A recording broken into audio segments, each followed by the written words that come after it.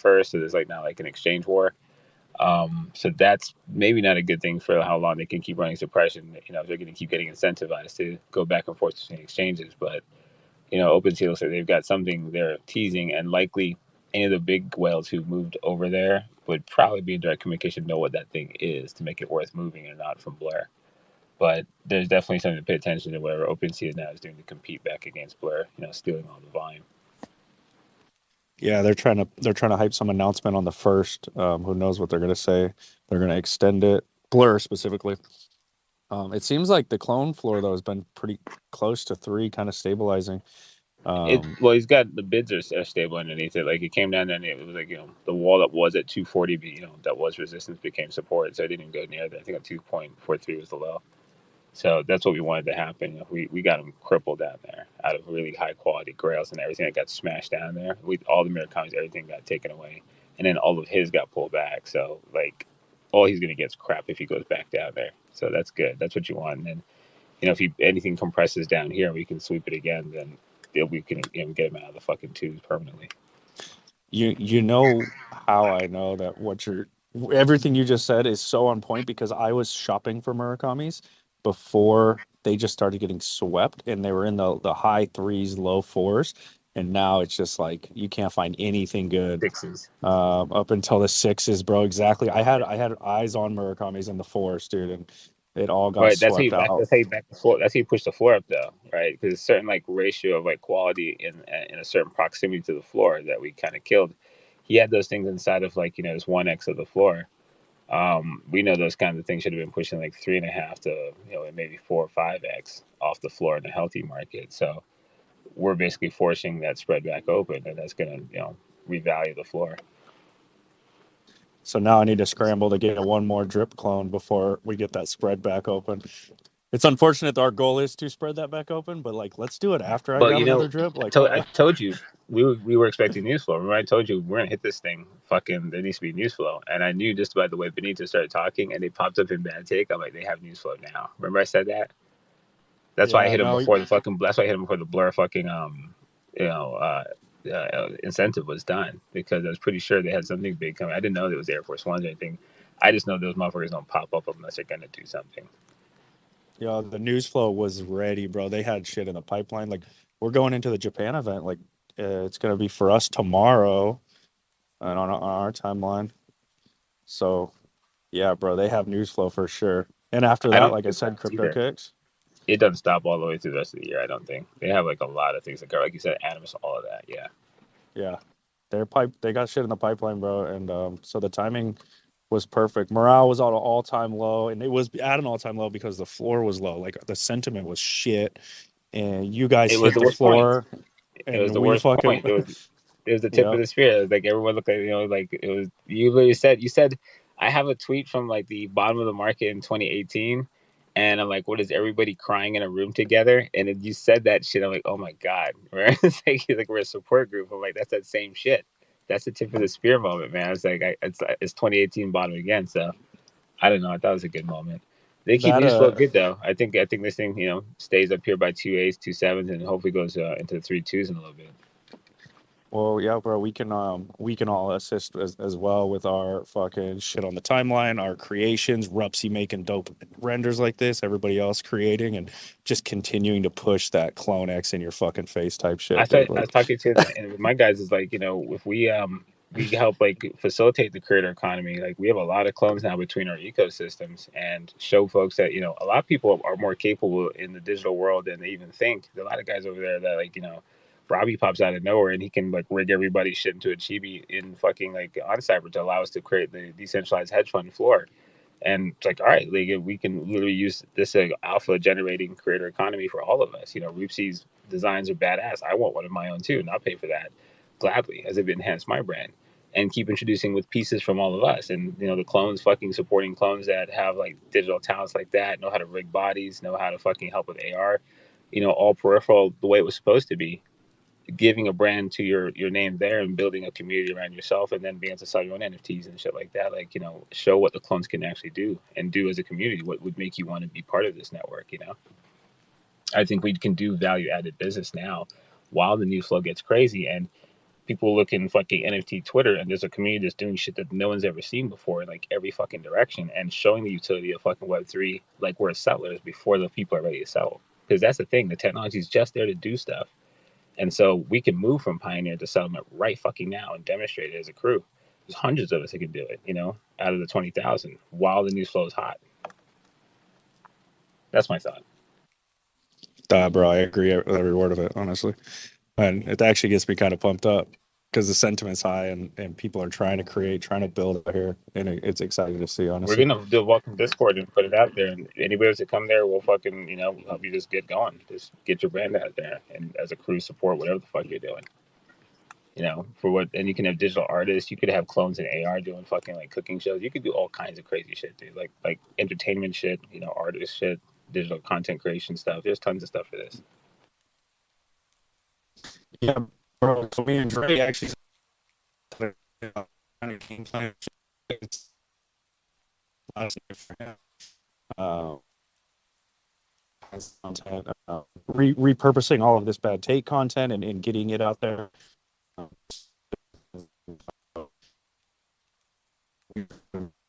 With these new communities and everything in South CloneX, it's dope how all the communities are their own endeavor. Everything you just said was super rugged. Sounds like a robot. You rugged. Eggy, reggy. Yo, Dre, wakey, eggs and bakey. No, I wake up, I got the Marrow voice, don't I? You do, dude. It's fired. Is that like a Japan thing? Yes, it's something in the water, man. Not here, Man. Can't take it away from me. Dre Merrill. Dre Marrow. don't. Why are you doing that? Yes, boy, Dre Merrill. Tired as fuck. Marrow, I walked all the way home from that after party, bro. I walked all the way back to my hotel. Yeah, all 10 minutes, and I ran into a clone on the way back. It was fucking trippy. He freaked the fuck out. It's just like, this is the first time I've done anything clone-like. First time, traveling outside of US. And so I was like, come over to my house. Let me show you some stuff. And I showed him the goods. It's crazy. Yeah. I can't hear anything. I lost all my service. That's you, man. Yeah. He was psyched. He's just like, yeah, I'm here with some two other guys. They have an egg. One of them has an egg, the other one doesn't. I was like, well, bring him over and we'll convert him. So I think we just onboarded another clone. But yeah, I'm fucking tired. Me too, man. Fuck. Another clone hit the timeline just now. Welcome Jay Mills to the clique. They sound beat. Man. Yeah, I gotta get up and get my ass whooped some more. This is fun. Oh man. I went and checked out Gettysburg today because this wedding I'm at. So I went there. Talk about an ass whooping. Dude, this whole place was wild. Definitely worth seeing if you're ever in these parts, but man, it'll make you feel like it's real easy to get out of bed, being glad that we didn't have to live back then. Oh yeah, fuck that. Yeah, it's pretty cool out here. The wedding is behind us. Cousin got married. Everybody had a good time. This guy had a fire playlist. And now we're home. There's still people out there dancing and getting jiggy with it. But my wife and I are back at our little spot. So life's good. Yes, Flying sir, it home is. in the morning, you know what I mean? So what's going on in Tokyo? What's just a lot of just good vibes, as we say? Last night we went to this after party for this designer that Meryl knows. This fire ass designer that Meryl knows. And they flew in some DJs and it was at this dope ass venue.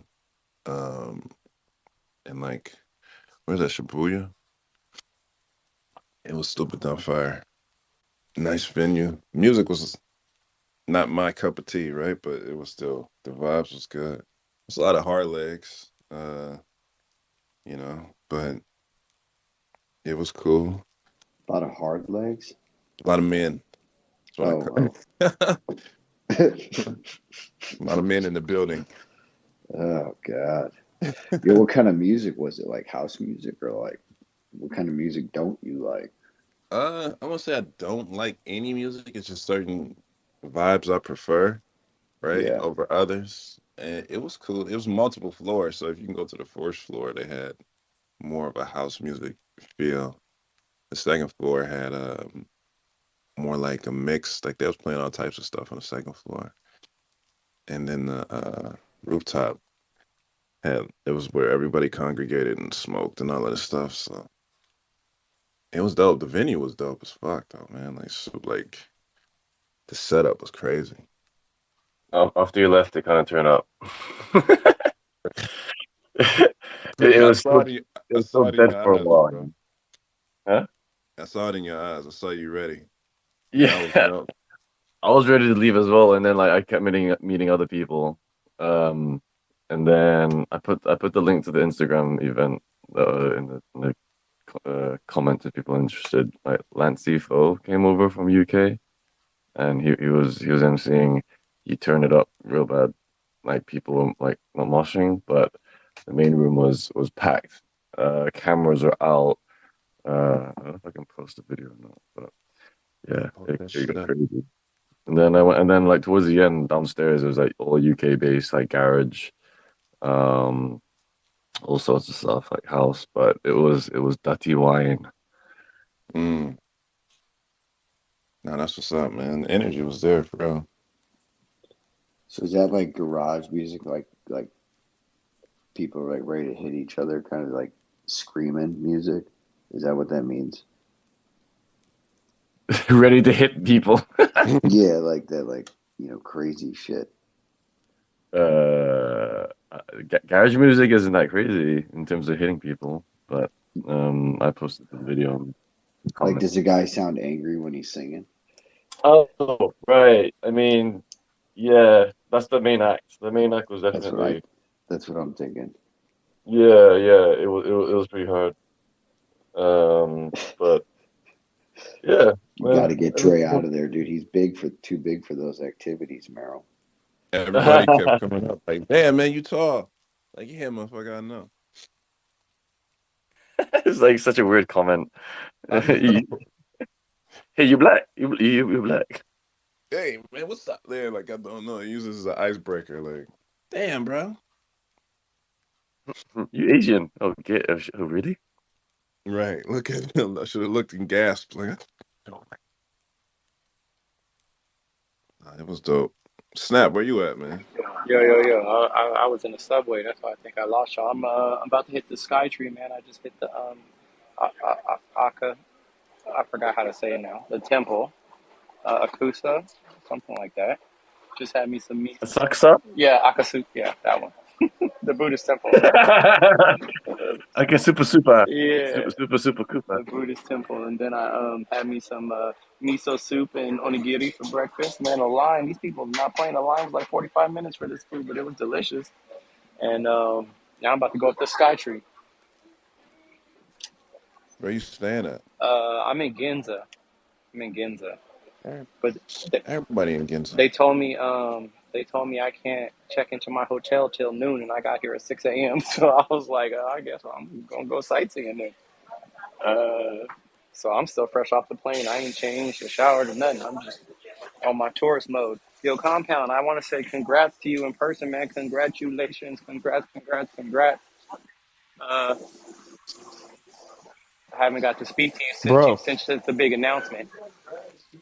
can you hear me? Yeah, can you hear me? I just got home. Yeah. I appreciate you, man. I really do. I just got down from the mountains. I actually just walked in the house into Wi-Fi, so I hope everybody can hear me. I did not expect as much love as I got from my Web3 family, but when I was telling Shauna, I was like, "Hey, I want to share these pictures." Like in the chat, I spent a lot of time with my online Web3 friends, and she goes, "Yeah, that's your family. You have to update them on your IRL shit." So she like the dopest thing is she understands that these relationships that I'm building online are actually real fucking shit. And she goes, you have to share with them, right? So she was in here listening earlier. I think she's still in here, and she was trying to listen in the car and everything. She's getting addicted to Twitter Spaces now, and we on the way down, bro, we stopped at a sneaker shop so she can try on Dunks, dude. I have a picture in the Sneaker Soapbox channel on the Discord of her. I was like, what did Dre do, bro? Got her addicted to sneakers now. She's stopping at the sneaker shops on the way down, and she's like not even picking the cheap Dunks either. She's got these bright orange ones that are like $280 or something. I don't know what they're called. I was like, what about these ones? It's a different shade of orange and it's $150. And she goes, no, I like these ones. It's like, it's almost the same thing. Why don't yeah, I guess yeah. Thanks, guys. Thanks. I was gonna say, man, we're gonna have to start the wifeys of Bad Take or CloneX crew. I already know we got the queens already, but Treese was super hyped for y'all because they got to spend a lot of time together in Utah and talk, and so I showed her and she was hyped, man. She was super excited for you guys too. So she knows it's important to everybody too. So it meant a lot to her, and you know what I mean. It's just those connections all connecting. How dope is that though, bro? Oh, go ahead. Maybe waifus of CloneX. Oh shit! I don't know. I'm about to say when wifey CloneX. Trying to get us in trouble. All the girls have clones, man. Like she's got her own clone, and I know that Latrice has a clone, a Dope Angel, or she uses low, right? Yeah, she is low. Whenever we do the low pieces, she is literally low. She performs as low. Yeah. She is low. So yes, sir. I think it's dope though that like we're all over the world and you can actually build. We're in a stage right now where you can build fucking like friendships, and through Web3 like this, dude, and you can connect with people all over the world or people in LA like y'all are. It's kind of dope, dude. And what's up, SPG? What's up? I was gonna say 100%. Go ahead. Sorry, go ahead. Yeah, I just want to just a big congratulations to Compound, dude. I think it's super dope that you're finally gonna be able to lose your virginity, bro, and it's really sick, man, and that you're able to share that with us, man. Congrats. Yeah, I'm super excited about it. I've been reading some textbooks and stuff to figure out like how to do everything, but maybe I'll ask ChatGPT, see if it can teach me anything, but I'll update you guys on how it all goes. I was gonna say, Compound, my wife, bro, I told her, so Fortune comes around and I've been telling her since I ordered the shoes, you want a pair, you want a pair, you want a pair, no, not really, it's okay, don't worry about it. So I'm like, I'm gonna forge all these shoes, like we have to pick a size, like do you want, like how about I buy you a pair of robots? And she's like, why do I gotta get the robots though? And I'm like, because that's the only one I don't have, and your school colors are purple. She's a teacher, so you can rock them to school. And she says, I need the Murakami drip. I was like, I can't do another Murakami drip. She's like, so we had a whole thing, and then so she claimed the angels, and she's getting a pair of robots. So now she's getting the angels and the robots, and then I'm gonna rock the Genesis and the human, and then I'm gonna stock the demons and the Murakami drip. But she's been on my head for a Murakami drip, man. Like, no, I'm trying to talk her into robots, and she's like, no, I need the Murakami drip. So we had angels, and we sold the angels, and then Shaw got her own damn Murakami drips. She got 2 pairs, and she forged them in her size. We actually had to go down to the store and try them out. But what'd you expect, bro? You expect her to walk around in robots and not want the drips? Come on, man. You knew she was gonna want the drips. What's the nicest one? I was trying to sell her, man, but the thing is, like I said, she had months where I've been saying, do you want a pair? Do you want a pair? No, it's okay. No, it's okay. When the prices were lower, we could have snuck. I probably could have swung a pair of drips back then, but she's like, no, don't worry about it. No, don't worry about it. And then she's like, I want the angels. And I'm like, all right, no problem. Like, I didn't say put up no kind of fight, no kind of fuss. I was like, okay, that's all you. And but she's like, well, why can't I have Murakami drip? And I'm just like, man, you are absolutely killing me now. All these women need clones. Because when I first asked you if you wanted the drips, they were $600, and now they're at $1,100. Had you told me, I could have got them. Yeah, when we got our drips, I think it was at the lowest 0.34 or something. It was like $670. Yeah, exactly. I thought of buying drips now. Seems rough. Yeah, that's what I try to tell her. That's exactly what I try to tell her. I'm like, man, now it's $12, $10, $1,100 for a pair of Murakami drips. So, you're gonna have to. I mean, angels. I told her. You know what I told her? She was so mad at me. I said, well, I ordered Murakami socks, and they're one size fit all, and the Angels are see-through, so you can wear the socks, and then you'll see through the shoes. It'll be kind of like your own Murakami drip. You know what I mean? Like you'll see the flower socks through the Yeah. shoes. Shoes so How y'all matching. Yeah, hitting it's everybody with these that's mama the quotes, Murakami bro? drips that we got at home. No, I got that. Yo, Compound hitting y'all with the What's up, SBJ? mama quotes. Yo, Compound. First off, congrats, bro. I That's pretty appreciate cool. you, bro. And second off, just want to say I'm still single, still looking for my CloneX wifey, you know, making a cute face right now. Just putting it out there. And third off, did you just say you were like casually just walking down a mountain? Like, was that your evening stroll? Like, just walking down a mountain, bro? Damn. Oh wait, no. We just drove back from the mountains. We were up in Mammoth. We just got home, so we were driving, and I lost signal and was getting rugged and shit. So I just got home.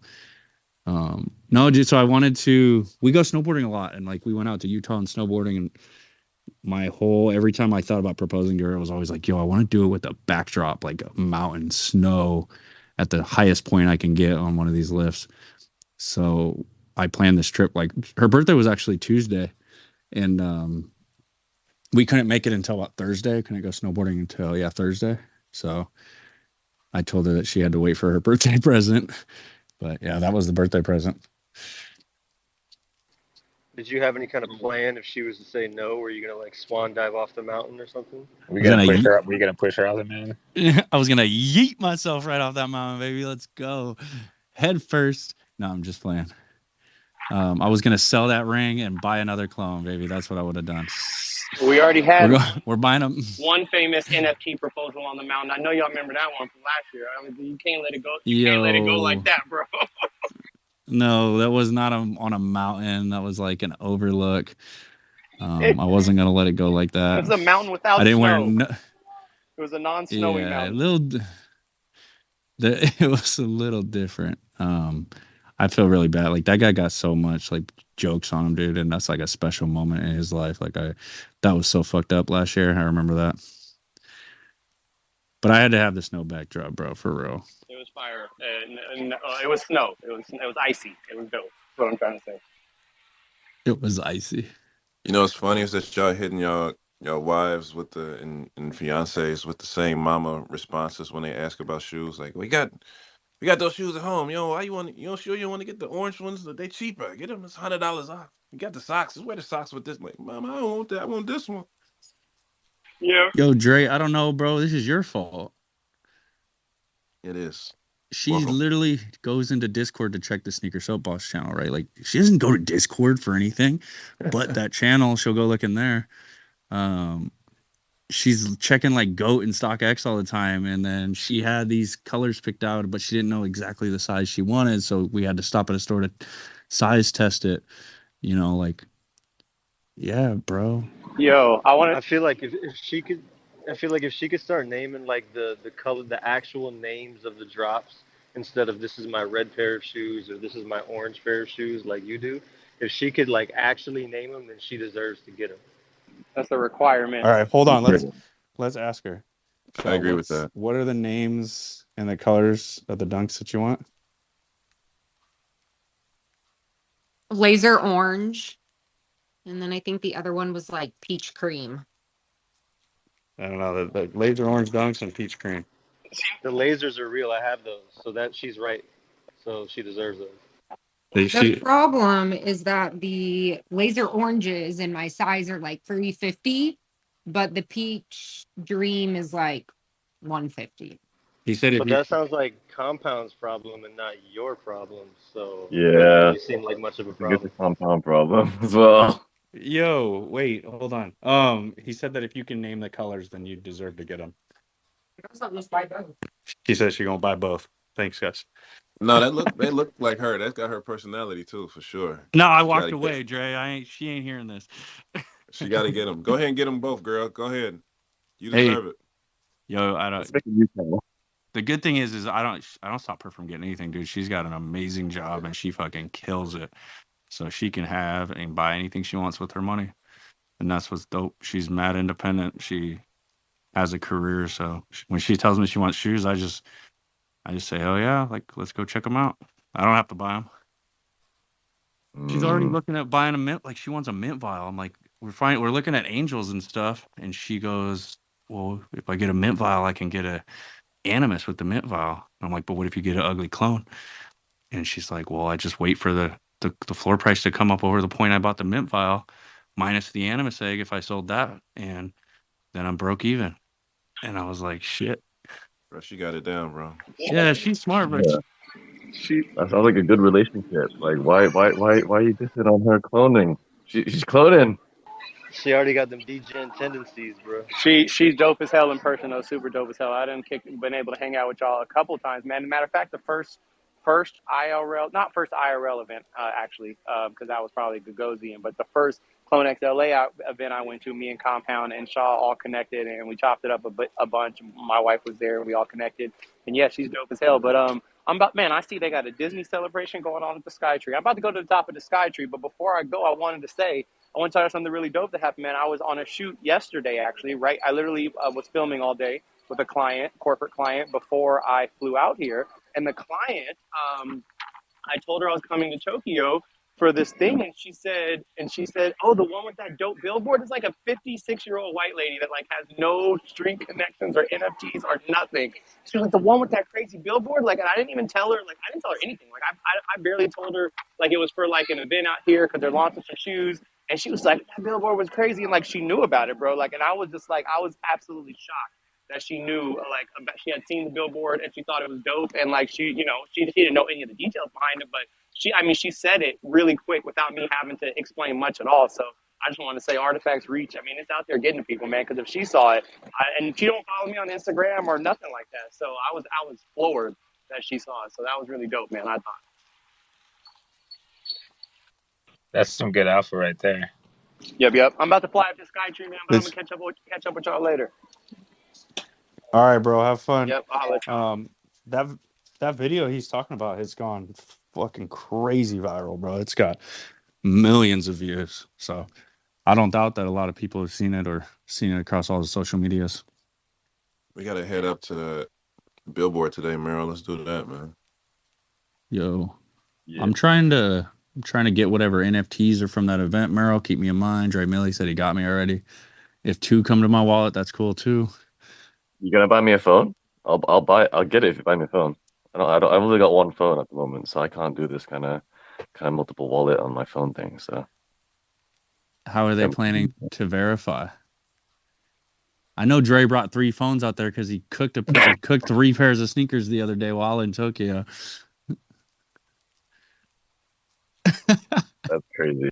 He's not denying it. He got all 3 of his phones out there. I don't have 3. I do have 2 phones, but I don't have 3. That's all right. I love how the trade currency is in phones now. Meryl just upped it. That's pretty dope. I'll get you an NFT. You give me a phone.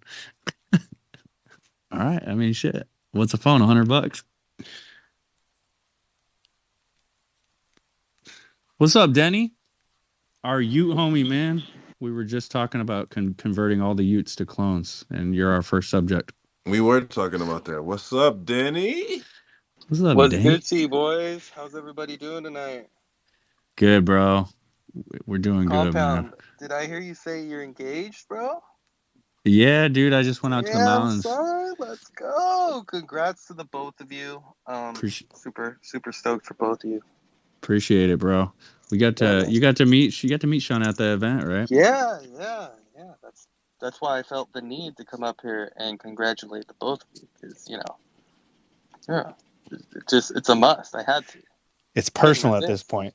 Yeah, we're boys now, you know what I mean? And she's the homie now, so it's like I had to come up here and say congratulations. I appreciate you, bro. Of course, my friend. Now we start the mission of converting Denny to a clone. Bro, is that what we're doing? Is that what we're No. doing? Am I selling my NFT and I'm gonna buy another one with it? Me and Dre were talking on the phone earlier to this. It was the morning for me, last night for him. And we were talking, somehow Utes and D-Gods came up, and we're just always talking about how the community's dope, and we just got to show them clones, because then they'll be like, oh, fuck, and bring the dope community into like our creator economy, like a good mix, So we're already working Ape, you're next. I feel like they go hand in hand, right? Like the communities are both lit. I mean, I see the clones. I see you guys. I see you everywhere. So remember when we first, okay, here's a little backstory on Denny, guys. Him and Ape run a space called NFTV. And I used to go in there before I ever held spaces. I used to go in there and kick it with them in their space, and they'd have me up on stage and give me like a platform to chat and chill with them in their space, right? And one night they had mentioned like, "Yo, you're the only clone we've ever talked to. We've never even met another clone. We don't see clones on our timeline. You're the first one." And I was like, "What the fuck are you talking about? You're joking, right? You've never talked to a clone?" And they were dead serious. And it sparked this idea in my head to like, okay, clones need to get more active on the timeline. If I'm going in spaces and they've never had a single like talk to a single clone before, then that needs to change. Like we need to make clones active on the timeline. So it kind of sparked with Denny and Ape in their space, this whole kind of like clone visibility movement. Let's get the fuck out here in spaces. Let's hold our own spaces. Started Bro, with Denny, you're man. spot on, because that is when I started seeing the squad, bro. I was like, okay, and then Bad Take started popping off. I'm like, oh hell yeah, dude! I'm over here cheering you on the sidelines, bro. I'm like, go Compound. But yeah, dude, I rock with the clones. Clones are So dope. my question for you, so since then, in comparison to now, like, is your timeline have more clones on it? Are you seeing us more now in your feeds or and so on? Oh, most definitely. Yeah, like before, back in the day. I mean, this wasn't that long ago, but it was some months ago for Like sure. 6 years ago in NFT time, bro. It Yeah, was in like NFT time, it's been a few years. But yeah, January, like before December. you started running the space, I really didn't know what the clones were doing. Didn't know really anything about what they're building. I mean, I couldn't just jump into a space. I didn't know anyone who was hosting a clone space, but now, yeah, I think I even follow a lot more just from jumping in here every once in a while, and you know, I think I met some clones in LA as well when I was down there, and that was dope. So yeah, man, the clones are cool. What's new? What are you guys doing? Can you give me some alpha on like what's going on with the clones? First, I want to say I just appreciate you guys in your space for lighting that fire under my ass. Like, okay, all right, we ain't on the timeline. You gonna see something? We gonna get on the timeline real quick. I appreciate you guys for giving me that stage to get up on there and practice speaking, and then lit the fire under my ass to get clones out in spaces and active too, bro. So shout out to you. Right now we have Air Force One forging. So basically, you redeem your digital Air Force Ones, your NFTs for the physicals, put your address in, and then we're going through that. That ends on the 8th. And then tomorrow, I believe it's tomorrow, right, Dre? We have a huge event in Tokyo. It's a Murakami and Artifact event in Tokyo, and they're supposed to release some news. We're speculating the news is around Animus, Artifact's secondary IP play, the Animus eggs. So it's going to be a big ass weekend for clones, and I'm sorry, dude. You're probably going to see a fuck ton of content on the timeline. Like we're pushing out content for the So whole weekend. basically, you're telling me that I'm gonna see a bunch of content. I'm gonna start FOMOing, and then I'm gonna buy the top. Is that what I'm gonna do? Yeah. No, as per usual, per the standard, most of the NFT Twitter will buy later. Clones aren't sexy at 2 ETH, right? Nobody wants them at 2. They look real good at 15 ETH, right? Everybody was buying them at 15 ETH. But at Bro, I'm 2 telling ETH, you, fuck that. something about the artwork. It always looks better when the price is higher. I'm telling you, I don't know what it is, but it's like I start falling in love with the art when the price goes up. I'm like, oh hell no, I ain't letting go of this. But It no, I is, feel dude. that. It's a human behavior thing, and I'm sure maybe Nomics knows the backstory behind the human Bro, I mean, behavior of that. we when you all start just thinking, want, of boats and coke, you sell. bro. I mean, we just want our PFPs to be expensive so we can call other PFPs poor. That's what we really want. Yeah, that's when you sell. That's your top signal when you're on when everybody's on their high horse because their PFP's expensive and they think they own the world. That's when you take a step back and go, what the fuck y'all talking about? But it is always fun, like when you roast your homies about like why they didn't sell the top and like, oh, I thought you were going to 30 ETH, bro. What happened? And they're just like, God damn it, dude, he got me. Because everyone knows that's how NFTs work. You know, they kind of pump. They'll come down to a mellow time, and everything will be chill and kind of quiet for a while, and then they drop some news, and everybody wants one again, and it's just funny, dude. I love roasting the homies. Like, I have a couple doodles homies. Oh man, I had a fucking heyday with them, man. And it's all love. You know what I mean? I love them, but I love roasting them as well. Hey, if you liked clones at 15 ETH, you're gonna love them at 3. Go, yeah, that's what I always say, bro. Well, you were trying to buy a clone at 15, but now you're fading at 3. Like what? I'm over here trying to buy another one, dude. I'm literally racking my brain trying to figure out what I need to sell, and it's not gonna be Animus. I don't know what else I'm gonna sell. So, yeah, bro. We got some shit in the pipeline, dude. We were just talking about it. There's a lot of shit coming up, a lot of news, and it's all kind of timing well with sentiment shifting and just kind of the market in general. It's gonna be exciting. I think they should have good news flow through the summer, don't you? Behind after this event in Japan. Oh yeah, there's got to be shit in the pipeline. There's still so many pending items that that's the pipeline right there. The things that have been pending. After Japan, we go into CRL forging. Everybody's getting their season 1 merch. There's multiple shipments of season 1 merch going out, which is all content on the timeline, right? Like Artifact already dominates the IRL wearables, like fashion, and getting to see it on the timeline and people creating content with it will be huge. And then more updates on Animus, and then I'm hoping the sleeper Monolith X, I can resecure my Monolith X that I sold for another clone. I got to get those before any news comes. So, and as a group, CloneX LA, we got some stuff cooking up that we gonna do IRL stuff. Even Bad Take, right? We got some IRL stuff cooking up. So yeah, it's gonna be a non-stop progression from this point on for the rest of the year. I got a couple of IRL events cooking up for real. What's going on with CloneX LA? Can somebody give me some info on that? Because it's the first I've heard of it, so I'm curious. You sparked some interest. Like, what is it? CloneX LA is a diverse group of individuals who come together and do things as a unit. I like to describe it as Wu-Tang Clan, right? Like, if you remember Wu-Tang Clan, everybody was an individual artist. They had their own style, had their own music, had their own demographic that they spoke to. But when they came together, they were unstoppable as a team, and that's who we are.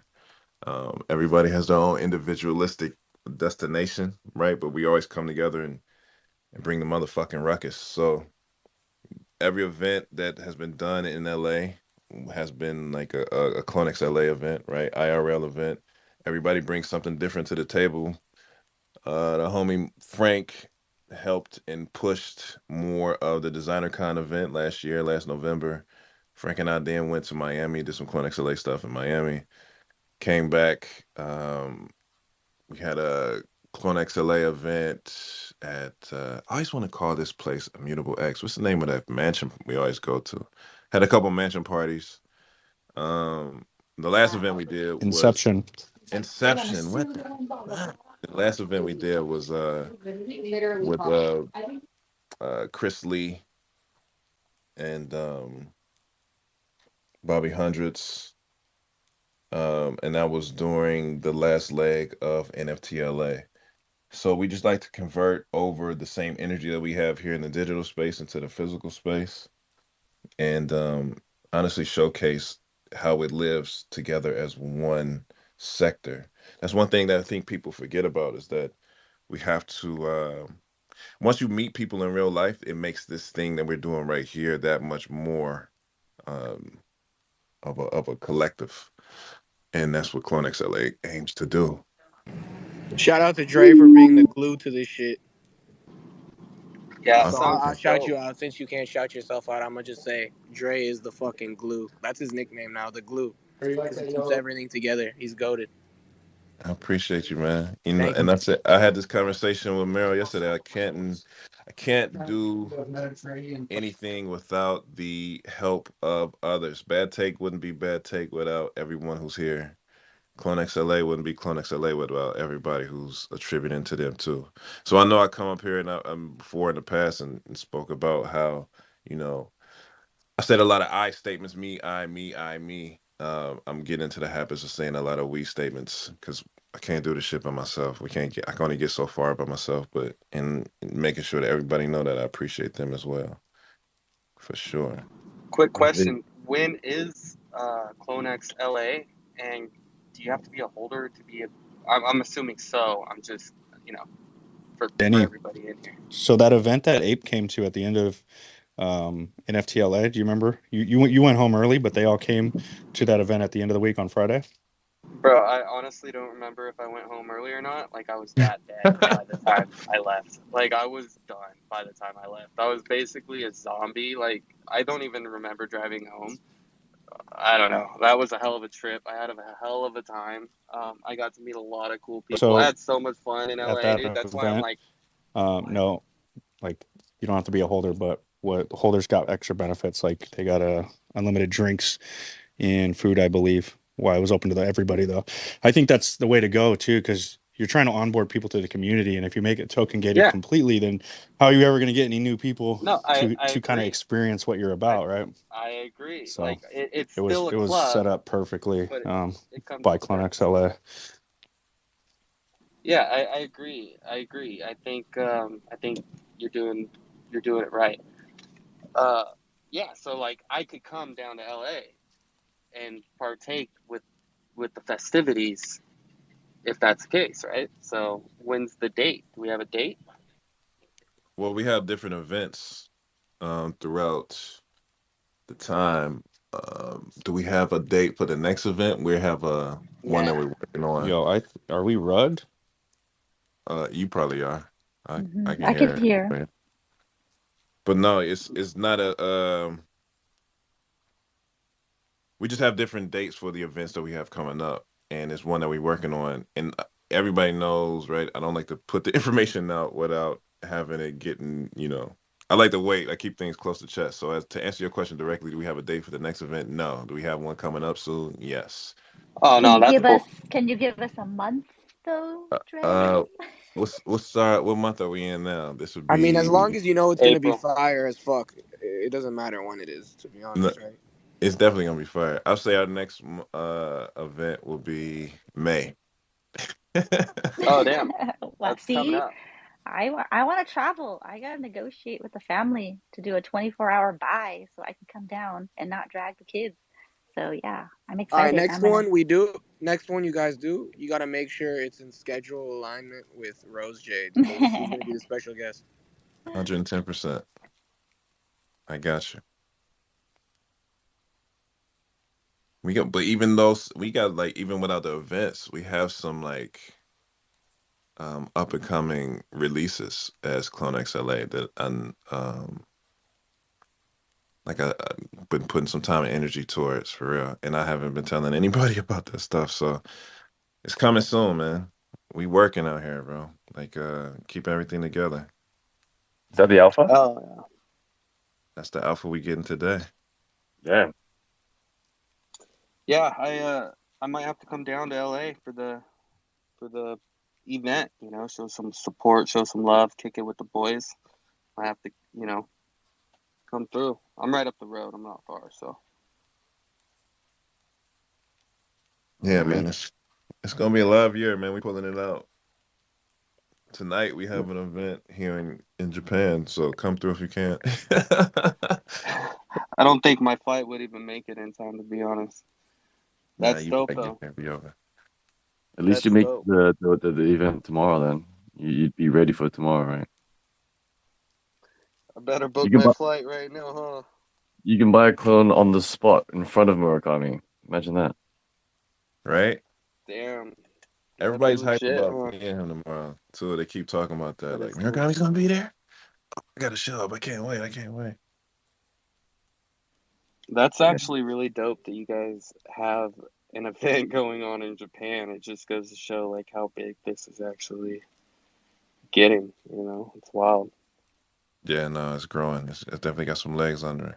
You want to hear anything about manifestation, right? I jump on a plane on my way over here to Japan. And I sit down, and then this guy sitting next to me, and of course, me being a sneaker connoisseur, the first thing I see is his shoes, and he has on like these type of Adidas, right? And then I look over at his bag, and he has like this Louis Vuitton Keepall bag, and he have some "Girls Don't Cry" like charms on his bag, and "Girls Don't Cry" that's associated. The "Boys Don't Cry" version is associated to Frank Ocean. So I'm like, all right. So I put all these things together. I'm like, he's in the know, right? Because he's doing things that's showing like it's culturally appropriate. Um, and so he sit down and he said, "Oh, what's up? You my roomie? What's up? I want to introduce myself." Da da da da da da da da. And of course, I have on my artifact hoodie, and he's like, "Oh, yo, I'm going to meet them in Japan right now. No way." And I was like, "Yeah, me too." And he's like, "No way." And I'm like, "Yeah." And turns out this dude works for the app Network, and he's the creative director of Network. And he was going to decide to link up with Murakami, and they are the ones that will be funding um, the artists that get selected to have their artwork in the Gasai. And he gave me a quick breakdown of everything that's happening, right? Like, and like I told you, man, I'm a firm believer in divine intervention, right? Like I usually make moves when the universe speaks. I pay attention, and there's no such thing as coincidences. And for me to be sitting next to this dude who's, running all this stuff to the event that we actually going to, it's just next level confirmation for me. Like, oh, everything's on path. I'm on the right direction. So he started giving me all types of alpha that I will not repeat, but just dope shit is coming in the pipeline. And it's just the synchronicity of things when you run on a certain vibration, that type of situation happens. Like the universe, God gives you reminders of that you're on the right path, and that was just, it was crazy to me for that to happen. You gotta buy a new clone. You buy a clone, get synchronized. I know, right? 110%. I'm definitely gunning, man. I'm trying to, I gotta get me a MK drip, a Murakami drip. I don't want to buy anything else unless it's drippy, baby. Did you see he worked for the creative director for Atom? For Network, Oh, he gave me a card. He's the Senior Vice President of Special Projects for Network. that's And very cool. we Hey, started do chopping it up, and he's like, yo, his offices are in LA. I'm like, yo, when I get back, let's link, let's put something together. He's like, for sure. you use that app, Dre? Network, yeah, I used to use it a lot for real when I was Yeah, cooking heavily. But it's great. they, I mean, all of Murakami stuff drops through there. I mean, that's like yeah, Kai Kiki's main outlet, which is extremely. I mean, for me, just connecting the dots on what you said. I mean, that means that they're going to bring. They're doing some sort of creator collaboration slash platform slash yep, empowerment project that similar to what Clone or Artifact did with Space Trip, and what I know they're going to do in the future with future projects that they roll out in collaboration. So yep, uh, you that's got so it. fire, man. I got if anybody's ever looking for Murakami prints, that's a great place to just keep your eye on, and or pillows or whatever. They got good Yep, prices. Just make sure you buy from the robot store, or he's got some real cool stuff like Naruto and all this stuff, and then or buy for directly from Kaikiki. yep. That's fire because you see that, right? If you pay attention to the app, they bring people up just so they can have their own like specialized sales or channels to sell their merchandise on, or their goods or their items, or repurpose sell them.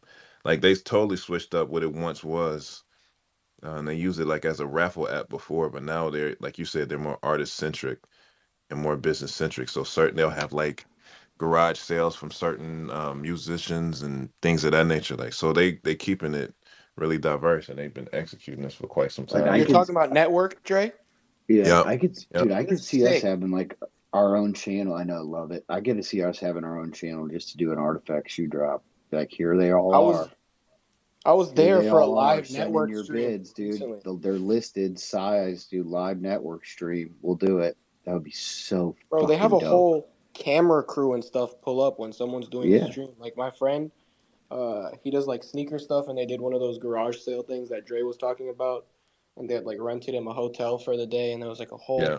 camera crew there, and he was like vibing out, talking to people in the audience, and just pretty much bumping shoes for over market just from like having people in there tuned in live and just Yeah. having the itch of wanting to win a live bid. Yeah. They've been It's totally the changing up their directives and the way that they want to present themselves as a company, like they did a total rehashing. So for me to jump on a plane going to mm, Tokyo you think and that just was be the person that sit next to me, it was mad wild. yo, Dre, you know what I like to say? Is that is that odd or is that God? I don't know, you tell me. I always say that to my kids. I'm like, is that odd or God? You know? Exactly. They're like, look at me. Exactly. Now It's they all look at me, they know. They're like, at first, when I first started saying that to them, they're like, I don't know, Dad, shut up. Yeah. Dude, that's so cool, man. It's just what a perfect time too. You got time like on a longer flight, you're more willing to talk to the person next to you. It's like in my mind, worth actually the time. So cool, man. no, definitely divine intervention. But it was short lived because um I found out quickly that I was sitting in the wrong seat. And they made me go to my seat. That's even But more divine, bro. I It's know, just like, right? I yeah, was there dude. just for that. Be like he was like the guy was showing you, yo, you're supposed to go to Japan, so any anxiety you're having about it, throw that in the bucket. And oh, by the way, I'm gonna hook you up with this. Yeah. Yo, No, Dre, have you taken photos with anyone yet? Don't lie. bro, I ain't, you know what, man? I was telling Meryl this. So Meryl went and got his nails done yesterday, and I was just roaming, walking around for hours, right? And as soon as I broke off, and I was on, what's the name of that shit? Like Luxury Street or something like that. As soon as I broke, Omotesando? Omotesando. where as soon as we left, from getting coffee, and I crossed the street and went to Ralph Lauren, that alleyway going towards Harajuku, right? Homie pulled up on me like, "Oh, I have a YouTube. Uh, what's your name? Follow me on YouTube." It's like, "I want to get a picture of you. I want to get a recording of you in your outfit." He's like, "Man, you look so great. I just want to do that. Can you stand over here?" And so I presented myself and said my name and all that stuff. He asked me some questions and he asked me what I was wearing and it was like that throughout the entire day of me walking. So I'm walking through Harajuku, um, and some dude put up. He couldn't even speak English, and was like, he pointed at his camera and pointed at me, and I was like, yeah, let's do it. And I stopped and I posed for him, and then after a couple shots and a couple poses, he was like, uh, model, model.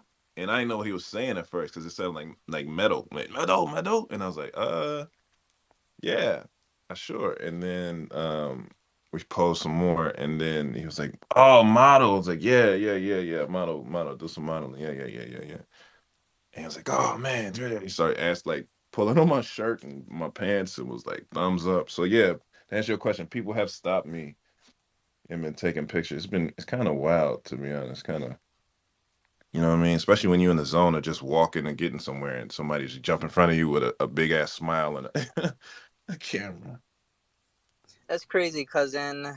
Wouldn't a lot of American celebrities? That's what they would do is go to Tokyo for pictures for like these fashion vlogs and stuff like that. Like I know Kanye and Kim would go to Japan just for pictures. So they probably thought he was a celeb, man. Can we talk about something real quick? I got triggered, guys. I'm sorry. I just need to share it with you guys before I do something dumb. Yeah. Dre, yeah, Dre's my mentor of not doing dumb shit anymore. So I'm here. Can I just pin something at the top for everyone to see? Tell me, just tell me, guys. I'm not trying to stir anything up. I promise. I love everyone. But I just want to know, is that throwing shade at Artifact or not? Just please, if you guys could see what I pinned.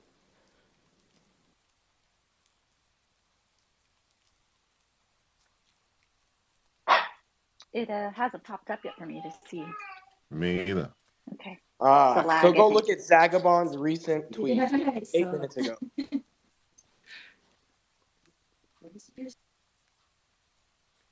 Because, like, I don't understand the point of tweeting that other than throwing shade, to be honest, from that person's standpoint. I guess he hinting to them doing a Birkin bag or something. A Hermes collab. For me, it just seems like, oh, you think Nike's this big? Well, Hermes is bigger. I don't know.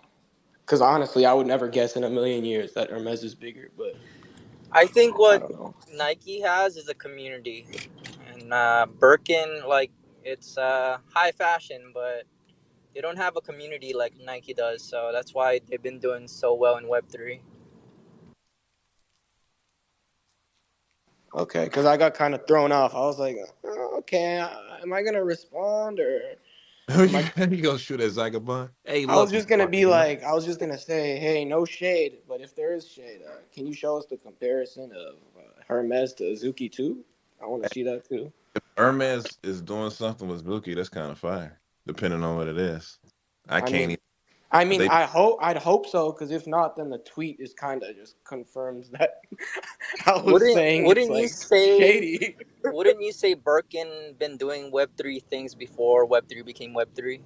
Because if you think about like the purchases of their products, like a lot of it is by kind of like word of mouth and like kind of secrecy. So in order to purchase like a certain Birkin bag, you need to know the know, you know? Yeah, you need to be on like the list. It's like one of those client shoppers. If you spend $1 million a year there, then you can get it. But no matter what, it's always gonna sell out because it's a Birkin. It's a twerking for a Birkin, baby. So yeah, Azuki Birkins am is I crazy. tweaking? Am I tweaking for having those thoughts? I would say you're not tweaking, but I would say don't let somebody else's post trigger you.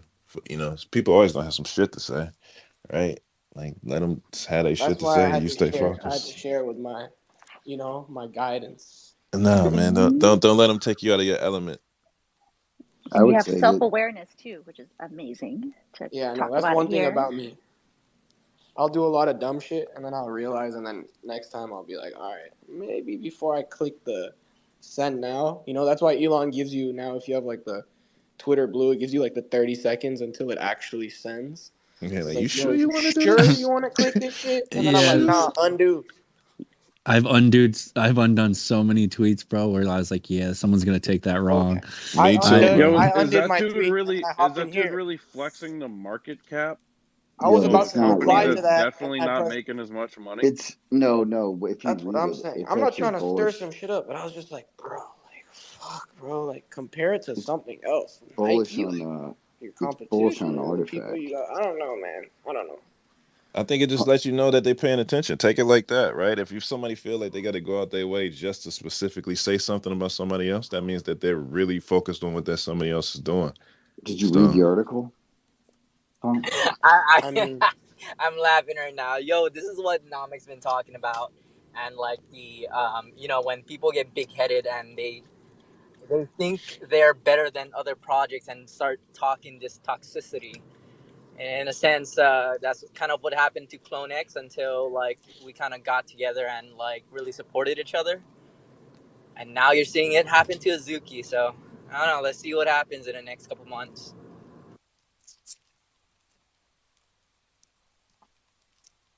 I'm just glad you guys understand where I'm coming from, to be honest. I was I don't just think like, it's a direct shade at Artifact, but it's an interesting It all chart to put talks up. about I don't rarity. know, bro. Yeah, Like, no, I one looked time, at. I think what Z's all about is like brand. Like that's the whole Azuki shtick, right? Is like he's trying to create this like novel Web3 brand, like the Web3, fully Web3 native. And I mean, if anything, it's like sort of a kudos to Nike, right? Because what is like just in the world, what is the most probably most recognizable brands in the fucking world? And it's Nike, Apple probably, and I mean, I guess fucking what, McDonald's or something. I mean, I'm just like maybe even Starbucks or some shit like that. But I mean, I think in the context of ubiquity, and fashion, Nike is it, right? And never in a million years, or I wouldn't, I don't know. That's why I was like, whenever I first saw it, I was like, what the fuck? Hermes is like bigger market cap than Nike? That seems fucking insane, like totally insane, even though, it is like Yeah, that shit threw me off. I was like, super what the fuck? expensive, right? Like, I mean, it's hella expensive fashion, super high fashion. But like, as far as, just, How often do you walk down the street and see someone wearing Hermes? That's yeah, dude. Yo, hold up, That's hold right. up. Hermes is actually kind of one of the best luxury brands out there because it holds a lot of value. Like, Oh, don't. No, for sure. But I mean, I think But like that, even compared to LV and shit, you don't really see Hermes like. Nah, I think Hermes has over for sure. yeah, I think even Artifact is turning like an Hermes in a sense where we are an exclusive group, right? Not many people is gonna be wearing Artifact. It's so luxury, you know. Like think about the shoes, like Nike regular shoes on the market, like probably retail for like $100, whereas we're buying this stuff for like 1,500, you know. yeah, I mean, 50,000, 100,000 for a Birkin. Nike makes yeah, 4 real times the quick. revenue as Hermes. Yeah, so real quick, I mean, I think that in the context of the Z tweet, he's been talking a lot about like essentially just staying, like Azuki staying in its lane, and not trying to get too big too quick, and because there's a lot of pressure at the moment on Las Vegas, like what are they going to announce? This better be huge, blah blah blah. And I think that, hang on one second, sweetheart. I think that I think he's putting this up to show that you can be a sort of a niche brand, and you don't have to have the sort of ubiquity of Nike and still be a powerhouse. You know what I mean?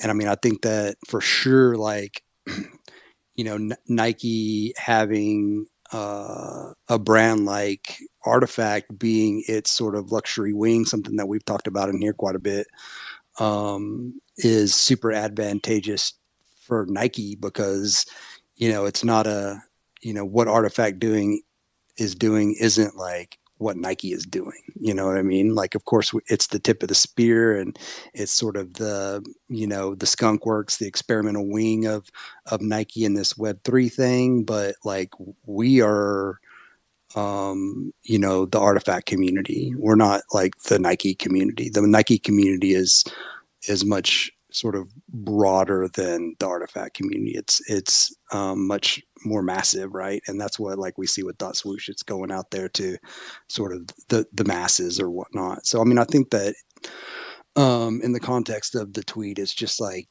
you can be sort of a small niche brand like Azuki and still be a powerhouse.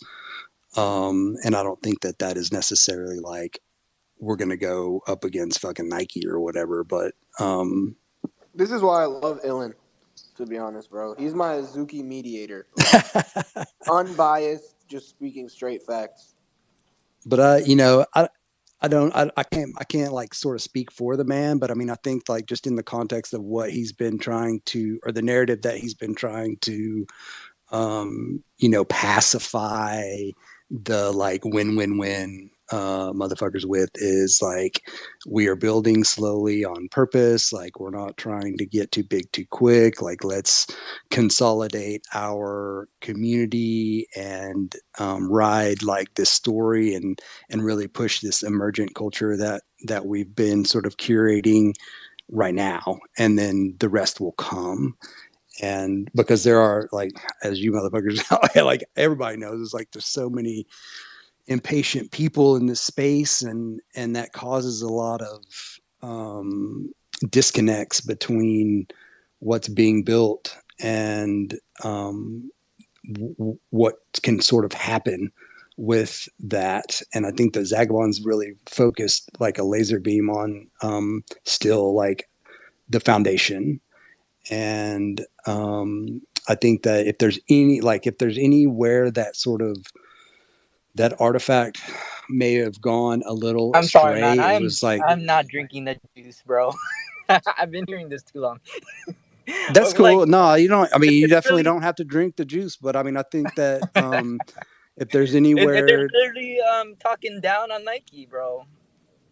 Wait, but I'm did just looking anyone? at the Did message you read the board. article? Was the I article mean, read before it was like yeah, I read put the onto article. the conversation? That's Yeah, what I that's cool. mean. That's cool. Did you Because read it's it? about scarcity. Yeah, Yeah, exactly. Pumpy It's shit. bullish for us. Yeah. That's the way I you don't. read I it, don't. right, Meryl? and that's I like skim read. Artifact's I just skim read wheelhouse. it just to understand. I But skim read it just to understand like what okay, is so it that he's what was posting. your takeaway? I don't know. Explain it to me like a 6 years old, because the way I read it is like what Pump mentioned in the first part, which is almost like talking down to Nike. But you didn't read the article. Let's hear from Okay, so Meryl. okay, let's hear from Meryl first.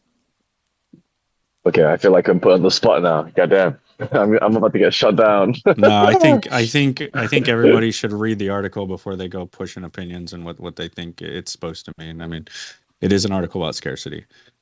Sure, he put the market cap chart up there, but I mean, market cap is not the total determining factor on like success, right? Like Nike's revenue is significantly more than Hermes. I don't think he's trying to throw shade at Artifact, if that's the real question. Yeah, I don't either. If anything, he's just putting out like a happening of like from that image only. You can see there's a crossing over of like who's in front, and Hermes used basically being a master of scarcity, which is very well known for. Like my mom only buys Hermes because she can resell it for double.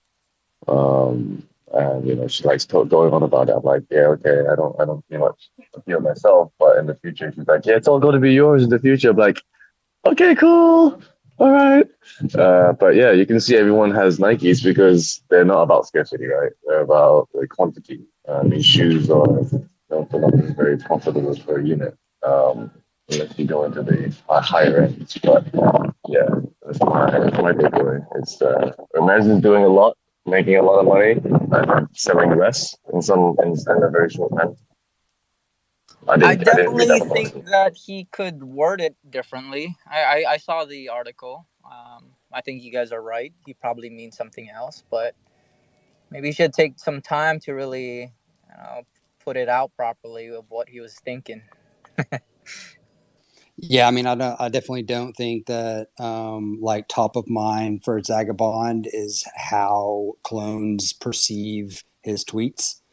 So I mean, I think that he's living on a different level, and I think that a lot of clones get in this this sort of myopia of victimhood, where everything that comes out is a dig on clones or on Artifact, and it's like this is Nike, dude. Like this isn't even Artifact. Like I think that's the biggest. Artifact is I the agree. straight king of scarcity. And if it you go through the article and you're like dovetail that into what's taking place right now, which is the most scarce Air Force One shoe drop ever in existence, and making history on the basis of scarcity. And read that into, instead of reading into like some conspiratorial like dig or whatever, you go, like the actual like fact of the matter is, and what this article is saying is that Artifact is in the exact right place, and probably Nike Corp saw something like this or read something like this and goes, we need scarcity, so we're going to pay Artifact a fuck ton of money for that. Like we're going to acquire scarcity, and it's playing out right now in front of our eyes. Yeah, that's Yeah, actually not a bad way to look at it right there. Yeah, before I like let it go, I just want to say I agree. I think even if it is shade, so what? I mean, they're cousins, they're brothers, right? It's like we're here together. So yeah, that's my piece. Oh, if it ends up being shade, we'll address it then. But I don't think it's shade, guys. No, I'm just kidding. What's up, Tevi? Hey, what's up, everyone? Yeah, no, I saw a tweet And I actually started reading the article because I think it's important to like read everything through and before making comments or taking it one way or another.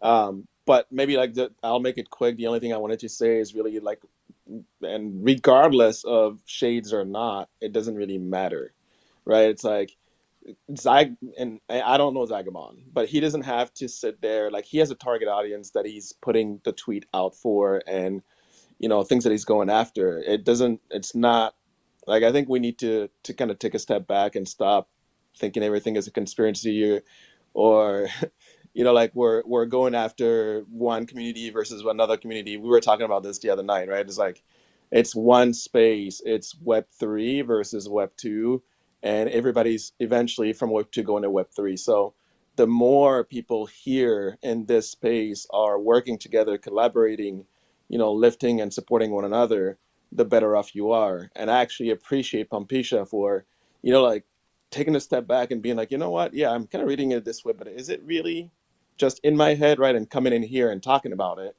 versus responding on a timeline and starting things that may not even be there. You know what I mean? Yeah, I wasn't trying to make myself look dumb, to be honest. And like, I was just like, all right, let me just speak Yeah. here because I have done dumb shit before in the future. Yeah.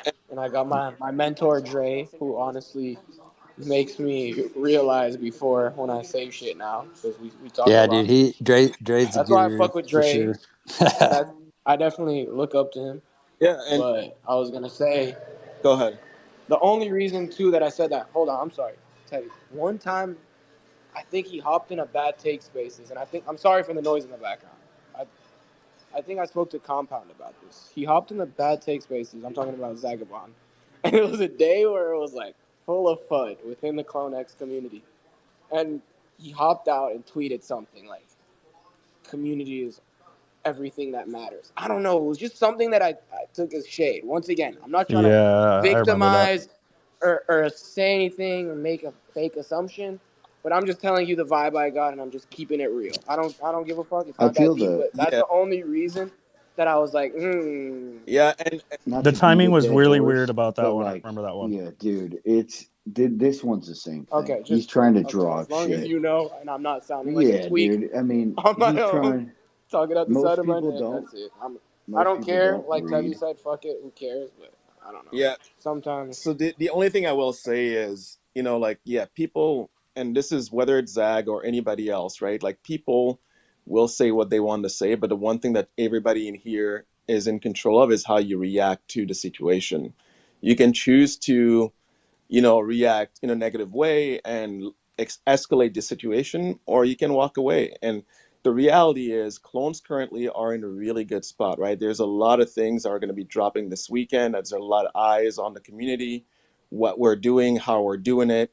And it's clear as day that clones are leading the way right now, right? Like, and all the FUD that was going on, for the past 4 or 5 months, it's thanks to, again, in big part to a lot of the people in here, that is lifting, right? Like, that's going away, and now the focus is on, like, man, what kind of fire are they bringing? Like the billboard in Tokyo, like what's going on right now? You saw Benoit earlier today, gifting a freaking clone to Bailelo.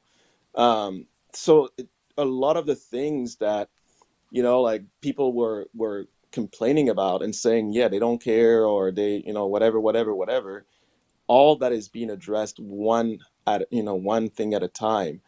The Zapsio coming on to Bat Tick and talking, the Sneaker Soapbox with Dre, all these different things. So again, kind of going back to what I was saying the other night, when Compound and I were talking, is it's, if people come out and and clearly are throwing shades, like point blank, and they're spreading misinformation, 100% put them in their place in a nice way, pull a page out of Anya's book, and and set them straight. But if they're just like, dancing around whatever and kind of doing, let them do it. It's all good, because all it does, it's just reinforces like why this community is pushing forward and growing and getting better and stronger day in and day out.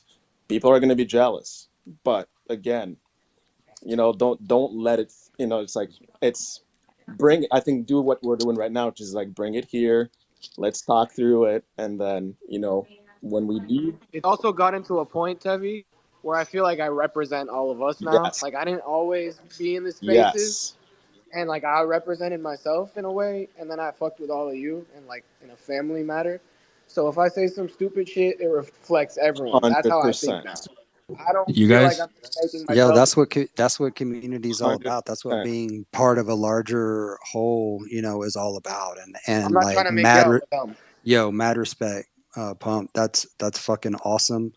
And it really is a moment of fucking pure zen for the bad take community. Like I have to give you the maddest props for that, because it is like it's one of those things that um it's really hard to wrap your head around, and it's hard to explain to people about this Web3 thing, about this community thing. But whenever you feel it in a way, like you just felt it, and you can come in here and you can be like, all right, lads, like, what do we think about this shit? I mean, that is what it's all about. And it just hits me, dude, right in the feels, because whenever you do harness a space, a communal space that is open and free, and you're able to be vulnerable, man, that's all love right there for It's sure. also because I know a lot of these dudes in real life and fuck with them as friends. So like the respect isn't just like some internet bullshit to me, you know? Like it's like I actually know these people. Like I've hung out with them. I consider them some closer than people that I've known my whole life just because of our common interests and whatnot. But yeah, nah, I'm not gonna carry the gang crazy. For example, in real life, if you have a friend, or you're in a friends group and you do something stupid, or like on your basketball team, like you do something stupid, it reflects on everyone and it affects everyone in a bad way. Like Draymond Green stepping on some dude, getting suspended. They lost him the next game. The whole team was like, damn, fuck, this guy just screwed us over. I know it's a weird comparison, but like, I'm not trying to be the dude who makes everyone look dumb and can't do nothing about it because I already did it. Man, you're growing smarter. That's good. You got the space between, input and reaction. You just need to increase that space. yeah, Pop, we appreciate you. I was talking about this morning though with Deep, and this is not specifically to any person or project or any PFP, but as Artifact continues to build and as clones continue to drop dope shit, you're gonna see a lot of projections, and the FUD is gonna come from projections of insecurities of what maybe their bags are not doing, and so you may see a lot of FUD as we start to drop more shit, and people start to feel insecure about where they put their money or where they invested their money when they could have put it somewhere where there's like actual dope IRL, like kicks dropping. Air Force One season one's going to look dope. Like we have 3D files, the renders are hitting the timeline, and people are going to FUD just out of insecurity and projection against like what their bags may not be doing or providing. So just prepared to deal with that, guys. And I think what Tevi says is always taking the higher roads, the best bet. But people will kind of, as we get deeper into a bear market, they're going to start to feel insecure about where they decided to place their money and their bets. And it may come out nasty from them on their side. And it's just good to educate, continue to educate, and help in any way. Yeah, and they're gonna like to that point, like they'll rehash old narratives, right? Like they know like the pressure points of like fucking yesteryear, and they think that shit like still works. And so we saw this like not too long ago that some dude was in here talking about how the founders, are absentee and they don't give a fuck, and it's like you're not paying attention, motherfucker, because hey, yes they are. They're very entwined in the community. Like they've done a massive pivot. Everyone that's paying attention fucking knows it, and that's why we're fucking so jazzed up. And so, I mean, it is definitely 100% important to quash that shit, especially when people are like rehashing played out narratives. But yeah, at the same time, you have to walk tall, because this is this is our community, and you as an individual rep the community, especially everybody with clone PFPs, because that's the first thing people see. And it's super imperative to not get sucked in, because people like compound said, they're going to be coming out of the woodwork because they shoulda, woulda, coulda, and then they'd been riding along, but they didn't, and now they're fucking pissed off at themselves, and they're going to be projecting that shit on you. So Yeah, and you gotta remember that every time that you react in a very negative way, what you're doing is actually reinforcing that narrative of toxic clones and whatever else is out there, right?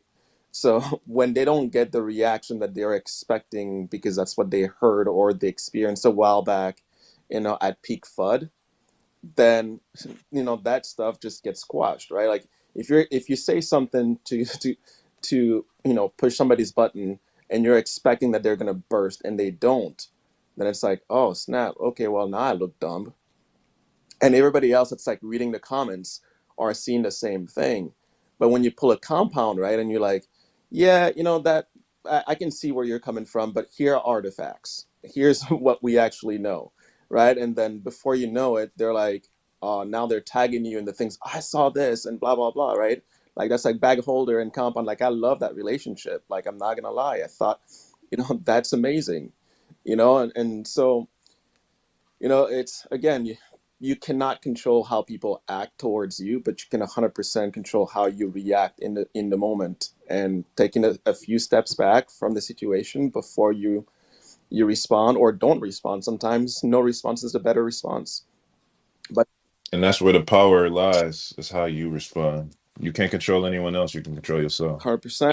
Yo, that's the trap though, right? When the founders post something like that and they're looking for these responses, right? So you got something like when the season 1 kind of came in, right? They're showing pictures of like kind of the pre, final product, right? And everybody's just mad fudding it. And Dre was like, I think these look dope. I don't know what you guys think. And then they come out with the final product and they're like, yo, this is actually dope. So like Zagabond pull that kind of thing, like, oh yo, this person's better than this. And you see now all the people just toxic, toxic, toxic, and they're just baiting everybody for these responses, right? Yeah. Engagement, man, engagement. Subscribe always think it's some type of conspiracy theory happening for the worst outcome. They doing this just so they can set the shit on fire. That's what's happening right now. Right? Yeah. I think it's also culture, isn't it?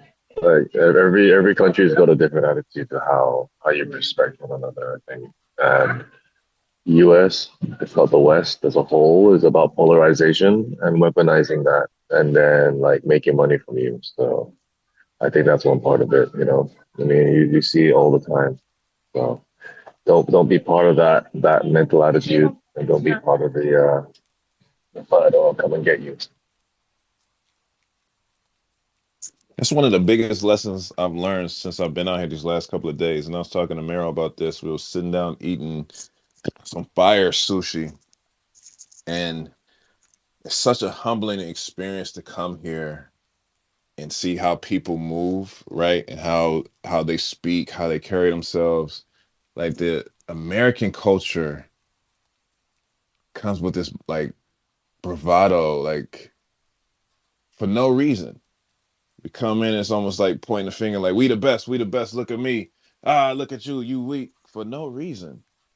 Right. well, And it's ingrained in our culture, the American exceptionalism. We were actually taught that our whole right. lives, and it's The super fucked up. propaganda that's put right. Like, and that's one thing that we're taught too, right? Like if you think about other countries, America always is like, oh, they're pushing propaganda to their people to make them think this and think a certain type of way. And this is how they want it to be. Like, and honestly, that's the same thing that's happening to us in America. Is the propaganda that they pushing to us that we the best, we better than you.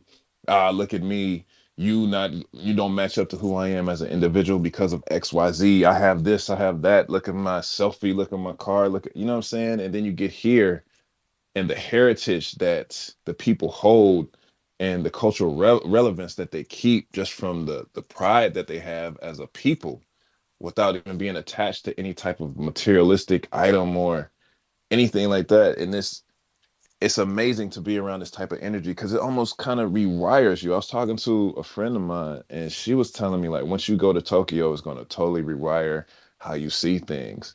And I didn't fully understand what she meant when I left, but as I'm here, I'm like, damn, I see it. Like even for situations Yeah. like this. You know what I'm saying? Like, it's not necessarily, everything doesn't have to be an attack to you as an individual. Somebody might could just be speaking their mind. They might just be releasing what they're thinking and the thoughts that they have. And for us to think like, oh, that's they talking shit. I gotta, you know what I'm saying? Like, once you train your mind to see things just from a different perspective and be open to someone else's different perspective, it gives you that runway to be able to sit down and have those thoughts instead of just reacting.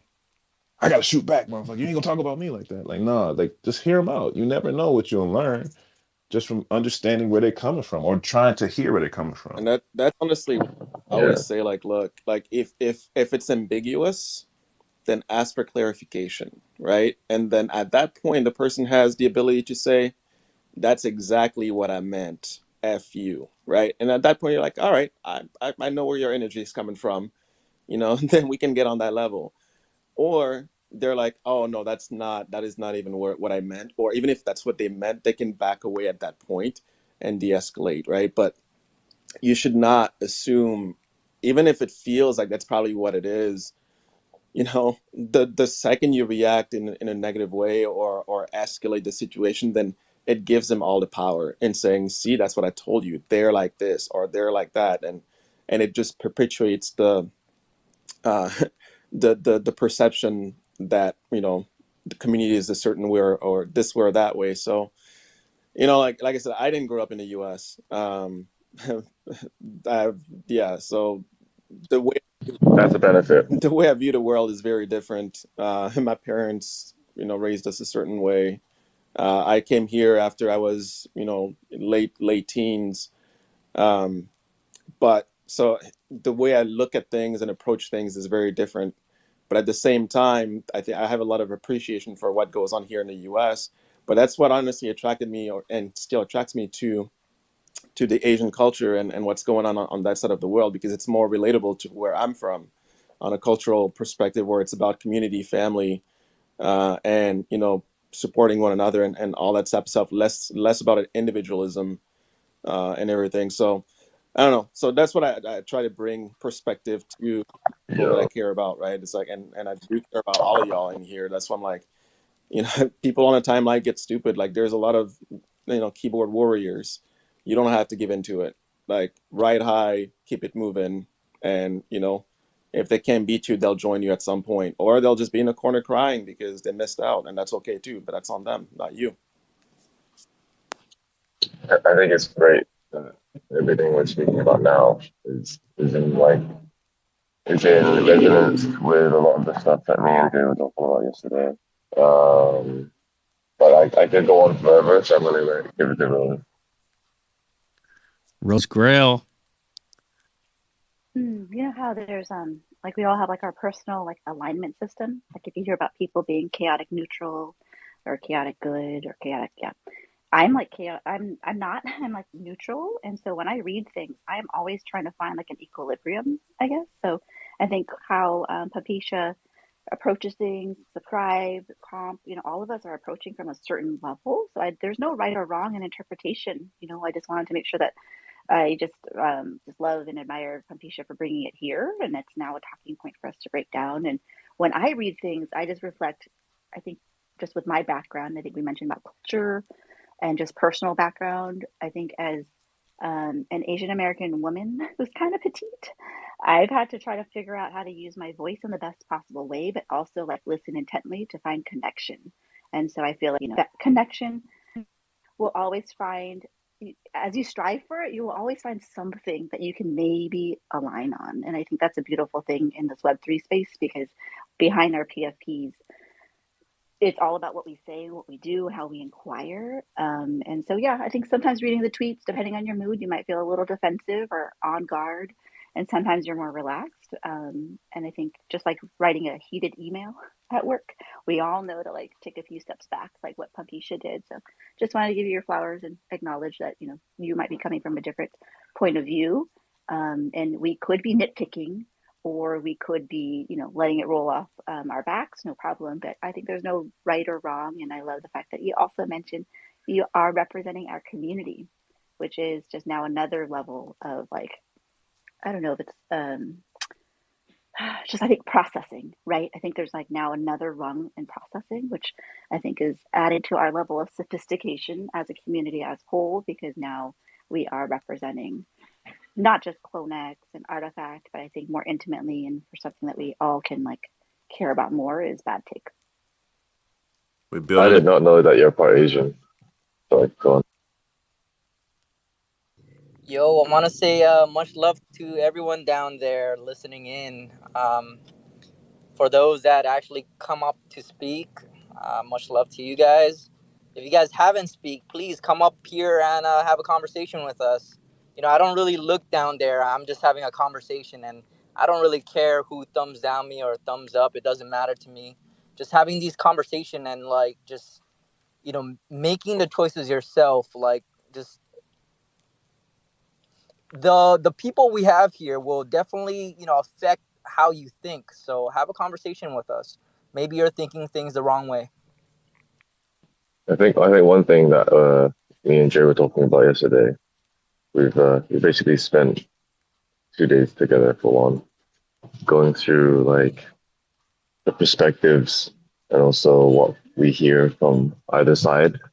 Uh, it was made aware that there isn't a lot of Asia being heard in US in a very small line of words, but it's nice to hear him being able to also bring up a little bit of different uh, understanding because yeah, I think the core team are much more focused in one side, and them being here is a benefit to all of us because yeah, of all the values that this place has here and how the community works here.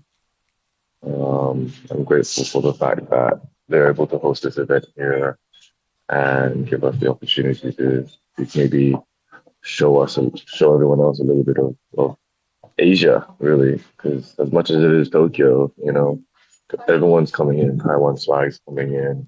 Korea, some people from Korea, like Go China, are coming in, and we don't get a lot of stage presence or awareness because there aren't as many voices or as many stages for us to be able to preach from. If it's preaching, just being romantic here, right? Um, and like if it's in Japanese, and no one here is gonna understand it. I think that's a fact. So I am kind of more Western facing, but I'm still like kind of connected here, and I'm loving it. And I love you all to come over and have your mind rewired, as you said. Because if you live in a country that is not yours, you're going to be humbled as well. You have to be a stranger in the world to understand other people's perspectives and appreciate that. We're all just trying to get to happiness. We practice good behavior. So yeah. off fact. America could definitely learn from Japan. Go ahead, Dre. Sorry, I cut you off there. No, it's all facts. He's spitting it all out, man. Like such a humbling experience. I've only been here for so long, but I'm like, it's really just making me sit down with myself, right? We always have the space to sit down to understand more. As long as you open your mind to it, you can receive it. And these conversations and me walking around, I'm the legit foreigner and how people respond to me, how they look at me, how they treat me as me being a visitor to their space. It's just an extremely humbling experience. And it's teaching me so much more than I even thought I could acquire. And I'm grateful for it, for real. I'm here for it, right? Like, and we see some of this just to echo what Rose is saying about Pump, like him being able to be mindful enough to be like, yo, let me sit with this real quick. It's making me feel like this, but let me sit with this and think about this before I approach it from a different direction. That's a little bit, it's encompassing everything that we're talking about right here, right now. Just being conscious and mindful of the moment, the present moment, and Can't being be able to selfish either. Can't be right, selfish. Because, bro, I'm right. not But gonna that lie. Sometimes when I see clones acting out on the timeline doing dumb shit, I'm like, bro, you're making us look bad. Like, there's some people who are ignorant, whatever. They may not be tight knit as us, so they don't understand, and they're living in their own little internet world.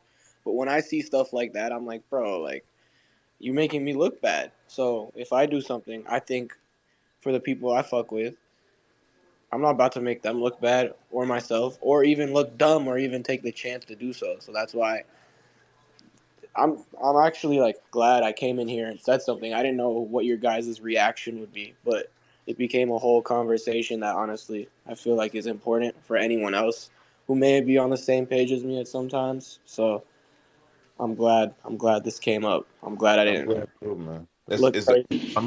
I'm happy that you allowed yourself to be vulnerable enough to even step up and say that. Like, yo, I might be wilding, but what do you guys think about this, right? Because some people attach themselves to ego so much that they don't even allow themselves the space to do that, and that's huge right there. Yeah, no, I'm not trying to be a bad representation, and I mess with everyone, and I'm not trying to be that one guy that's like has someone that actually fucks with them be like on the side, like, come on, bro. I'm not trying to be disappointing, you know? I'm trying to level up, not level down. You're not that guy, But I think Patricio. You're not that guy. Yes, hmm sir. but also I Appreciate don't you. I wouldn't want you, Pumpisha, to like not voice your opinion either though.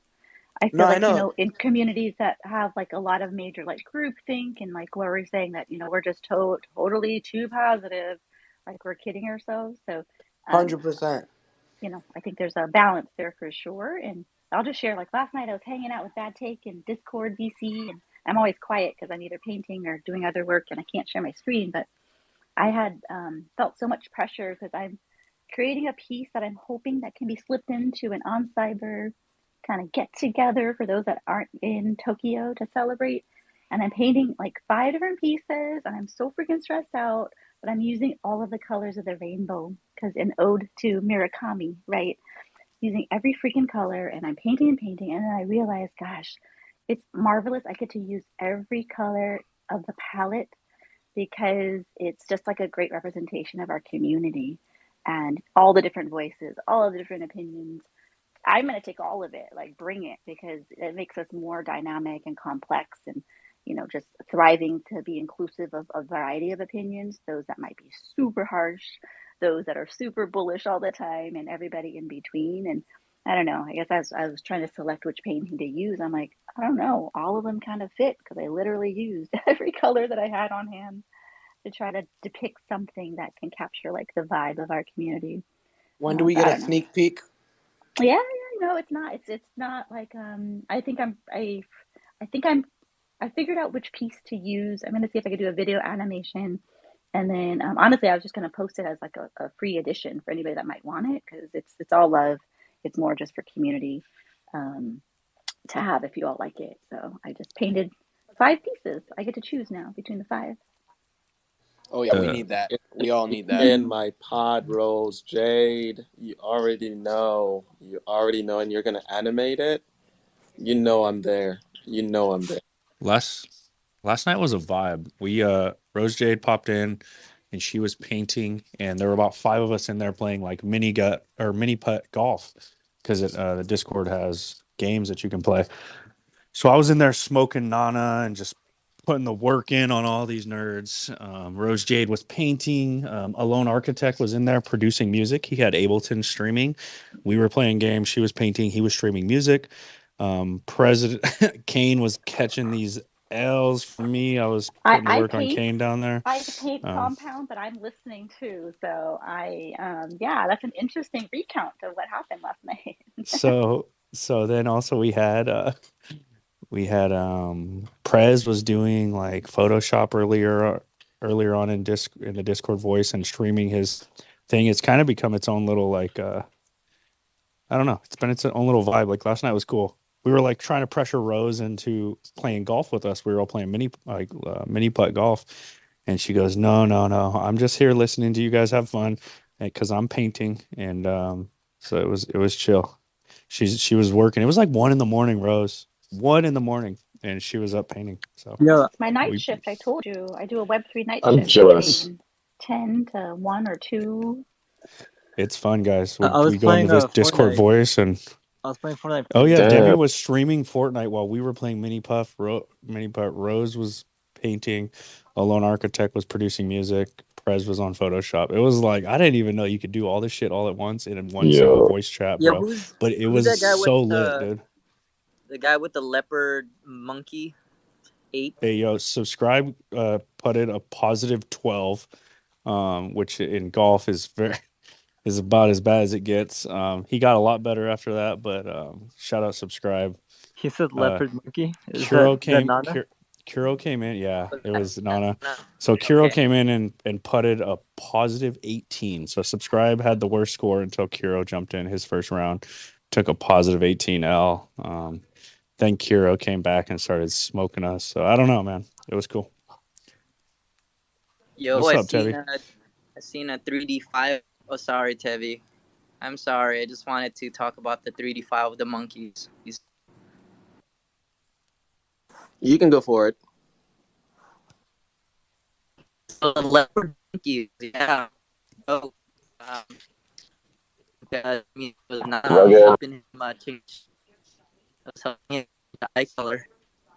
Dope 3D file.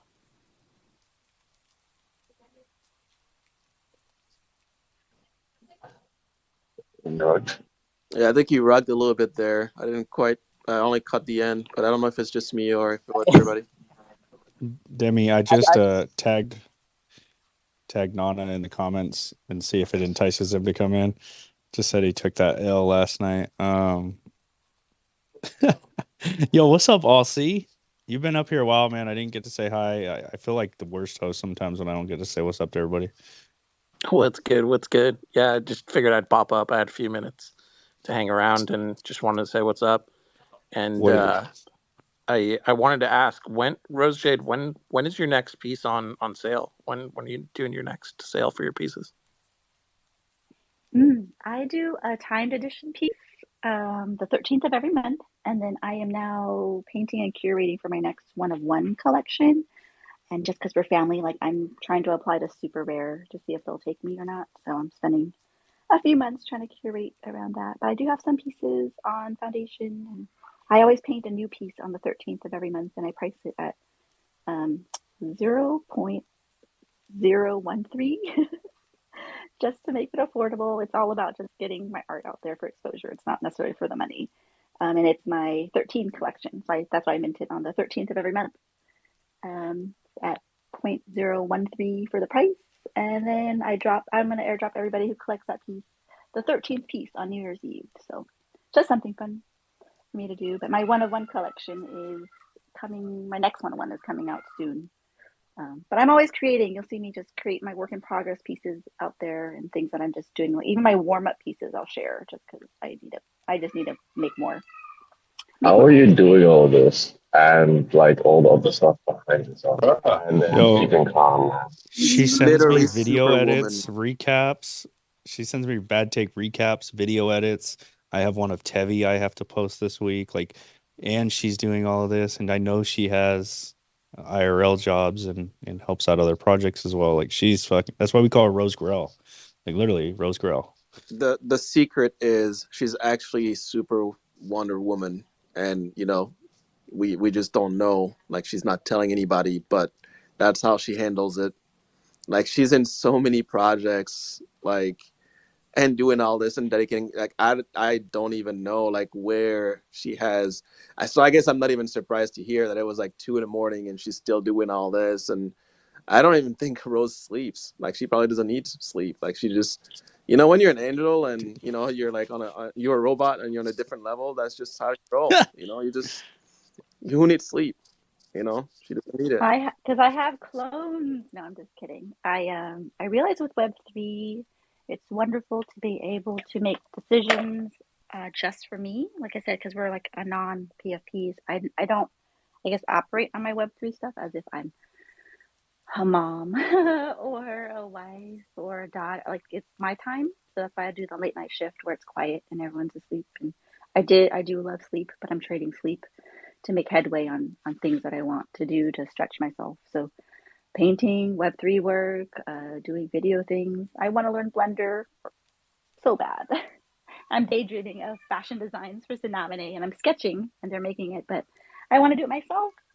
But yeah, I think if I have the time, I guess for everybody, you prioritize what's important, and I have a good knack of bending time, I guess, to make sure I can focus in just a little bit and crank something out.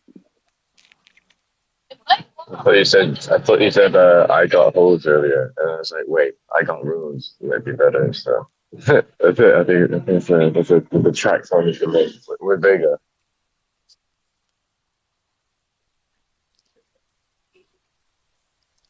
So I'll see. I got a question for you.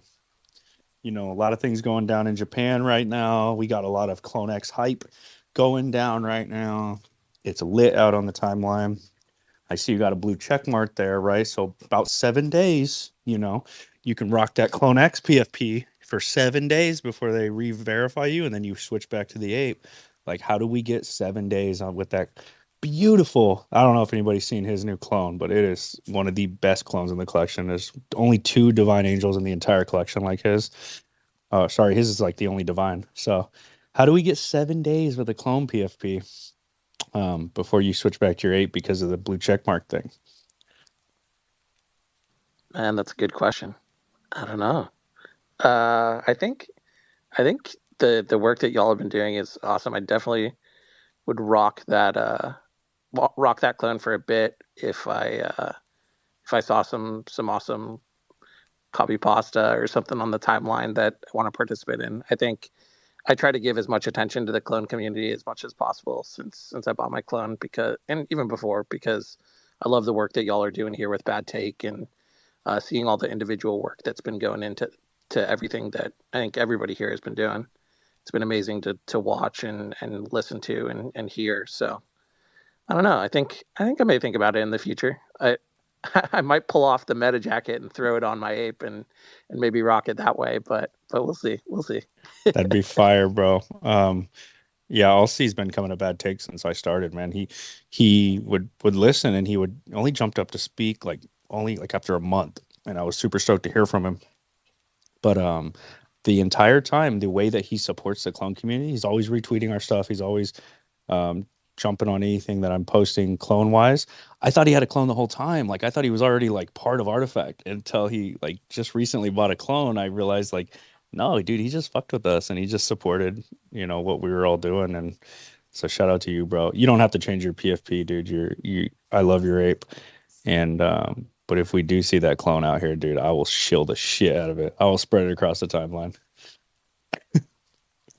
That clone is I remember when you posted it up and I was looking, I was like, man, that is a beautiful clone. Like the jacket, the way like the divine lines kind of reflect against the darker skin, and the hood, it's everything about it is awesome. So yeah, I'd love to see it come out. I would love to see it come out, but you know, you don't have to.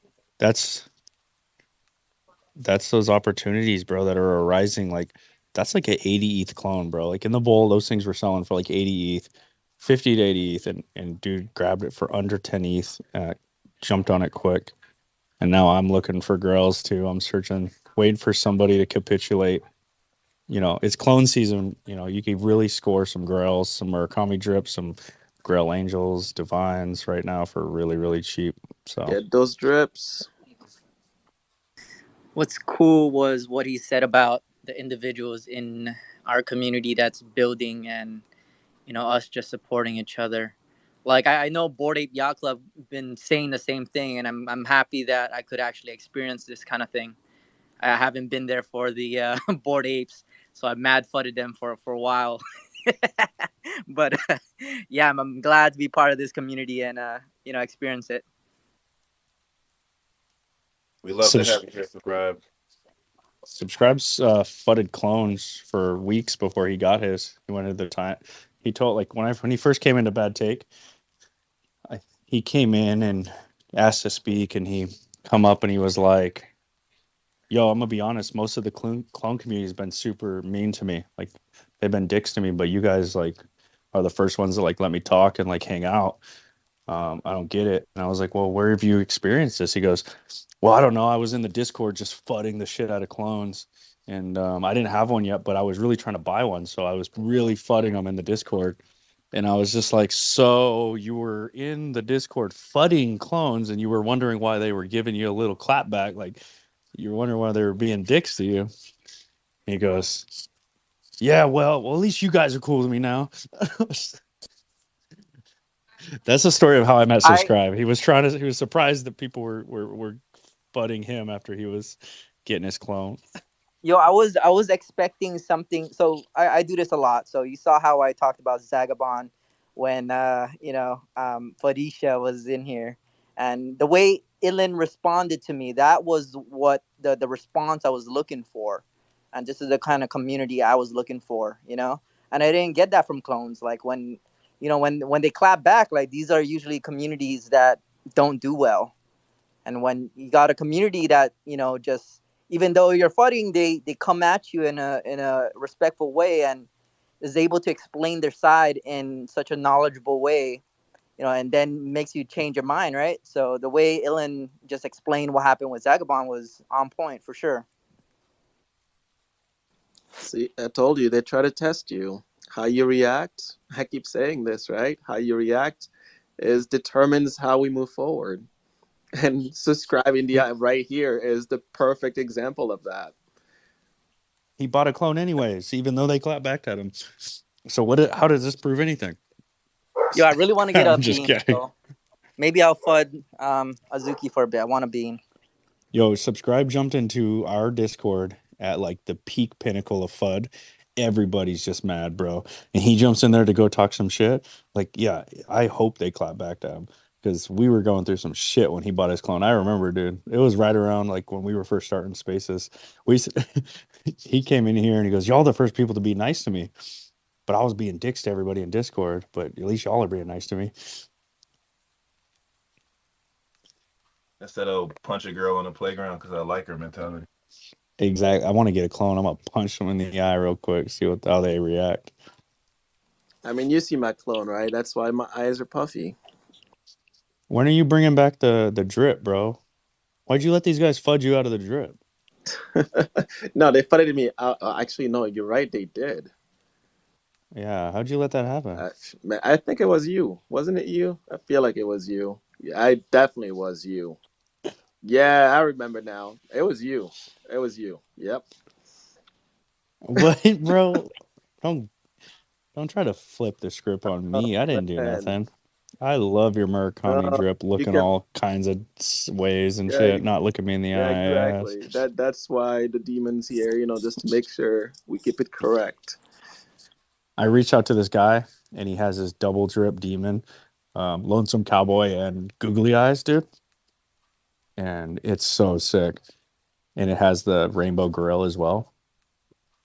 And I was thinking, man, if I buy this demon right now, I'll never hear the end of it from Tevi because now my eyes are googly as fuck, looking all over the place. But still, dude, I really want that demon.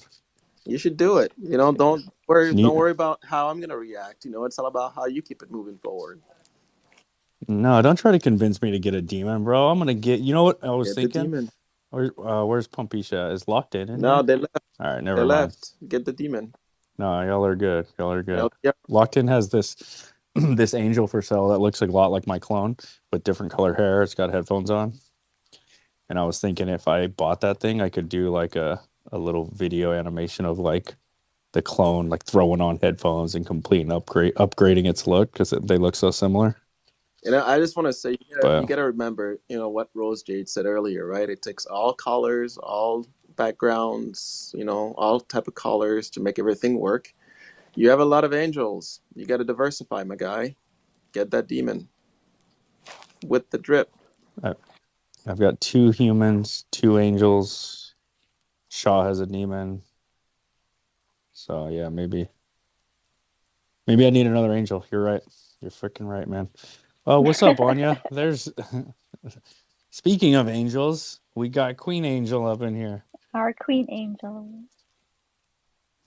Yeah, I was good. I just wanted to come up and tell Tevi. Engagement farm? No. I'm just kidding. Go. I was just gonna come up and tell Tevi that he really needs to look me in the eye when he's talking to me, because I can't. His eyes are just all over the place. Tevi, you gonna let her fudge Anya, see, man, you need a demon. You can't keep rocking that angel. Like earlier today, she called me out on the timeline. I was joking with my tweet, and I swear I heard her voice. Like when I read the comment, I was like, oh snap, maybe she thinks I'm serious. I need to go back and say, it's not for real. But I could hear your voice. And the first thing you do tonight is just hit me with that. Oh man, I love it. This is great. This is how I know, like things are going well when Anya comes out and she just lets you have it for no reason. Yeah, the restoration of the sentiment is definitely helping so that I can joke again on the timeline and nobody's Yeah. gonna come in and be like, hey, say something like you should be joking around. This is a serious matter, and so sometimes it's hard that I have to be so delicate and formal sometimes, but I like being silly with you guys. Yeah, I was never When that guy, so I'm always laid back and lighthearted, anyways. Which is why peak FUD for me was like hard. I'm like, man, like people are going off for anything and everything. Like it doesn't even matter. You say look left, and they're like, why I gotta look left? Why can I look right? Like why you gotta talk smack? I'm like, dude, just look the other way. It's fine, right? So dude, yeah, it was. That was a hard time for me because I'm like, all right, y'all are way too sensitive, but keep going because now I can buy my clones for cheap, and I did. So I appreciated all that FUD. we spent a few months with everybody so defensive that like if Anya were to say something like that, how dare you reply to his comment? Shouldn't you be focused on the floor price? What about the Monolith X update? Where are my Ramoa bags? Like can't even say shit on the timeline without just catching like heat. So like yeah, sentiment shifting, right? That's good. Like anything you say now, you might be okay. But there was a time when I was ready to go to war for Anya and Cass, bro. I swear. Y'all leave fucking Anya and Cass alone, I swear. They are doing amazing work out here. But I mean, we're also getting really close to the point where we can even say like these nuts jokes and nobody's gonna come after us like in a serious matter. So, really looking forward to the day. I don't think we're quite there yet, but maybe soon. What does How the dare you talk corporate about say? these nuts, Anya? How dare you do that in the space? Don't you? I just have one request, Anya. Whenever it is that you like lay that layup out there for some of these nuts jokes, please do it to somebody else than me. Like, don't let me be the first one. That's all I'm asking. You can't do that though. You can't call it out like that and be like, but not me. Just I'd love to see it, but not me, because now you're on the list. I mean, Oh my God. it's inevitable. Man, imagine Nike corporate be like, oh, what does this mean? These nuts. No. Yo, I'm not Can you taking any. I'm explain not this? taking. It's Friday night. I'm not taking any notes. all I'm saying is I just would love to, can you guys share the presentations that are put together to show Nike corporate like each month or each quarter or whatever, like where you're having to show them what the sentiment is and show them the memes that are currently going around and like teach them Web3 culture? I would just love to see like, all right, so guys, this is a copy pasta. This one went wild on the timeline, cost us $0. Marketing budget still intact here, and actually led to 43 clone cells that week. Like this single copy pasta, you wouldn't believe it. And just a presentation that Cass has given. I could just see Cass giving a great presentation I on that. actually have so I'm gonna bring my Web2 life in here real quick. So Anya and maybe Cass, you can throw a thumbs up too if you want. Do you guys like at Nike Artifact do value improvement projects, so VIPs where you can book savings when like you're getting more efficient? So like the copy pasta idea, right? Like you're saving money on marketing because you're not you're not paying somebody to run a campaign like all these degens are doing it for you. Can you book that as like savings in a formal VIP project?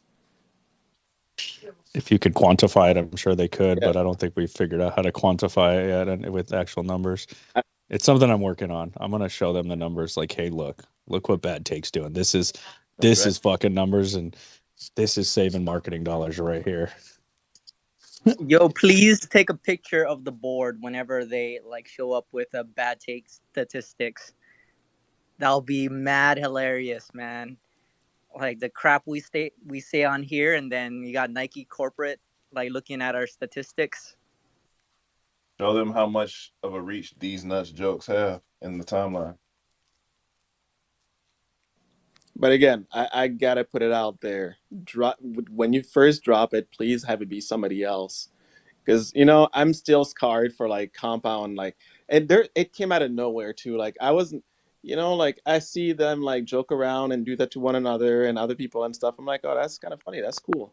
It's hilarious, And I was genuinely caring about where he was going, and he hit me with like, with that, and it hurt my feelings a little bit, but I was like, oh man, he cares about me. He actually does. So it was a like a high and low at the same time for the day. It was weird. Yo, Tevington thought he was above a D's nuts joke, bro. Anybody can get got. Anya, Alcy, Tevi, all y'all can get got, baby. And Tevi, you set yourself up for that one. And if you do get got, it is because I care about you. I'm not going out to fuck with people I don't know, bro. If I fuck with you, it's because I fuck with you. You know what I mean? Yo, we gotta get Benoit with a D's nuts joke. Now that's the epic one right there. That's the king of the crop. Dude, I no, bro, it would be too easy. There's a slight language barrier, right? It would be like, it wouldn't be fair, right? It would be like if he was like talking to me in French and I was Google translating and just roasted my ass, dude. It's not fair. There was some shit on the timeline.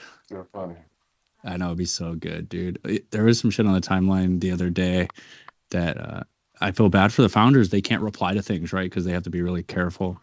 And he messaged me, he goes, I wanted to reply to this so bad, but I know I can't, right? Because I have this, I can't reply to it. This is what I wanted to say. And I said, say less, I got you. So I took his content and went and replied, bro. But it was like, it was not mean or anything. It's just unfortunate that there's so many eyes on the team and everybody's in this hurt position. Like Anya's just saying, like everybody's hurt, everybody's defensive, and you have to watch what you say. It's so shitty. But as the sentiment shifts and we can start having fun again, I think it's super important, bro. Like it's gonna, that's what we wanted, right? Like that's what we wanted, this big sentiment shift and starting to build culture. And if it's meme culture, that's Web3, bro. If it's, if it's just on the timeline, just having fun and being here, like because we want to be here and enjoy each other and have fun on the timeline, like that's why I came to Web3, bro. I want to make some money. Like we're all here to make money, but fuck, dude, it's fun out here. Facts. Building the culture is what leads up to that type of platform anyway. It's not necessarily about aiming at the financial. Just create the culture and it will come. If you build it, they will come. I feel like I have to work on my these nuts jokes because I don't do those at all. So I picked up Blender, so I got pretty good at that. Over the past year, I'm pretty happy with that. But I don't have these nuts jokes yet, so I'm gonna work on that. I got one for you, Chevy. It's the same thing. You can do Blender, you can do these nuts, man. Just polish up on these nuts, you'll be fine. Chevy, I got one for you, bro. When you're doing your videos or maybe a giveaway or kind of your style, right? Put like a hidden Easter egg in there, and like they're gonna see the Easter egg, right? But wherever that Easter egg leads them is eventually just gonna lead them right into like a Rick Roll or a D's Nuts show, right? They find a hidden QR code in your pod in one of your videos, and they click it, and it just at the end it just goes D's Nuts, or a Rick Roll or some other meme, bro. Like you could hide an Easter egg in your videos, dude. It would be fun. You know what? That is a great idea, and that's what I'm here for, baby. That's what I'm here for. I got you. Thank you. This is culture. We'll build it. What time is it in LA? It's like 2 a.m. Why? What's up? What? No way. It's not 2 a.m. Hey, speaking of time, is it this live stream starting pretty soon or something? Time is relative. I'm gonna be honest with you guys. It's relative. Isn't the stream in Tokyo starting pretty soon here? I thought I saw a tweet by Artifact. When is that? Or am I getting my time mixed up? It's pinned right now in the second tweet down. There's a Twitch stream. Yeah. 12 p.m. JST, Japanese Standard Time. Let me look that up. Yeah, that's gonna be right about now. No, it's tomorrow, 12 p.m., not today. Yeah.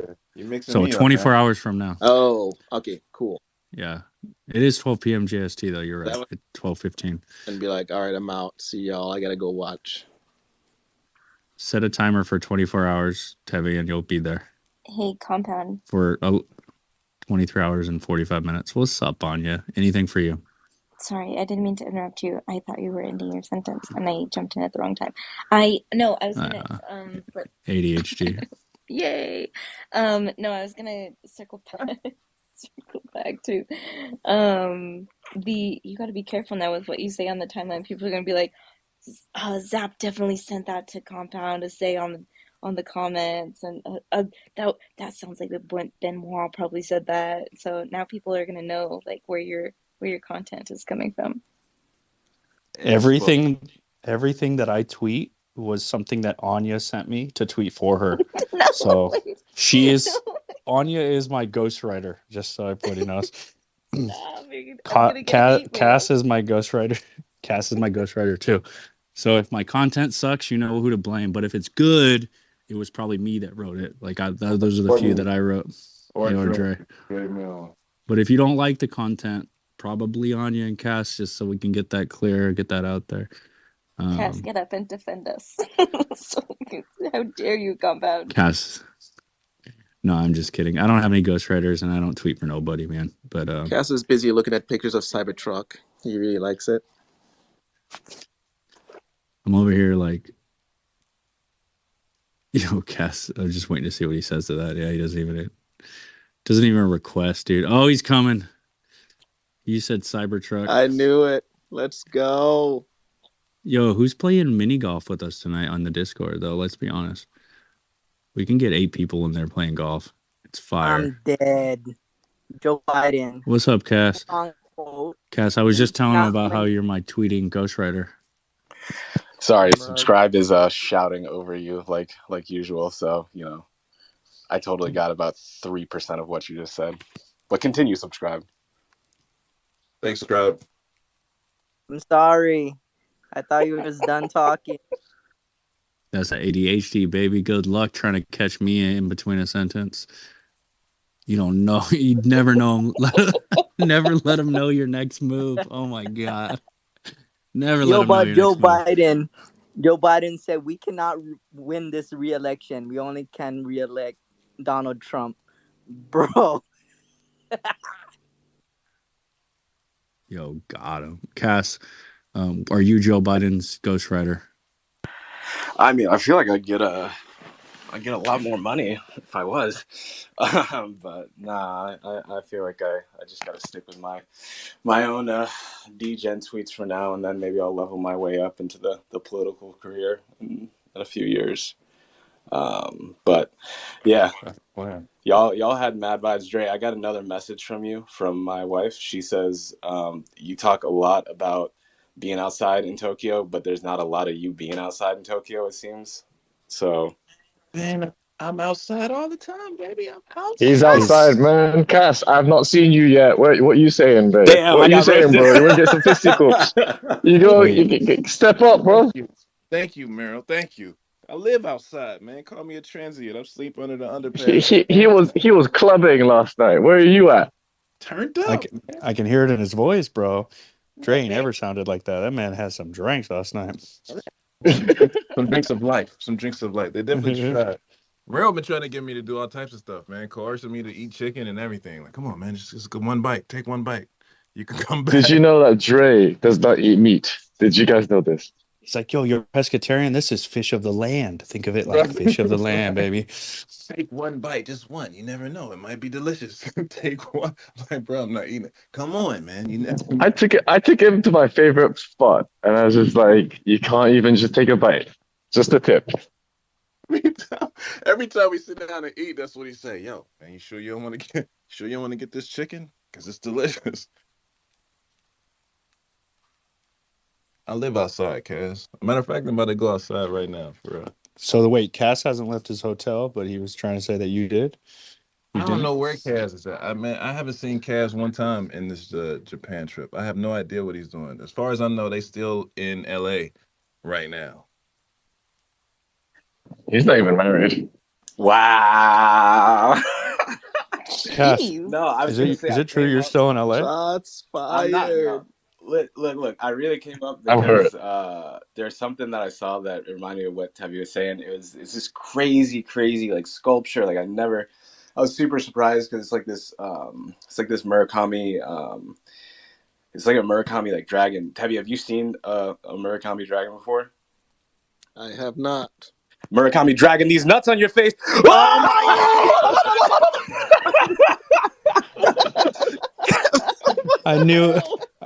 I knew where this was coming Oh from. no! Like, And nobody warned me. Y'all just let me walk into it. no, A I was mile laughing. away, bro. Oh my A mile god! away. And this is I recorded was too. laughing to warn This you, is bro. I was like, nuts right here. this is recorded, Cass. Man, I thought we were. Man, I know we cool now. I know we cool, but damn, why you gotta do me like that in front of all these people? Like all of these people in. Hey, I just Like, had look at this. to keep Compound's motto alive. You know, if you're gonna be in the space, you got to understand a couple D's nuts jokes. And so, Man, I need If I fuck with you, I fuck with you. That's what I you know need what to I work mean? on this. I need to learn these because, like, yeah, I don't even do this, but now y'all are forcing me to step If up my game, so at least I don't fall Te- into it, walk into it like this. Tevi, I'm gonna just say that the dragon is the oldest one in the book, bro. Like, had you just maybe slightly knew about the jokes, you would have known the dragon. yeah, not gonna Man, lie, I sat there for like a solid 20 minutes just thinking. I'm like, damn, how am I gonna get him? I was like, I just gotta go with the classic, like a little Murakami dragon. Which, if there is a Murakami dragon out there, someone tag that pic because that would be cool to see. But yeah, so have you left the hotel room yet, Cass? No. yeah. This is Dre. Dre gave Did that they? quick no, bro. This man need to chill. Nah, I've been running around just exploring, adventuring, enjoying Japan, and it's been a crazy couple of days. I've also obviously been trying to help sort out a few things for some of the stuff going on. So yeah, it's been a whirlwind. There's a lot of cool stuff that I've seen out here. So definitely feel Wait, lucky. I saw you post a picture of McDonald's, bro. Like, that's the extent of the content I've seen from you. That's all he got, bro. That's all he has posted. That's all it is. We talked about I this. know, That's it, man. bro. That's Fast food. McDonald's, man. like, and And that looked like it was on Fairfax, bro. So, Nah, oh my God, that was actually I had to do that because I was like, it's just the most American thing to do since I'm here. But that was not my first meal. My first meal was some fire curry. Did not even go into the McDonald's, even though it looked actually kind of crazy in there because they got a whole bunch of things that like I ain't never seen. But yeah, I didn't know they had that over there. I was gonna say I don't. Do they have a? Oh, go ahead. Nah, I didn't have anything. Do you like Wendy's? They got Denny's. They got Denny's. They got Taco Bell. Oh, they got everything. they got a Carl's Jr., which is weird. I think that's cool how McDonald's have all these unique food in these different countries. I know in Hawaii we have like a coconut apple pie kind of thing. A what now? Like the apple pie. Yes. Do you like? They have a haupio pie, which is Hawaiian for coconut. Am I talking over somebody? Am I rug? no, you're good. When are you not talking over somebody? Subscribe. Just continue. I Man. try not to now. I try not to. Like sometimes I just talk over. Now is it right now? Yeah, I mean, You sound so cute right now. You sound so cute right now. Subscribe. You do. You sound very sincere. It almost made me feel bad. I don't know if they have it. I don't know if they have it in Hawaii, but do you like Wendy's? Oh, don't do it. No. Don't. When I drag these nuts across your face. Yeah. There you go. There you go, Tevi. There. Watch out for the Wendy's one too, bro. Yeah, I knew that's where that was going. I'm like, oh yeah, that sounds about right. So no, I'm learning. Tonight was very instructional and full of. Yep. That's what this is for. You said that sounds about right. These That sounds about clones. Yeah, I'm stepping up my game. I'm ready. So now the cool thing about this is at least it was Cass and not Anya that hit me up with it right after I asked her not to, because that would have made me I, cry a little bit. I heard Anya's like super degen, bro. She's like been degen for years. bro. So I I would told you, not man. sleep on Anya, bro. Don't believe the hype. I'm telling you, man. You hear the nice, soft, bubbly voice, and you think it's all good. That's when you get caught sleeping. That's when you get caught lacking. Don't do it. Nah, I'm learning. I learned. I mean, like I said, I saw her on the timeline putting people in their place in the nicest way possible. That's when I knew that angel face was, just a facade, nothing more. So, Hey, those the derivatives of the animus though, like the parodies. what? Yeah. And what about them? Yeah. Pair these nuts on your face. Oh shit. That was good, actually. All right. I gotta rug this face. We just got wrecked, bro. Like we just got wrecked, dude. We're rugging this bitch. No, I'm trying to get Kira up here. I'm trying to get Kira up here. I got to get another co-host, Kira. 1 second. All right, Kaz is co-host, guys. We can't be doing no crazy shit. You can't be doing that, Chris. Can't be doing no D's nuts shit. Subscribe. I mean, chill, bro. We've been literally talking education all night, and you come out of nowhere with a D's nuts joke. That's what you want to Yeah, take. like representing clones. Yeah. Representing clones, right? This is the utility. You learn So, to Meryl, tell these jokes nuts. these Meryl, what can you tell us about the event tomorrow? Like, what are you excited about, bro? I'm excited about the Uh, Tokyo event tonight, bro. We can't skip that one first. We got to get through that one before we get to the next one. Wait, what's tonight, dude? There's no event tonight, bro. Oh There's my nothing you've gosh. told us about. Oh my gosh. oh. Wait. Check the pins. Check the pin tweet up there. Keep scrolling to the right until you come across one that's shared by Dre Millie, and tell me what it says. Somebody, anybody. 12 hours left to community meetup tonight. Oh, it's a community meetup. That's fire. Oh Bro. yeah. Those are the Oh best yeah. times. Oh yeah. Bro, I can't mute a co-host. Like I literally just have to deal with this. You do. It like just woke up, got his voice back within the last 2 hours. I took a shower, man. I'm feeling zestfully clean now. I'm about to get out of here. Hit these streets like a mad dog. You feel me? What's up, Al? What's up, Compound? I want to How say are you? congratulations in person, Thank you so much. and congratulations to Demon Shauna.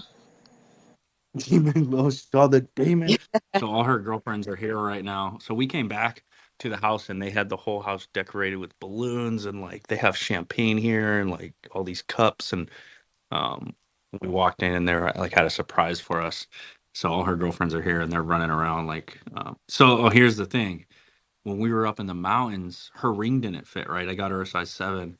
And because you're at altitude and elevation, everything swells. Your feet, your body has water in it and oxygen, and it expands. Everything swells when you're at altitude. So she was super sad, and I already was planning. I was calling all the jewelers here to get them all resized. But as we're driving down the mountain, she tries on her ring, and we're out of the mountain, and it slips right on like perfect, dude. So Oh, she is nice. so happy right now. She's wearing it all over. All her girlfriends are here, and they're like, just like, oh my god, you know what I'm saying? Like, oh my god. So they're oh shit. Okay, and I have a question They're for the running around the Japan. house. You just get caught. I have a question caught. for I don't the know shit. people in Japan Just as got caught. well. So when I was in Japan, like 15 years ago, you couldn't use. They were on a different cell network, but it seems like everybody's using their cell phones now. But they had like J phones when I was there. So is it now you can use like a U.S. cell phone in Japan?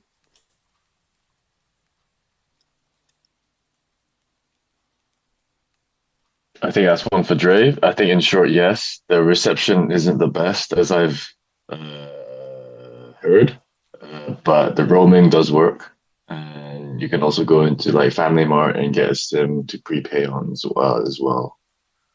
I don't know if that helps. Are you Oh yeah, here? yeah. I'm not sure if you can hear me, but yeah, when we were there, like we couldn't use cell phones are pretty new at the time, but we would come from the U.S. and we were using these gigantic phones. Like the phones are getting bigger in the U.S. and every time we'd go back to Japan, their phones are getting smaller to the point it was like smaller than like the palm of your hand at one time. But they called them J phones. Do they still have J phones there? I'm not sure. I mean, I think a lot of people still have like the 13 or whatever it is, a small one. Uh, it did come up in conversation recently where people are like, your phone's so big. I'm like, this is not a big phone. And then he pulls out this like iPhone 10. I'm like, yeah, that's definitely a small phone, but that's yeah, that's your problem. Uh, but people still use flip phones here and shit, if that's what you mean. I mean, every time you say J phone, I don't know why, but I'm thinking of a different kind of phone. So yeah. Yeah, I don't know why they all called the phones J phones. I thought it was like the network that they were on in Japan at the time. But and the only other question is, I'm trying to line this up so I don't miss anything, and I'm a little confused on the time. So it's tomorrow for our time. It would be tomorrow is the Twitch thing. Is that the first thing we should be looking out for? I think if Cass could speak on. Oh yeah, you got it, Tevi. Yeah, well, that's pretty much what we were talking about a second ago, right? So I think it's tomorrow at 10 p.m. If I do the conversion right, my time. So yeah, 12 p.m. JST. That's 10 p.m. Central Time, which makes it 2 hours earlier in 8 p.m. in California time, and then 11 if you're on the East, 11 p.m. Eastern time. Could you write that down for us and send it to send it to everyone? No, I'm just joking. But I'm glad that everyone is experiencing the issues that the Japanese now have to go through. And it's like, what the fuck? We'll speak to you tomorrow. Tomorrow for me is not tomorrow for you. What does that mean? So it's a headache, right?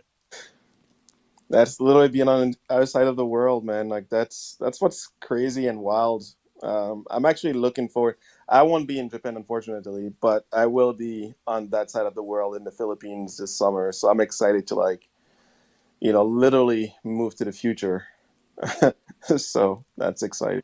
Wait, we're in the Philippines. I'm going this summer as well. I'll be in Cebu. I'll spend some time in Cebu, a little bit of time in Leyte. I know the mayor, so maybe I'll head over there. Yeah, man. Like if you're there in August, we should definitely link up. That would be cool.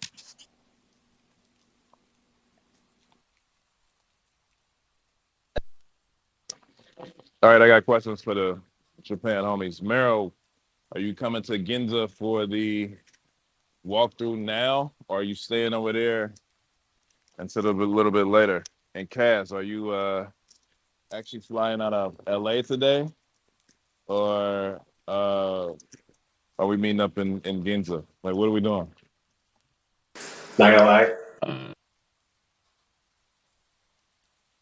Go on, Cass. Tell us your lies. I'm not lying here. I'm actually in the shower. I'm about to shower and then go to the watching thing. So I'm about to jump off because I'm about to spray with my phone with a bunch of water. So I'll catch you guys in a bit. You guys see how I just finessed Cass? I had to go eat dinner, so I threw him at co-host and just walked away to go eat dinner, but he jumped in the shower. But I'm back now. Let's get Dre Millie back up here. We're gonna ask him about sneakers, get him. Yeah, I'm getting ready to get out. No, So I just remembered I had to do the videos for tonight because OG had a bit of a personal situation going on. So I'm gonna try to get things done. But I'll probably bring the laptop with me, and yeah, I'll see you at 2 at the detailed location. all right, Mer, we'll see you at 2 at the detailed location. Hey, you love how Cass didn't answer the question about him leaving LA or not? He just said he was in the shower. Yeah, bro. That sounded like an LA shower, bro. Like I've heard showers in LA. That was an LA shower, no doubt. Definitely LA drippy on the water end. You heard the water pressure, bro? Like that. LA shower. Definitely. I mean, you can't tell me that was a shower in Japan, dude. There's no way. That water seemed hot. Yeah, the showers here are so small. He would not be that far away from the phone. Yeah, it would exactly. That's a fact. The only way to talk on the phone is like gotta be in his hand. Like there's a wall right next to you. Yeah. Fully rotating. You got to stand there and just turn around as tight with your arms down. You can't even lift your hand up to talk. So definitely LA shower.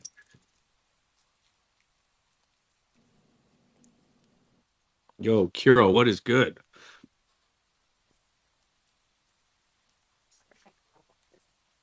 That's fucking dope, dude. When did you make those renders? Was that what you were up to? Yeah, you fucking cracked at those, bro. I'll tell you. They look so good.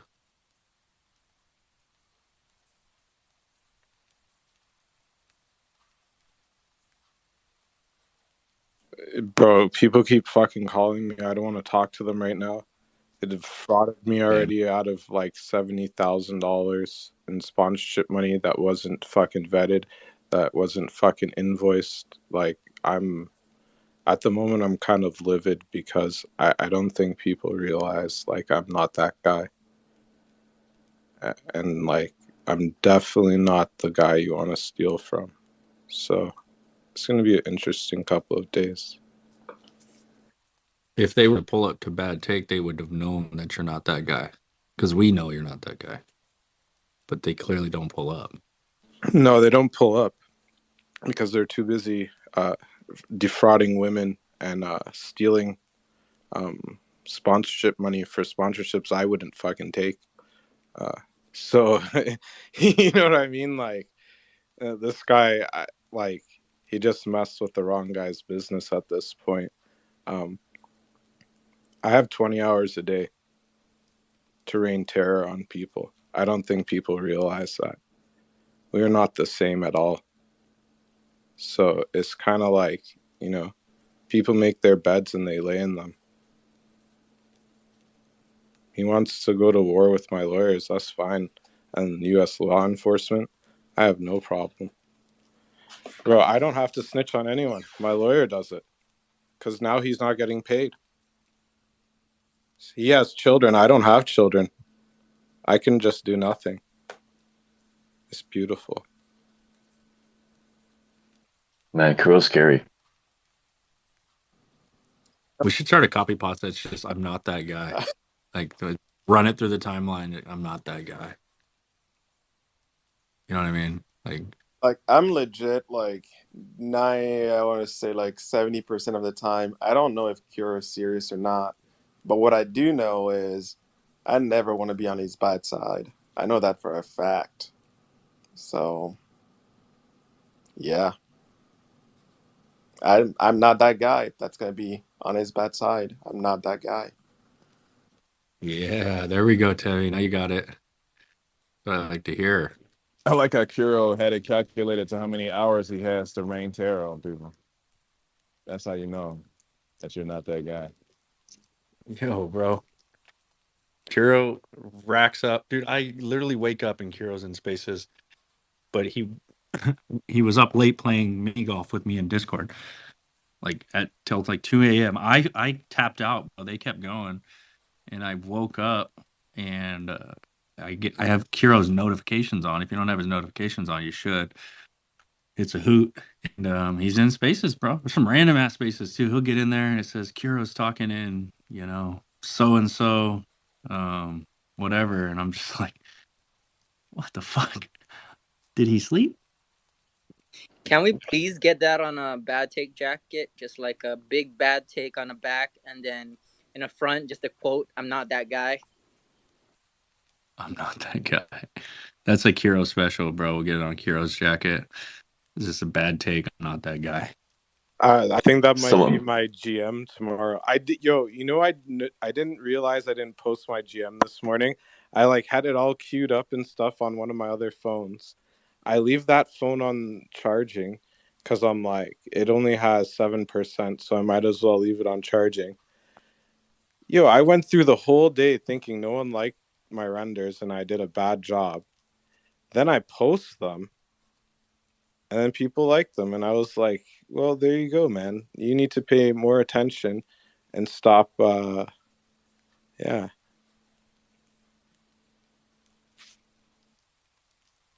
So I guess that showcases that you are that guy. He is Hims. So if people like your render, do you switch up your motto? I am Hims. Yo, I think I might have to. Yo, I don't know. I'm kind of obsessed with the bean with the cannon. It's kind of a vibe, and the bad take in the background. The bad take flag or whatever in the background is so cool. Yeah, it looks fucking. The lighting. Man, I'm gonna make a render every fucking day until Nike retweets me. Okay, I'm gonna be fucking the next fucking wannabe Beeple if I have to. I'm just gonna make a render every day because it's soothing. It's like actually like very therapeutic because I sit there for like an hour and I like think about what I want to do, and then it takes you like 5 or 6 minutes to do it because of the clone tools, right? Because you don't have to fucking assemble. Bro, I've been assembling the character in Maya manually before, bro. I didn't want to learn Blender. I'm like fucking sitting. I could have just fucking done everything myself. I didn't have to go and pay people to make me renders. I'm an idiot. A literal idiot. Like, my gut told me this guy was a fucking weird guy and that my business partner is an idiot and he trusted the wrong people, but I didn't go with my gut. And every time I haven't gone with my gut, I've done some dumb shit and I've allowed myself to get into a situation I shouldn't fucking be in. That is my word of wisdom for the day. Those renders are fire, bro.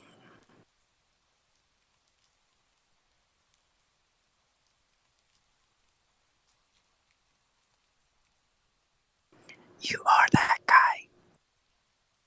You are that motherfucker, bro. You're that guy. Hey, yo, that's that guy. I'm not that guy. Kuro is definitely that guy. Yo, there's somebody down there listening going, I'm fucking rugged right now, bro. They sound like they're 6 feet away. What the fuck? They're leaving right now just to rejoin because they think they're rugged. Baron's coming up to check if he's rugged. Baron, that angel, bro, is so sick.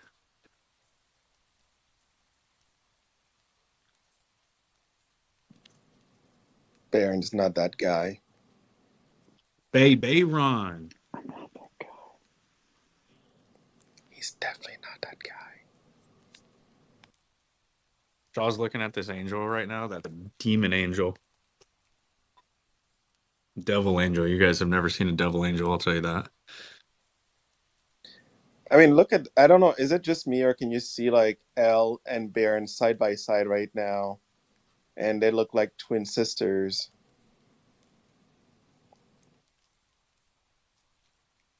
Yeah, no, they're side by side for sure on mine. Who wore it best?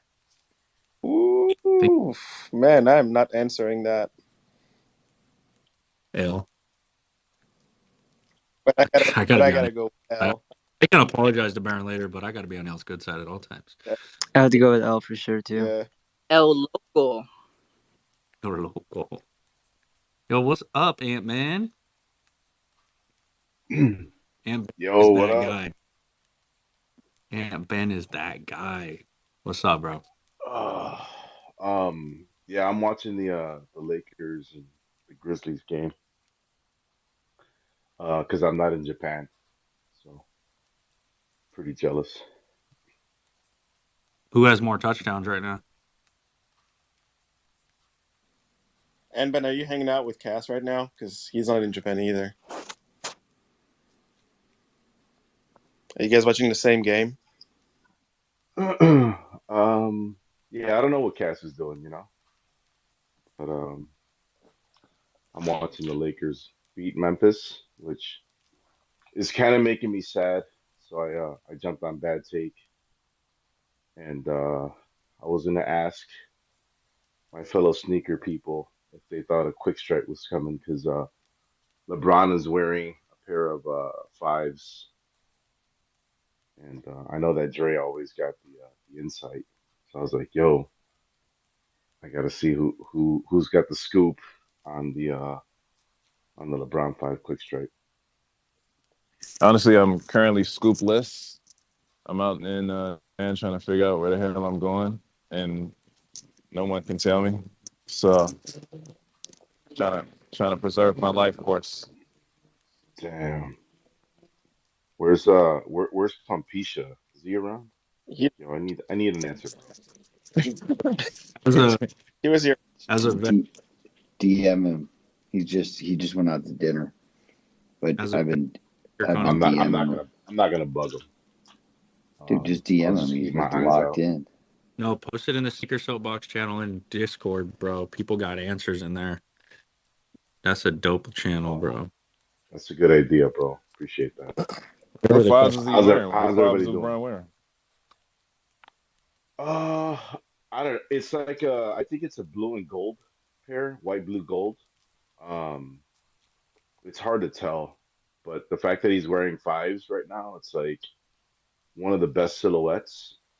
Um, so I was like, yo, for sure, if he's rocking that right now and they win, they're gonna drop this shit. They could be purple and gold, but it looks blue and gold Would on they, my TV. Ben? The way they do it, would they drop it tonight? Yeah, sometimes they do that. Like, um, if it's a significant game, and like they set it up so that like if LeBron is wearing a specific pair of shoes, sometimes they'll drop strikes, and um, like sometimes they do that in the All-Star game, um, yeah, just kind of randomly. So I was just like, those fives look super clean. I need a new pair, and I figured this was the place to ask. But I guess I was wrong. And they um, do, yeah, you were dead wrong. Did they do it in dead the wrong. sneakers app? Yeah. hmm Mm-hmm. Yeah, I'm hoping. I hope they Okay. drop those. It's hard to tell. They look blue. They could be blue or purple, but they're nasty. So anyway, hopefully everybody's doing good tonight. It's been a long week, and yeah, I don't know who you talking to, I, and I Ben, don't. because I'm super rugged. So if you're having a conversation with somebody, or you just, I don't know if you're trolling us or what. Oh no, I'm not trolling you, bro. You're super rugged. You're in Japan, so like you're winning. We're not. Um, it's all good, you know. I'm not trolling you, bro. I Dre, promise. I don't come in here and troll. can you hear You can't hear Baron, but I can hear him. can you hear Baron right now? I thought Dre was our sneaker guy, bro. Like Damn he should it. let us know I'm fucking quick strike rugged. stuff. Like I've never been let down This this hard, sucks. bro. I'm Like fucking rugged. Sucks. What I do just I posted in the do? Discord, man. Yo, Baron. Can everybody else hear Baron, I or Yeah, I can. is okay, cool? Because I don't know if he hears other people. I don't think he. It's just wilding out right now. I think he dropped. He's coming. Kane says, "Are they the grape fives?" In the Discord, man. Are they the grape fives? Oh, let's go to Sam. Here, what's up, Sam? Could be. Yo, what up? What up? How are you guys? Good, bro. Bro, Compound, I totally forgot to hit you up when I was going to fucking the consensus, but I ended up meeting somebody that owned the fucking CloneX. I'm like, oh shit, you own a CloneX though? Evan, I don't know if you know him, but I'm like, oh shit, there we go. He owns it, bro. Total weirdo. No, I don't Just know play. who he was, but no, I had fun. Out there, right? But I totally forgot. Like I saw the space bat take. I'm like, oh shit, I forgot to hit Compound up to check with some CloneX homies here. But next time, bro, for sure, I'm around. Yeah, Austin, Texas, right? Yeah. So none of us are there. Shit, I'm trying to figure out what clones might be there, bro. Actually, what's his name is there? Isn't Zayd? Zayd is out there, I think, in Texas, and there's another clone that was in here the other night that's also out there. When they try to like get Johnny to go out there in Texas too? I think Johnny's in Texas actually. Yeah, he's in Texas. Yeah. There's another guy who I think it's founder of the Animus Lounge, JN Silva. He's a photographer. He's a clone holder.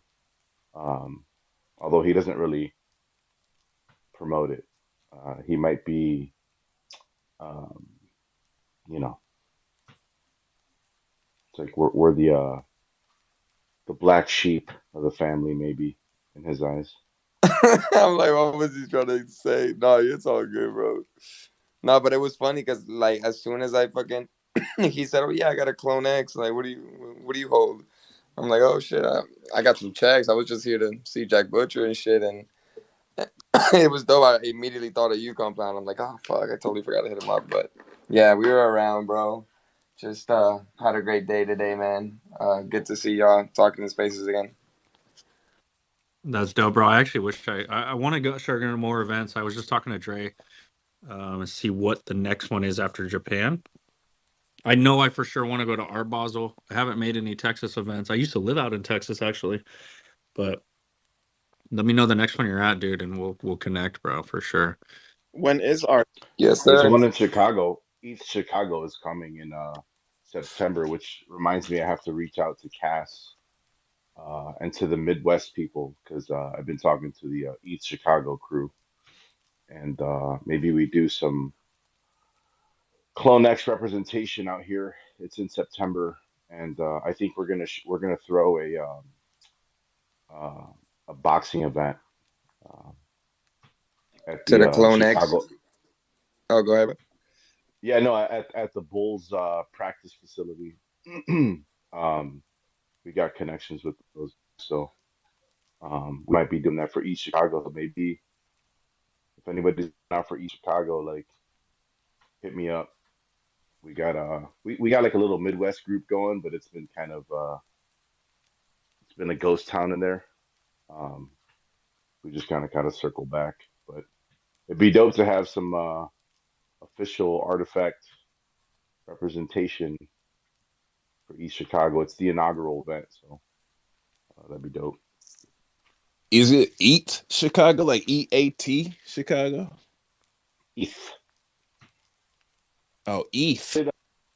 How did what was that line that Pesci had in what was that movie with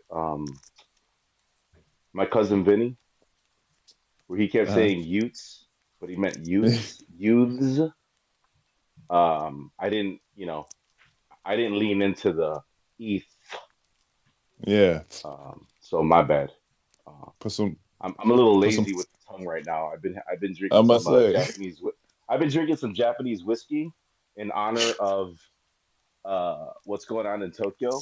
Um, so maybe I'm just a little more relaxed right now than Yeah, usual. you got to put some tongue on that thing. Pause. I didn't know what. My bad. I thought you were I talking gotta about lean in on this shit.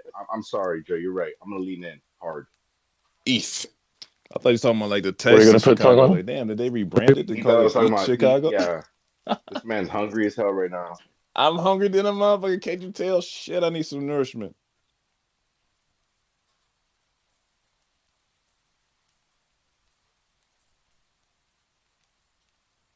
How far are you willing to travel?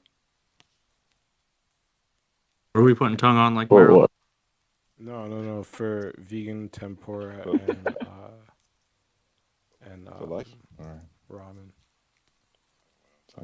You're talking about like, is this a life question? Or? How far are you? It's like how far are you willing to travel to be realistic? I'm willing. I guess I'm willing to go all the way. You know. Give me 2 minutes. I'm gonna DM you the Google Maps for this place. Oh yeah. They got chicken? Because I don't eat chicken. Nah, it's not chicken. It's all vegan. This is wild. You're about to eat my food's food. This is wild. I'm about to eat your food's food? Yeah, I'm pretty sure the Wagyu eats the vegan food too. My food's. I don't know if I want to eat your food's food. I don't really. No, I'm joking. You know, it's like mama bird type of thing, regurgitation. Yeah. I don't know if I want to. Cass just put up a I think post an hour ago Not that about hungry. eating some beef. like he eats beef, and then beef eats vegan food, and you eat vegan food, so therefore you're eating his food's food. I mean, no, I got it, Tevy. I got the joke. I was just kind of trolling him, but I appreciate the translation. Yo, Tevy just took you on a one-on-one walk, bro, Yeah, for a joke. just had Yo, big- we're gonna go on a one-on-one, hold hands. Tevy's I'm gonna sunning Dre explain this right now. joke for you. He tried to, you know. I appreciate it.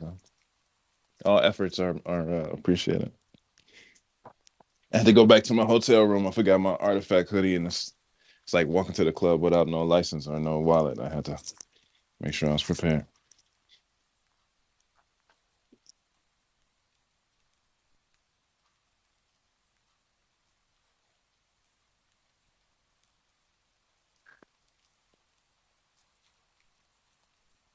Yeah, I sent you the spot. Apparently, they have 8 locations, so it's been a long time.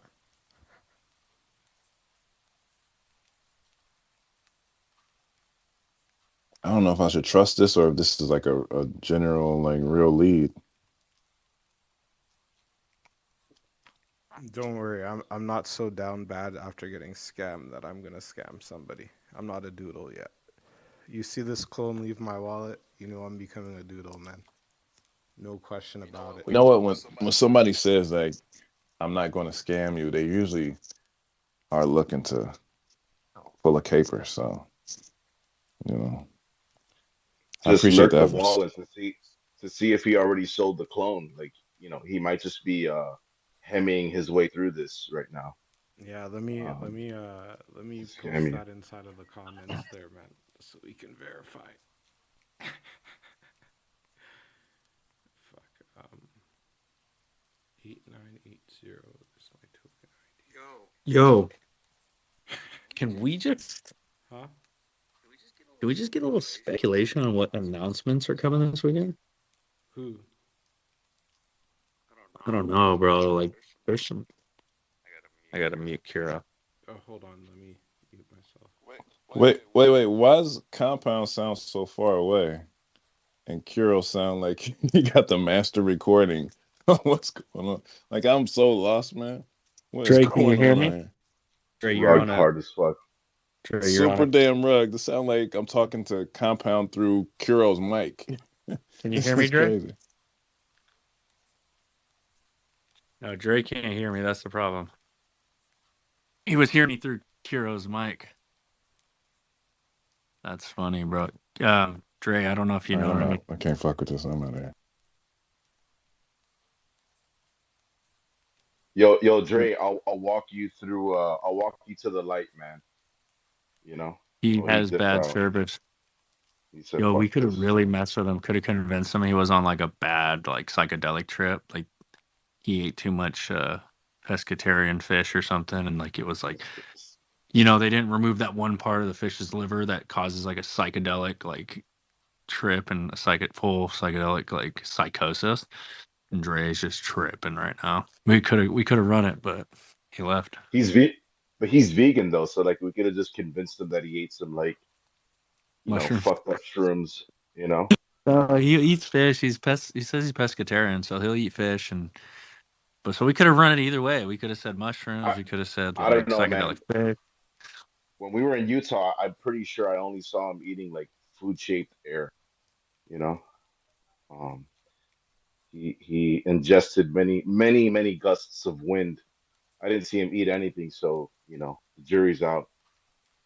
Yeah, I mean, you're right. It is out. I didn't actually witness anything. I've never seen food and Dre in the same room. I'm gonna be honest. Right? He might just be food. you know. Yeah, that's a good point. You know, they might just photosynthesis. If you stand in the sun long enough, you get outside, bring in the oxygen, you just might create energy Maybe with the sun. So he might be practicing That, maybe that's photosynthesis, why and he spent I'm outside. I'm not one to like stop anybody from practicing any kind of religion or practice they want. And if he practices photosynthesis, I'm not. I support it. What's up, Anya? Do you practice photosynthesis? I do not, but your description of this trip that supposedly Dre is taking on his pescatarian accidental too much Spark, overdosing of spark your interest. no, I was just gonna say What fish do I need to buy now? No, I'm just no, I was trying to say um you're making me feel like I'm tripping the way you were describing that, and I was just gonna have to tell you that man, I really feel for those people that come in these spaces and listen in and like just pop a gummy and are like, yeah, this is gonna be a chill space. Like nobody's gonna walk me through anything freaky. Like, and your description of that whole thing, I was like, am I also tripping on this pescatarian food? Like, because I feel very in it right now. So Anya, you what have you taken? so you've come up to let me know that I've gaslit the whole community listening into thinking that they're tripping on some psychedelic fish. That I'm the one gaslighting. You're probably right. Like that does sound kind of like what I did, and I want to apologize to everybody. But if you've eaten fish tonight, um, you know, shoot on you a message if you need to talk to somebody. Her DMs are always open. Yeah, can we talk about what Anya has She, taken? I'm curious to what she's consumed in her life and she's like a where she's been. she's a good trip setter. I don't know if everybody needs a good trip setter in their life. Meryl, you sound like a robot. I love you, robot. bro, I was gonna say Meryl sounds like RoboCop, bro. Like he just sounded wild as hell. I thought I was tripping right now. Like, yo, this No, man How you about crazy. now? I gotta get the Any fuck out better? of here. you might be tripping too, and Ben. You might have had some veggies or fish or something. Too much Meryl, Japanese whiskey. it actually sounds like you've put your phone inside of your mouth and you are trying to talk through the microphone while also having the phone in your mouth. I can hear you, but I can also feel you. You know what I'm saying? What's up, Demi? Yeah, I just want to give a big shout out to Ellie for posting a positive comment on the proposal. Much love, Ellie. I see you down there. Or you're on stage, actually. Oh, thank you. Oh, you're welcome. Well deserved.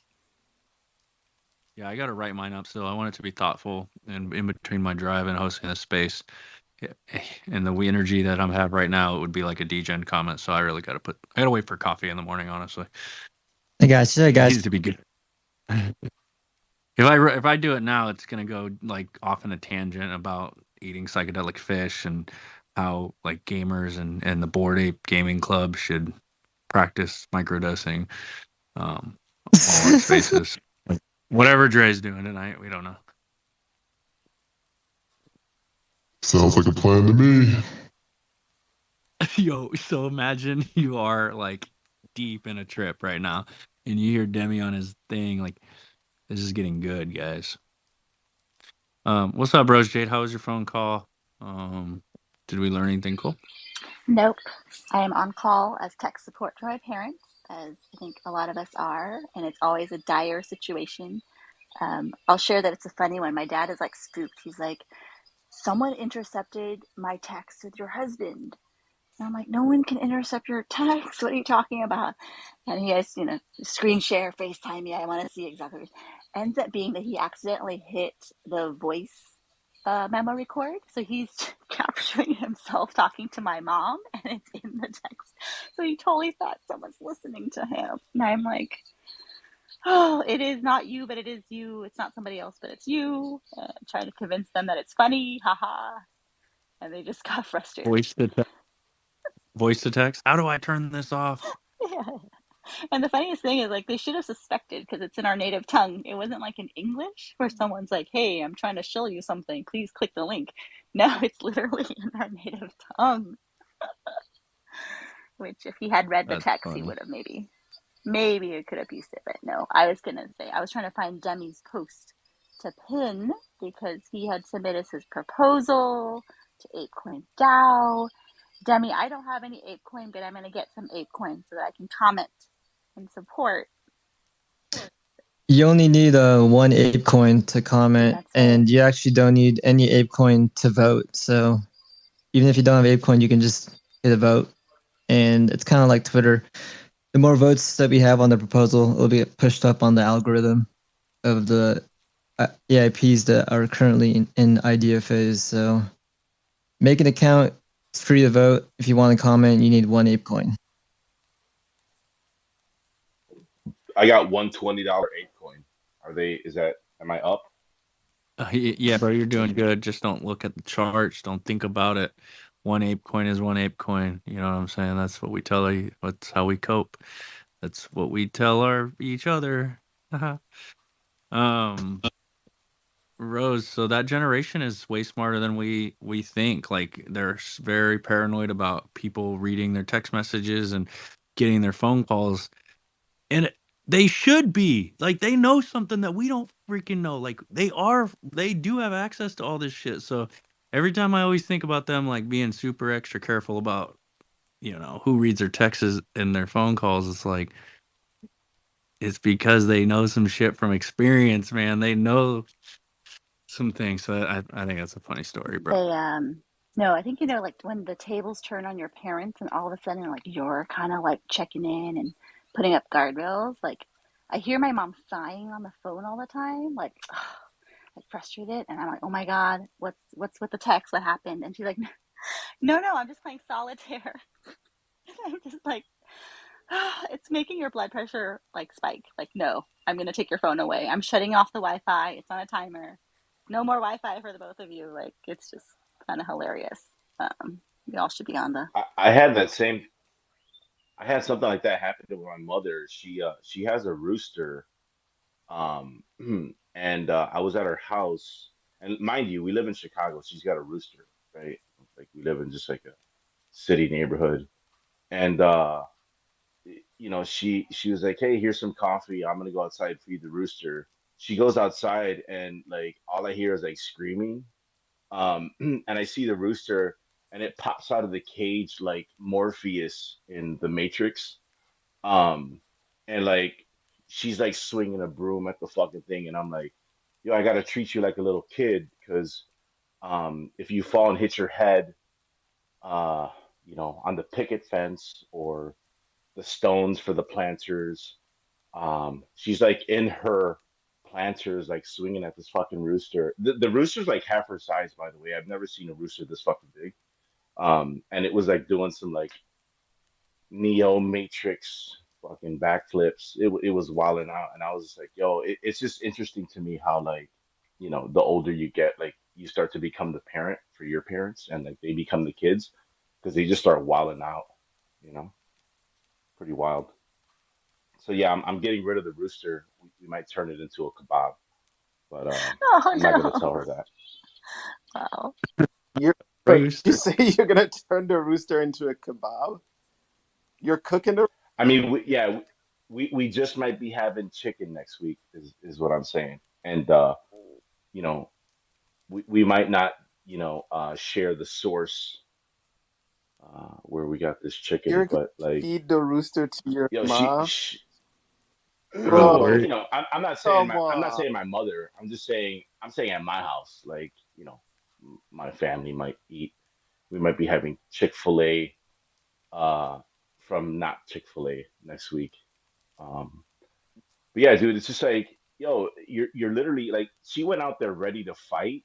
So it's like, if you're going out there ready to fight, um, you shouldn't have the rooster, not at her age. You know what I mean? So, no, I feel you, Rose, because it's like, yo, I got to start taking shit away from you. Like, that's crazy, you Yeah, know? man, Ben, you're not only taking it away from her, you're eating it. Well, I mean, I'm fine with eating Well, the chicken, but he's trying to feed the chicken back to his mom. Like, that's messed up. not her. Like, I'm talking about my house. Like, Oh, yo, okay, I'm gonna okay. take the chicken You're just gonna. to a I mean, that's cool. yeah, yeah. Okay. I'll take I'll tell her like, hey, I'm gonna take the chicken to a nice place, right? Like they're gonna be humanely kept. But we might just have chicken next week. Like you gotta protect your mom from like Matrix style roosters because she could hurt herself. So when Compound turns into an old man, we're gonna have to have this conversation with Compound and be like, "Yo, we're taking away your tortoise. We're sending him to a nice place, but realistically, Friday night we're having tortoise soup with the boys." Yo, for real though, you Compound's guys are gonna gonna need a take. lot more though. You guys are gonna take care of me though when I get old, for real though. Yeah, we are, but your torta, like that's he gotta go. Yo, and you This MFers, man eats a lot though. you MFers want to parade around the timeline asking what is the utility of NFTs? That's utility right there, baby. You grow old, and the homies take care of you, and they make sure your tortoise is in a safe place. You know what I'm saying? Bro, don't ever That's say that utility. again. But the reality is that I'd be older than you first. So, and So plus, like, yo, Compound, like, you gotta feed this man a lot. I saw this man eat in person. Like, he had like 6 Chick-fil-A sandwiches in one sitting. Shit was wild, and he was just like sucking them back like he was a vacuum cleaner. It was insane. Yo, anyways, I think Yamban's right. Let's say what's up to class. What's good, guys? Oh, what's Dude, up, bro? it's been a fucking hot minute since I've been on this show, but I fucking love the Clone family. Also, I'm like ETH broke. I only have like one ETH, but I really need to find a clone whale to befriend that is open for trade. So if you guys know any clone whales, just hit me up. I'm not gonna show my bags on stage, but I do want a clone because I do think you guys bottomed out. I don't think it's going any lower. But I mean, what's the topic of convo? What are the bad takes tonight? I mean, that sounds like you So, want to dude, talk to Jace. You want to what? DM Jace. Yeah, Jace is your friend. Two more ETH, bro, and you're into a clone. So Oh, whatever you gotta do. I know ETH-wise. I could happily save. I just want one now. Kidneys, livers, what do you gotta donate? I mean, Yeah, I got some kidney. renders. I got some clones I clone are can renders sell that I my can sell you for soul. anything. I can be your personal Schiller on the timeline. Whatever you need. clones are I real can get you. sexy after How many ETH. followers do you have? I'll double them. You know when clones are gonna look real sexy? At 15 ETH. People are gonna think they look so good. They're not looking good at 3 ETH, but to the Dude, normal I person. remember when they were at 15 ETH, and Yeah. I thought they looked good before that. They have always been one of my favorite pieces of art. But there's not that many like 3D like pieces of art that are actually like well done. That's also why I like PA. I mean, I'm not like shilling PA by any means here, but like good 3D art is hard to come by. Agreed, bro. We'll find you a clone, dude. You work on getting 1.895, well, like 1.9 ETH on top of your one, and that gets us right to like about the I floor. mean, We I can got find like a fucking one. 100 NFTs. I mean, it's just I don't want to accept a bunch of WETH. It sucks, bro. Okay, so here's what I did the other day, dude. So I have a few clones, but like we dipped, dude, down to the low twos, and I could not like fathom not purchasing a clone under under 3 ETH. So I took I took WETH offers on so much shit on my vessels. I took WETH offers on my Monolith X's. Like it was just the thing that I had to do to make sure I secured a clone in the 2.6 range, right? And I felt really good about it. Even though I probably left some money on the table waiting for those things to sell, I was able to just get, another clone down low. So that was my thought process, is sell the side quest. You know what I want to tell you? You know what's the worst bad take I've been seeing on the timeline like the past month is that everyone that posts a picture of like what happened, and it's like of picture of a project in the bowl versus now, and it's like literally applies to fucking everything, but people engagement farm the shit out of it, and I'm like, literally it applies to fucking everything. Like if you sold your Bored Ape, you could buy 3 or 4 of them right now. If I sold all my PAs, I could buy literally 2 Bored Apes and a mutant right now. Like people don't realize that's literally applies to fucking everyone. Like it's just crazy, but I mean at the same time it's learning lessons. Dude, Take profits. it doesn't get engagement if you put any research and context behind it. People just throw it up on the timeline just to get engagement. But if you actually put context Oh, behind for it, sure. I mean, I get it. Bored Apes are down 105 ETH, bro. So, sure, clones are down 10 ETH or 15 ETH or whatever we're down, but 105 ETH on the Bored Apes, like what? If you add context to it, it's not as fun. So they like Oh, to for just do sure. a before and after. Yeah, bro. We know, dude. We stopped in the clone community. We stopped taking shit from fucking engagement farmers. We hit those posts so hard. Like, if you want to engagement farm the clones, you're gonna have about fucking 20 of us on there just digging deep into your PFP and your projects, and we're gonna drop some knowledge on your post. You're gonna get the engagement you asked for, Oh, but for you're also sure. gonna get a bunch of pain in the asses you now have to deal with, and it's actually kind of shut the engagement farmers up. And that, along with the news that Artifact's been dropping, it's like, yeah, we got to leave them alone for a little bit. Like, they actually been dropping some fire, so we'll get you 100%. in there, bro. We'll I get you. want to hear what Kuro has to say. Kiro is the clone killer max, baby. Let's go, Kiro. Yeah, does anyone have the Zaid swords? Nah, I do not. I'm still No, I don't Do you have. mean after. the arm cannon, girl, or something different? No, I have the arm Wait, Oh, cannon. No, okay. he has a I have the sword. sword. He has a sword from the first collection with Kriya, and that sword is amazing, and no one's selling it. So I have the sword Yeah, on I know. Kiro. Also, what's Jace's handle or whatever? Jace Bennett. Can you someone DM me it? I just want to spell it right. Yeah, no, I can send. I'll tag him in here in the comments. Jace, pull up. He comes around 10. It's like 6 a.m. London time. What does he do? I mean, does anyone know? I mean, like, can I work for the guy for free for a year for clone? Like, what does he need? He'll probably just give you like a fair price on his clones. He's got like 11 clones, but honestly, with the Oh, Florida, I'm talking whale. What? That's the biggest whale you know? 11? no, dude, the whales don't Come sell. on, you need some bigger friends, man. We got Like the biggest PA whales I know have like 200 PAs, man. Like, come on, that's pocket change. No, dude, we love Jace, bro. He's got everything. He's Azuki's. He's got. I'm 100% No, just for the you record. needed a well that was Wait, willing to sell. Is what you need. isn't 200 PAs equivalent to like one clone anyway? I mean, that's a good joke, honestly, but I don't know. You could do that. I'm just kidding. We do have this one dude that has like 500 clones, but nobody knows how to reach him. He doesn't reply to anything on the timeline, and his wallet has never sold a clone, so we don't know how to deal with that one.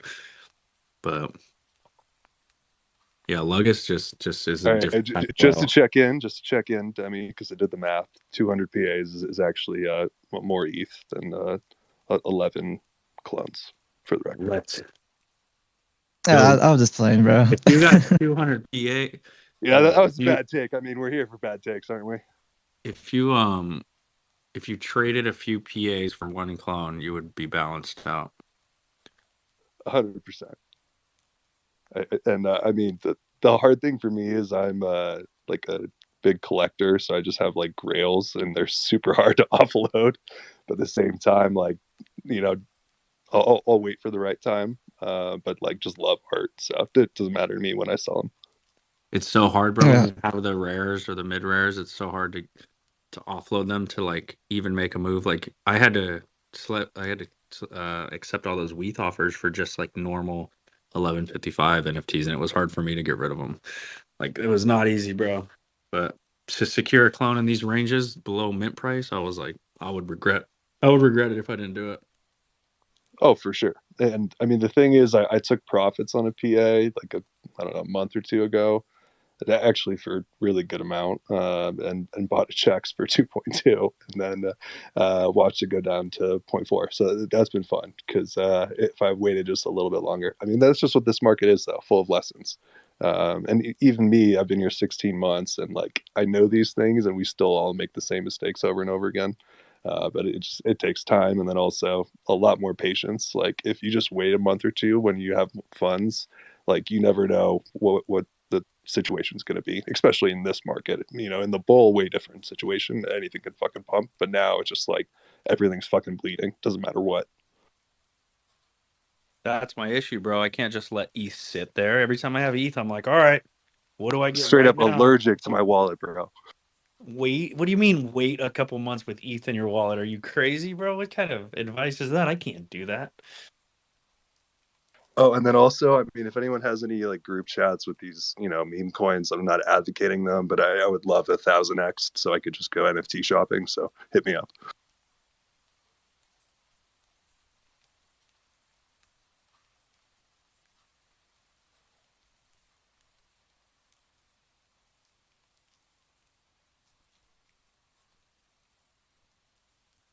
Got awfully quiet. No, Oh, it's 'cause we're checking to see if we have shitcoin channels to include you in, but nobody invites us to those types of things. I don't know. Dude, I literally found one yesterday, but it's like a subscription service, and I'm like, dude, are you fucking kidding me? Like, I don't know how much this is. Does it cost ETH? Like, are you gonna rug me after? Like, I don't know. More than every likely, time. I would not pay a subscription for that. If it Especially ever not gets for meme coin alpha. Come on, this is like a month-long trend at max. Like, yeah, I wouldn't do it. But that's just me. I'm still learning the meme culture, so I get. Yo, Teddy's just now getting D's nuts jokes. Don't take no meme coin advice from Yeah, I Teddy. definitely don't We're listen to teaching him. If it ever gets quiet, it's because I decided to use the restroom at the wrong time, and you decided to stop talking while I was doing that. So then we're just sitting there while I do this, waiting to come back in, and So is But your everyone mic was else still up on. here waiting just for Q. engagement farming? Is that how it works, or am I just comedic and adding relief because the real topics are boring? Yeah, no, our real topics are really boring. There's no rules in Bad Take, bro. Like you can have some silence. Nobody raises their hands. It's just like everybody chopping it up, right? Because imagine if while hands up, the host is monologuing for 45 minutes. There's seven hands up, and then they passes it to the co-host. The co-host monologues for another 30. Still's got 7 hands up. And they bounce back and forth. Nobody ever gets called on. Yeah. For And sure. the space ends. You want to know my favorite clone trait? Actually, it's the Yu-Gi-Oh style hair. Oh, bro, I just compound took hash. one of those. Okay. So here's your thing. Here's your sign, Colossus. Sometimes you just got to close your eyes and accept those WETH offers. Because when I accepted 2.65 ETH worth of WETH offers of shit I did not want to sell, like Murakami Blade, which is a grail. There's only 500 of them. Sold it. 6 Monolith X's, sold them. 3 vessels, other side vessels, sold them. It was because there was this clean Yu-Gi-Oh hair on the floor, and I picked it up. So I was like scrambling to make that move. So that's just destiny telling you that you like that trait, and I have it for sale for you. All right. Appreciate that. I mean, at the same time, though, like the majority of my holdings are PA, and I also work for PA, and I, know some of the stuff that's coming. Obviously, some of the stuff's announced. Some people will fade it or not pay attention, but just being patient for my bags. Hopefully, one day. I mean, I'm not gonna say I'm not able to take losses and hit my own pride at times, but at the same time, I don't want to worry people. I work for the fucking team, so I wouldn't be fucking chilling my bags and then just dropping them. That's just such a bad look. So hard. It's hard to navigate too, especially if you have a public wallet. It's hard to navigate how to make plays as your personal self versus your professional representation of the team. So I've actually known team members who have had to either hide their wallets or have separate wallets or make their NFTs hidden just because there are people who Oh, for want that. sure. They try to use it as sign. We're in a small space, bro. Like Yeah. there's like No, 12,000 of us 100%. here. There's like 12,000 of us here dealing with a bunch of money, and it's Dude, I to be honest with you, I only WETH other projects or like really small like minuscule PA assets. I would never WETH like a Genesis, but at the same time, like I do agree, it's a tough balance. But majority of things I've sold are generally private because I have like ridiculous offers in mind. Because one, I put a lot of time and effort in acquiring some stuff, and then some trades. I did like over 20 trades within like the PA community to get like the collection I had at one point. So when people ask me prices, I'm pretty ridiculous, but some people pay it. You never know. No, that's good, dude. It's good to have when the bull returns, bro. Things change, right? Like I am seeing every day people who are selling clones cheap, but in your mind, like in my mind, what my clones are worth is different than what they're probably worth. So I'm just buying clones. I'm not even. I have one clone up for sale, bro, and I doubt it's gonna sell at what it's worth. Like what it is though. It's first off for like 4 ETH. Now I doubt it'll sell for that, but in my mind, it's like a 20 ETH clone. You know what I mean? And that's all right because I'm gonna be here when the bull market comes around, and these are gonna be, you know, I think we peaked out at like $80,000, $60,000. Sorry, $60,000 a clone or some crazy shit. Um, I I mean, can hold I that just long, still bro. can't believe people have been fading you guys for months when Nike owns you guys. Like, regardless of like missteps they make, like, I mean, Nike owns you guys. Like, that should, I don't even understand half the fun you guys get a lot of the time. It's we were talking about it earlier. It's a projection thing, right? Like people project their insecurities of their bags onto us, right? Like we get that, we get it a lot, dude. And it's just one of those things. When people actually see that there's 3D files and there's content being created with them, and there is dope, wearables, uh, being put out in Air Force One collabs. People are projecting their insecurities of their bags and trying to put it on us. Oh, for And we, sure. we I we've mean, dealt is with a there going to ton be of any more Murakami shoes too? I know you guys have been hard fucking shilling those on the timeline. I see a bunch of posts about how scarce those are. I definitely want to take part in a little bit of that, especially if it's at a lower cost. I mean, what else would you recommend? Just out of curiosity. They're yeah, actually the Murakami drip shoes are sitting at about 0.5 ETH for the Murakami drips, and you can get them on OpenSea, and you just have to forge, which is basically redeeming the token for a physical, is what forging means. Yeah, they're still available, dude. And the redemption doesn't close until the 8th of May. 0.5 ETH seems like a lot for shoes, but the collab, the scarcity of the shoe, Murakami's first ever Air Forces with Nike and Artifact Surely Blade on it. Yeah, dude. I bought 4 pairs of them, so I mean, I already forged them though, so I'm Kura, how not many you really. got? Like 11? To be honest. I'm not even stealing my bags because they're for me, dude. When you forge them and they're coming to you, like Oh, for sure. But I mean, at the same time, it's like the same element as like NFT motherfuckers and burning events. They all think that like just because there's a burning event means always price will go up. It's not always the case. In a lot of cases, it does. But like the same thing with the shoes. Like just because you guys forge them, like 100%, like they will be scarce as fuck. But there's a lot of Murakami items, and like 100% Nike shoes are 100% more of a collectible than some other shit Murakami has done. Like he's done Lakers shit and a bunch of other stuff that has dropped a lot in value over the years. Just because I mean people move from item to item in terms of interest and new things come out. But that'll be interesting. I mean, what's the total quantity on the shoe? for 4,100 or something like that. Okay. I mean, to be honest, that's not really that crazy. There's probably at least 4,000 like shoe collectors and NFTs. I mean, definitely during the bull. I don't know about right now, but definitely during the bull. So when we come Why would back, you you guys sell are them taking to some That's shoe profits. collectors that's and crazy NFTs? scarce, bro. Shoe Crazy. collectors and NFTs are broke because they bought all the Murakami shoes to sell them to the normal collectors, bro. Yeah, I You mean that's gotta true. fuck up. What's the top on the Murakami? Like, how long have those have been out? Like, what Pair was of like a Vans crazy price someone paid on one of those? when the Vans were listed, and these are Vans, remember, they're not Nikes, right? Okay, when the Vans were listed, I think the top sale was like 7,500 for the Murakami Vans, and there was like I don't know, like 30,000 or 40,000 of them, right? This is like the scarcity is much greater here. There's a couple of things. There's a couple of things. Yo, I want to say one thing about PA though, bro. PA is the only project that gave me like a full set of clothing completely free just for holding a PA. Like I have shirts here, I've got hats, I've got socks, and it was just for being. I've got multiple shirts, bro, just for being a holder. So when it came to like giving out merch, zero cost, it was like just straight token gated, dude. I did get a bunch of value from PA. You probably have a bunch of that stuff, Klaus, because You got one per Yeah, token. I mean, dude, I have a bunch of shit. I And still to have be all my honest with PA you, stuff, bro. like realistically, I've been in this space for so long, and it was like the first project that wasn't a rug that I found. Like because like when I first got into NFTs, I got rugged like 5-6 times, and then I found PA. It obviously blew up.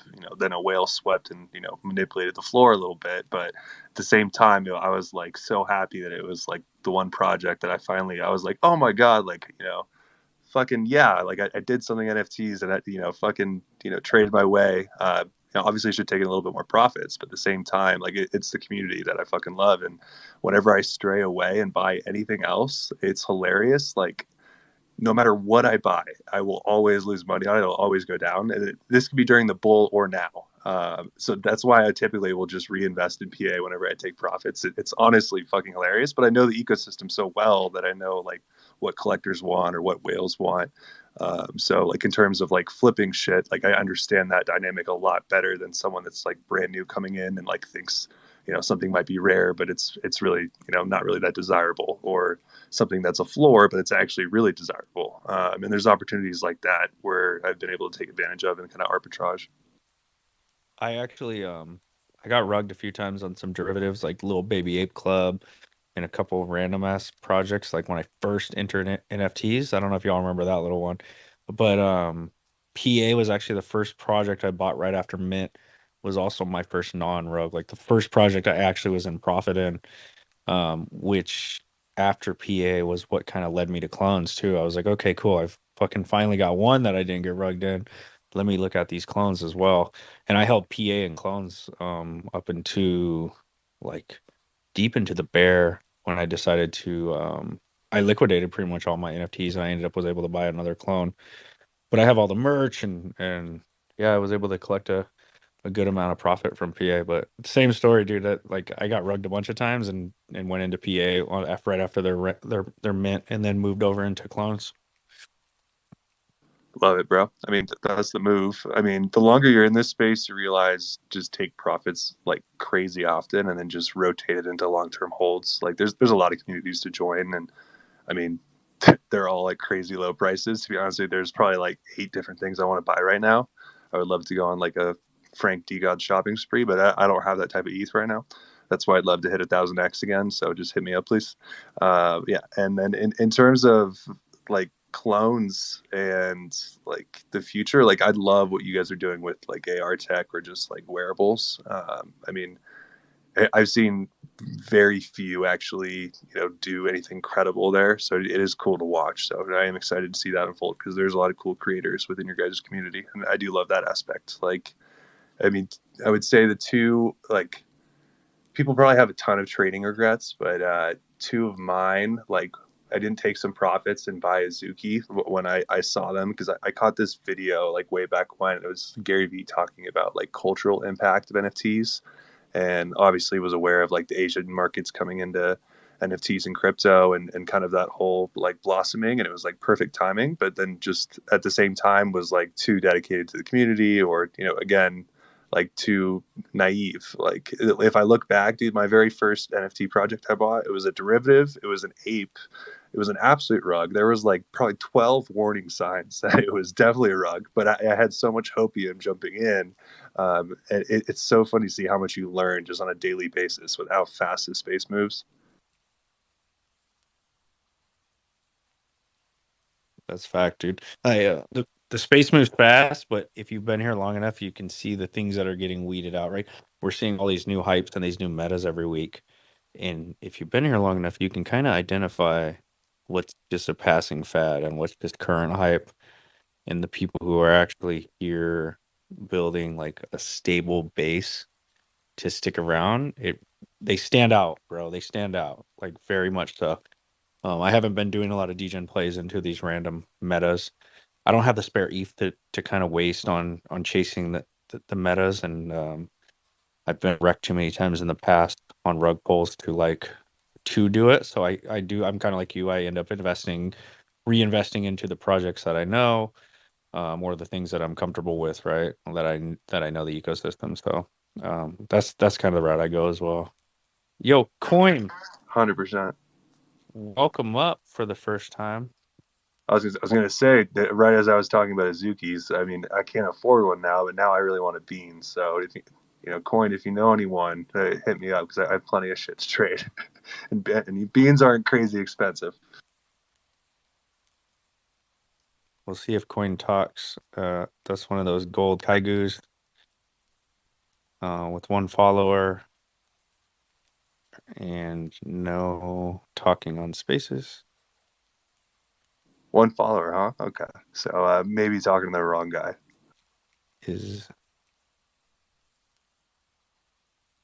So we're just or the right guy, depending on, maybe he's super private. Where's Ilan at, dude? Can we confirm that this Coin person is rocking their own PFP and not just a fake profile? Ilan! All right, you gotta go.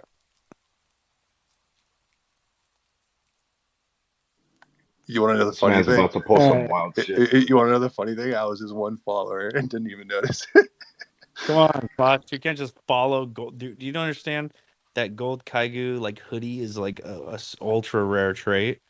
I know it is, but I obviously didn't think he just came in here and came up on stage immediately to farm. I think that's more on the host. Zero followers, and he comes up. What kind of gatekeeping are you guys doing? What are you talking about, dude? Is this some AI? What's going on? He had a very reputable follower. Like my buddy Klaus followed him, and anybody. Oh no, I followed him after he came on stage, brother. You were his only follower. Then I saw one follower. That's why it was funny. This is Klaus's friend. He vouches for him. He's got a gold Kaigu with one follower. Like, bro, I just wanted to see. I bring anybody up, Klaus. I will check to see if they'll talk. Like, come on up. Let's see, and they won't. Sometimes I love it. Yeah, I'll bring just up. Congrats on trolling me because I definitely got there.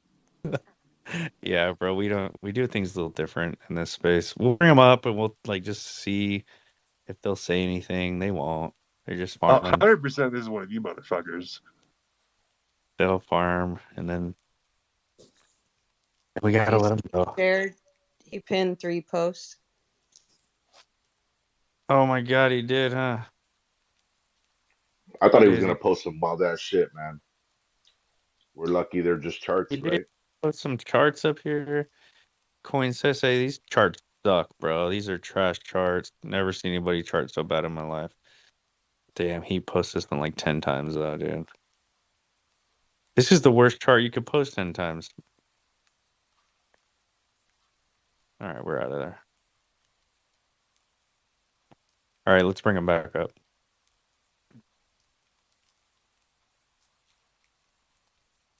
I'm definitely the comedic relief tonight, huh? No, bro, this is how we are every night. This is not a freaking...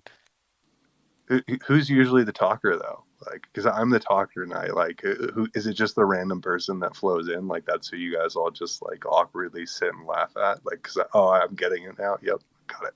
No, I just will say random shit, and I'll get somebody going on some shit, or I'll like ask Dre some sneaker questions while I go eat dinner. Like, they're just, dude, everybody talks the whole time. Come on, Coin, come back up here, man. I want to talk to you. He's not that guy. He's definitely not.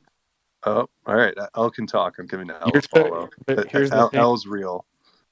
Klaus, you're so used to these like spaces you go into that are like always have these like talking about a specific topic. Like, oh, we're talking about grand pianos tonight. Everybody raise your hand and like. Well, you know what's refreshing? This space isn't about AI. I mean, whoa! Holy crap! The last 4 days, man, Jesus Christ. Yeah, dude, you'll go into these spaces and it's like everybody's talking about fucking AI or something, and you feel like we have nothing to talk about. That's just the truth. I mean, can we be honest with ourselves a little bit? Like, things are a little bit boring.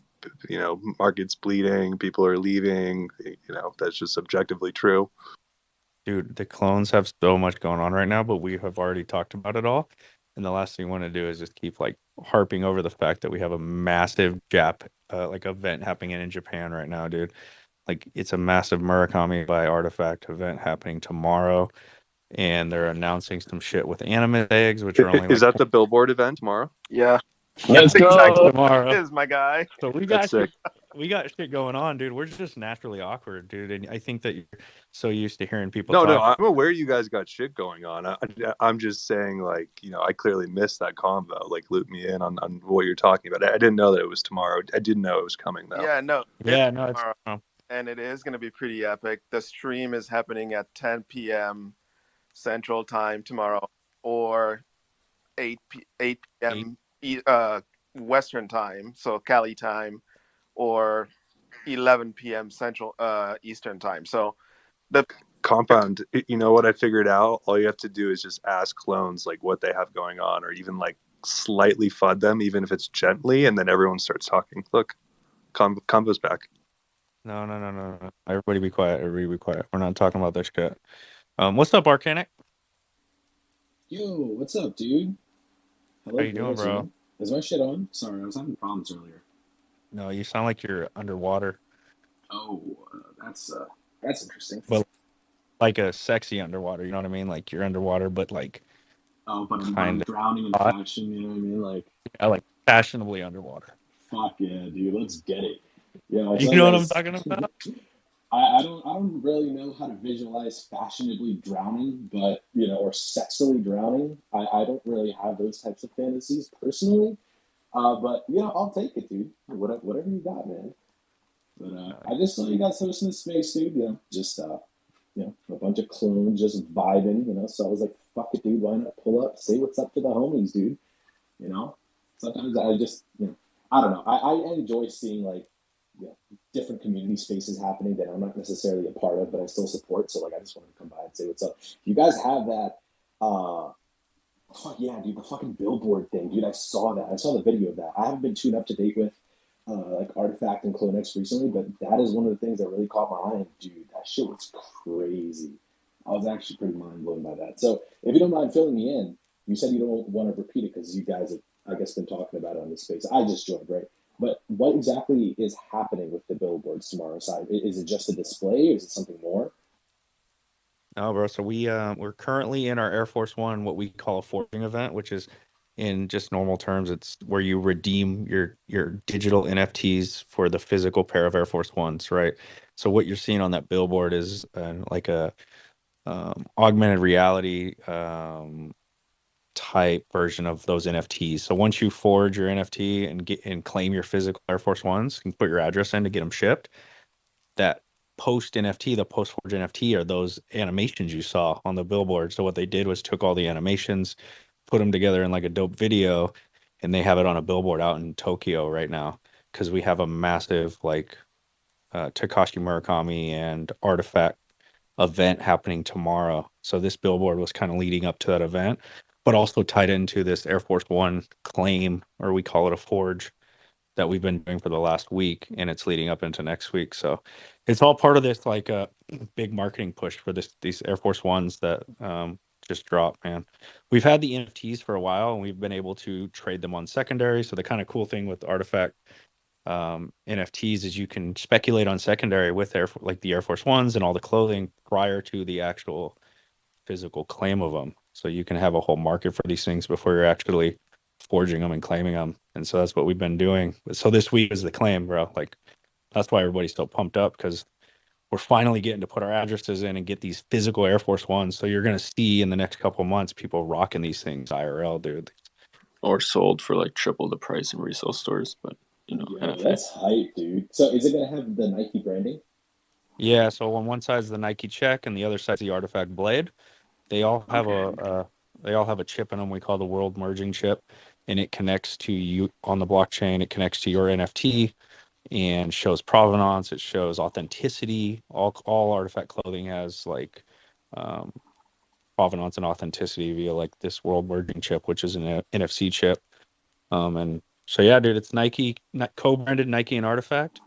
And then the Murakami ones are a triple collab, Nike, Artifact, and Takashi Murakami. So it's a big deal, dude. Like I'm stoked that the billboard is getting as much reach as it is, man. Dude, for sure, man. I'm really hyped, dude. I'm really hyped for you guys. I hope the Air Force. I haven't seen a picture of them. I remember seeing some prototypes that were being created, and then like I saw a lot of other people talking shit on my timeline, which I rarely buy into. So like, I'm kind of optimistic about how they're going to turn out. What is your take on that? Do you think they're going to be really good quality, really good design? Oh yeah, dude. I'll pin the lookbook. What I think you saw talking shit was probably the differences between like a 3D render and what the potential IRL kick is supposed to look like. And people were complaining that they bought the 3D render and it looks different. But that was for one of the kicks. The rest of them have turned out like better than what the 3D rendering looked like, Yeah. man. Yeah, dude. If there's one piece of merch that like I really want in this space that I don't have yet is shoes. Like something that doesn't look cringy, that looks perfectly normal, even if you wear it outside. Like personally, for me, my style is like I don't want it to scream.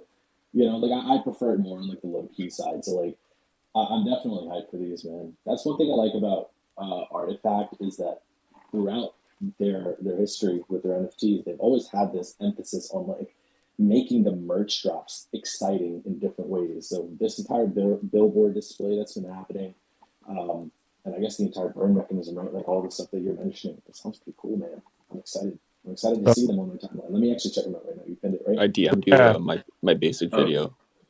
If you want to like know a bit more about like sneaker pricing, so I'm not sure if you're like in the scene, but like No, kind not of like really. where I I'm see not too it's big going. in kicks like that. But damn, dude, yo, that billboard like video, it's insane, man. I love it. That's so cool, dude. Imagine seeing that in real life. That would be like a surreal experience, I would think. The dope thing is Artifact's kind of paving its own way when it comes to like the IRL fashion and then connecting to the digital wearables as well, and having that connection like via the blockchain and these world merging chips. They're kind of leading that right now, in my opinion.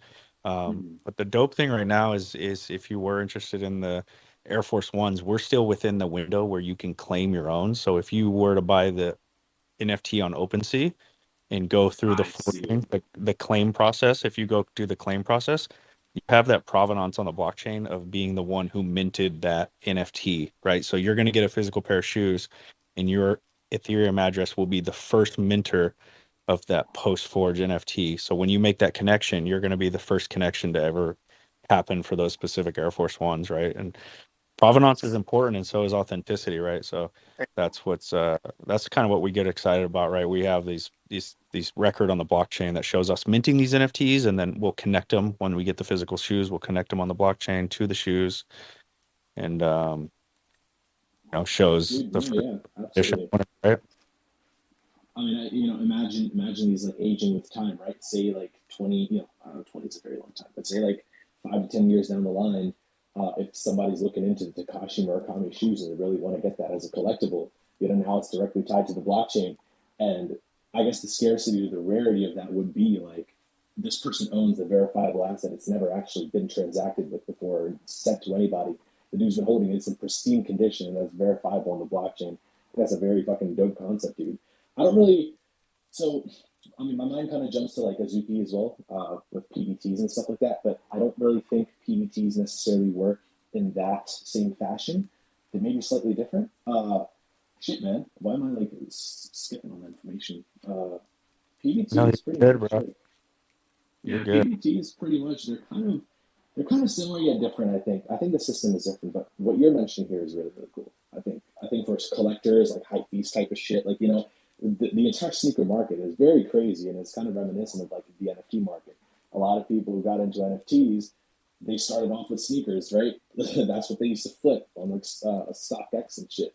So the Takashi Murakami, I saw you sent me the DM, Kane. I checked. I saw the thumbnail of the Takashi Murakami sneakers, like fucking fire, dude. I mean, at the base level, bro, those are just a piece of art, right? And with it being verifiable on the blockchain that it's an authentic piece of art, and even if you weren't into sneakers or planning on wearing them, it's something you could hold and potentially flip in the future. Like I bought 4 pairs of those. Just I didn't buy any of the other sneakers, and I'll admit that I just bought the Murakami's, right? Because I know down the road they're going to hold value, and that's just my thought process is they'll hold value, and I will be able to take profit on them or hold them as like collector items because there's only 4,000 of 4,100 of them Well, in that's if existence. 4,000 is forged. Like we're only Yeah, at 30% forged so far, and it's there almost might be 3,000 total in existence, right? And if I've got 4 of them, I might be chilling. Yeah. So say that if you were to buy one, what's the floor price of getting like the Takashi ones? They're like 0.5 right now, half an ETH. So that's $800-900. But I still think that's super undervalued because there's sneakerheads that once they don't give a shit about the NFTs. They want to see them physical, right? So you're just be in the middle. Like if you're flipping, then you have to do the work with the ETH. Then there's going to be a buyer that doesn't give a shit about the ETH. They got cash ready, Do you think that? So you think that in future these shoes will kind of hold their value over time? Like if they say that they're like at 0.5 right now, do you think that? Yeah, I see a lot of hundreds. So yeah, you guys clearly think that. I see these like That's a guarantee. It's a $3,000 to guarantee. $5,000 in the next like couple years. Really? Like look at the Cause Air Takashi Force Murakami branded look ones.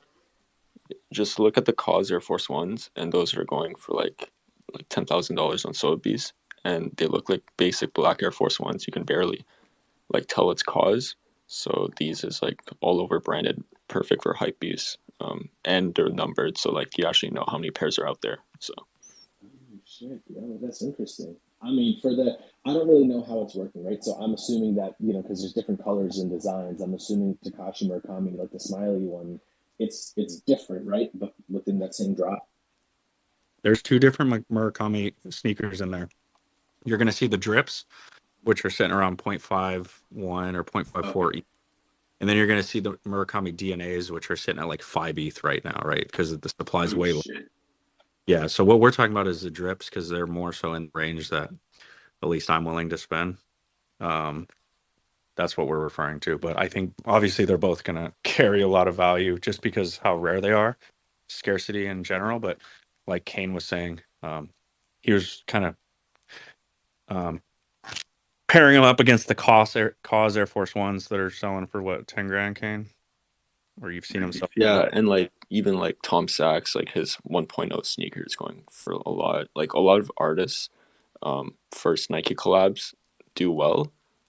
These are numbered, all the other pairs aren't. And in my opinion, Takashi Murakami has a way larger audience than all of the other artists that Nike has collaborated with so far. I'm speaking of like graphic artists, like not like musicians and everything, but when it comes just like typical artists, to me this is good. Yeah, but you got to also think about like cultural relevance, right? Like just collectibles in general. His prints are like some of his cheapest prints are probably like a grand. I have a couple of his prints that are like worth 3 grand. I didn't pay that for them, but like that's what they're worth now. Um, a pair of extremely limited collectible Nike Air Force Ones that are also Murakami branded, that are also branded Artifact, are just like crazy. It's gonna be, those things are gonna drop, and you think about the DNAs that I think they're going for like 10 grand. Compound said right now, the people who can afford $10,000 shoes are not going to sell them for 12 grand. Those people are going to sell them for 20 grand, 25, 30 grand, um, easily, right? And so you're going to get that out of the DNAs, the drips. I think day one, like you'll get like this, hyperinflated price, but it'll probably settle in the bear market at like 1,800 to 2,200 easy if you're even willing to sell like They're immediately. talking about bear market, whereas the sneaker market, like I know it's kind of the bear market, but they don't use those terms. They just buy what's No, like. I get it. I'm just talking about people who understand what we're even like. Oh, there's an NFT tied to that shit. Anybody who's like even interested in that component of it is willing to spend money in the bear market, right? So to your point, yes, there isn't really, those terms don't get used for sneaker junkies. I'm like an absolute junkie, so I totally agree with that. But the reality is these things are going to be worth on the low end to begin with, because there's probably going to be more pairs available early on because people are just going to try to flip. There's a lot of boutiques that I know of that are just like sweeping up these Murakami drips to like just flip them quick. So they'll probably make a grand, 1,200, $1,500 immediately. But as less people sell these things, the price is going to go up over the next few years. Like I could see these easily going for 3 to 5 grand in in a few years, whereas the DNAs are probably going to be in the 20s. You might That's what see I a thought pair too. sell you might see a pair sell for cheap, like 15, 18 grand, but like that's a cheap pair, you know what I mean? So um, yeah, it's more than just like, oh, there's a sneaker, there's an NFT tied to it. Like this is just like cultural relevance that just people who collect, absolute hoarders, and sneaker collectors are the epitome of that crowd. So I don't have enough. I'm on OpenSea right now. Fuck.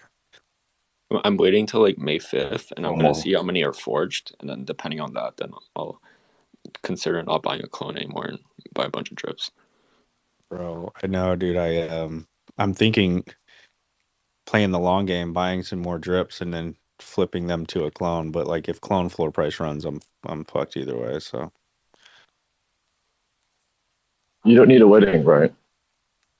bro, I did my part. I got a fat ring and asked her how to do it.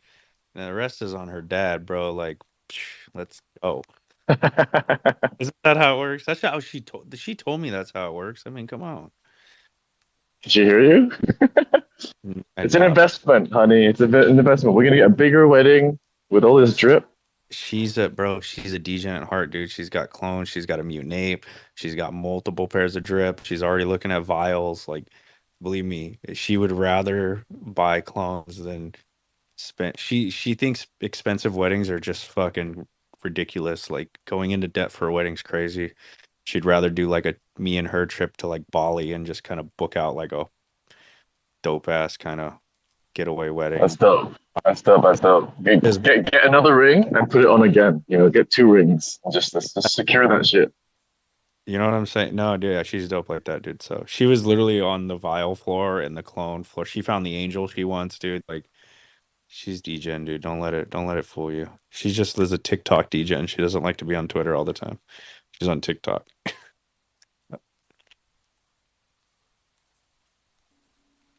Yo, I'm looking at the OpenSea page for all the kicks, bro. That's dude. The DNA one is actually pretty fucking sick, dude. I like it a lot.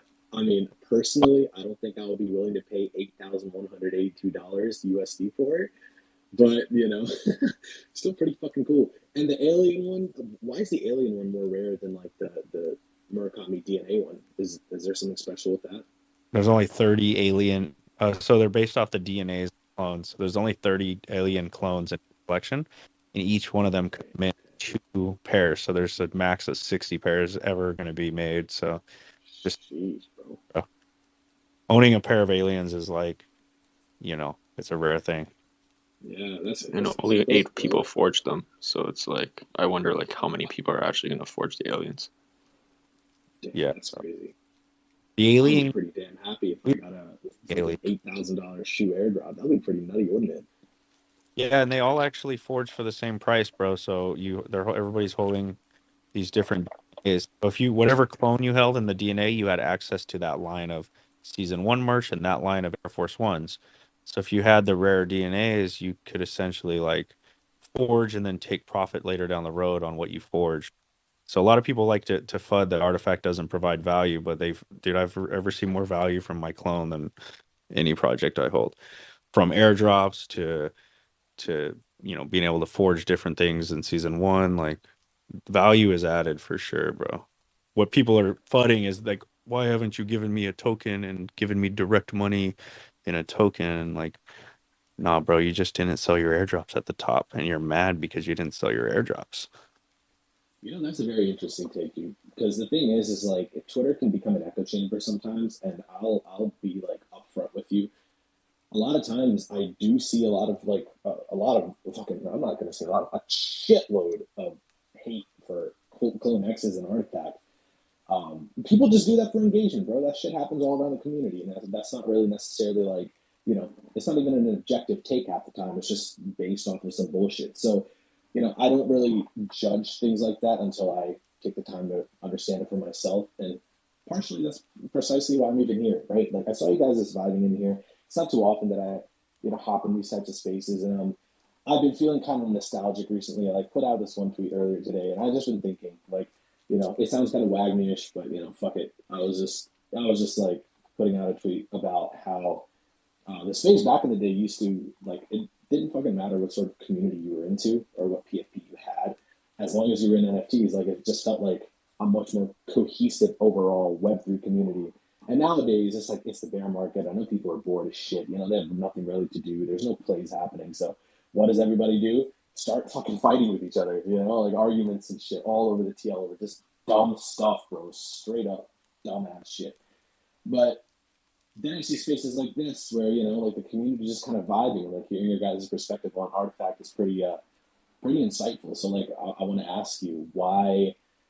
I guess what are the different? Sorry if I'm taking this conversation into a different direction, but like what are, I guess, some of the most important highlights of Artifact that you like about them, and what is how is that contrary to what a lot of engagement farmers or haters say on the timeline?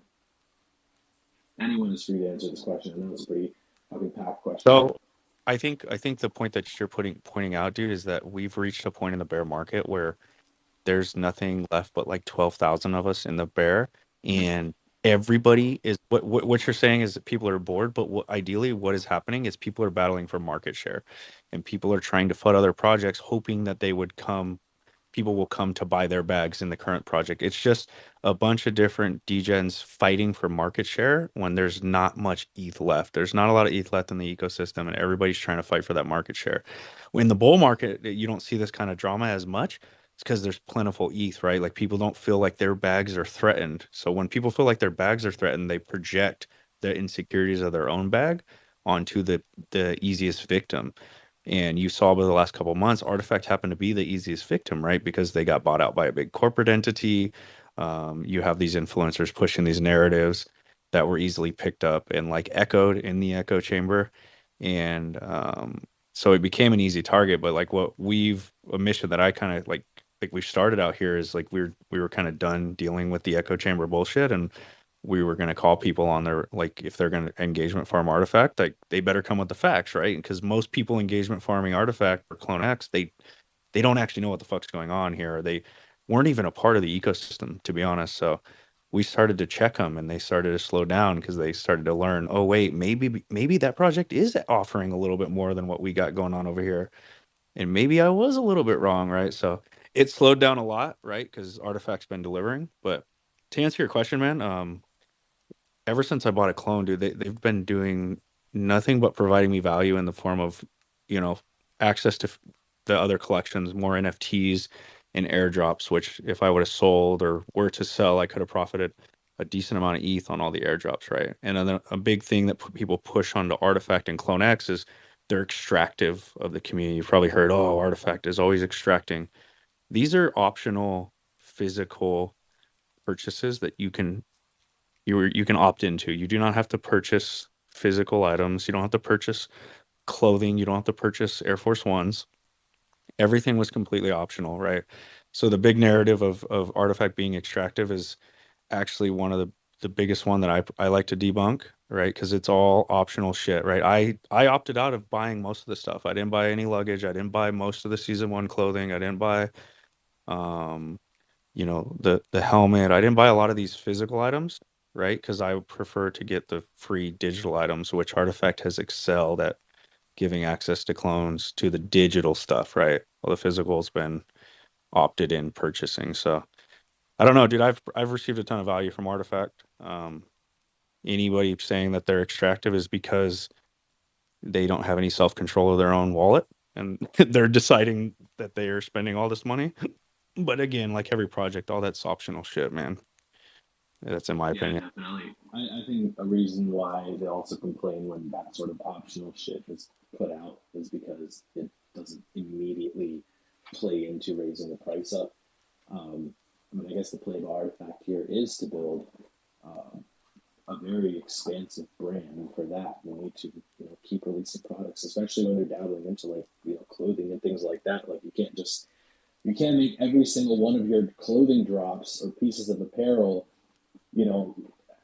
make price go up. It doesn't always work like that. And, they're building out essentially different tastes for different people through this optional mechanic of buying. So I completely understand. That makes perfect sense, and that kind of clears up some of the shit that I've been reading also, which is interesting.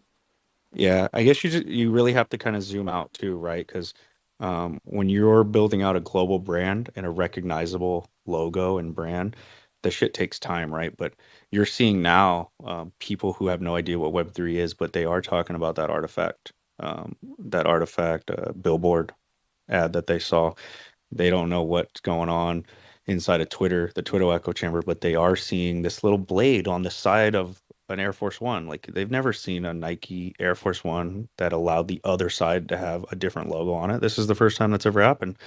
But so when you're building out like a global brand and you're pushing that logo out to the billions of people outside of our little echo chamber, this shit takes time. But as you're seeing, the foundation that's being laid now is going to be way more important if you zoom the fuck out, and kind of just see what the brand's like big major goal is.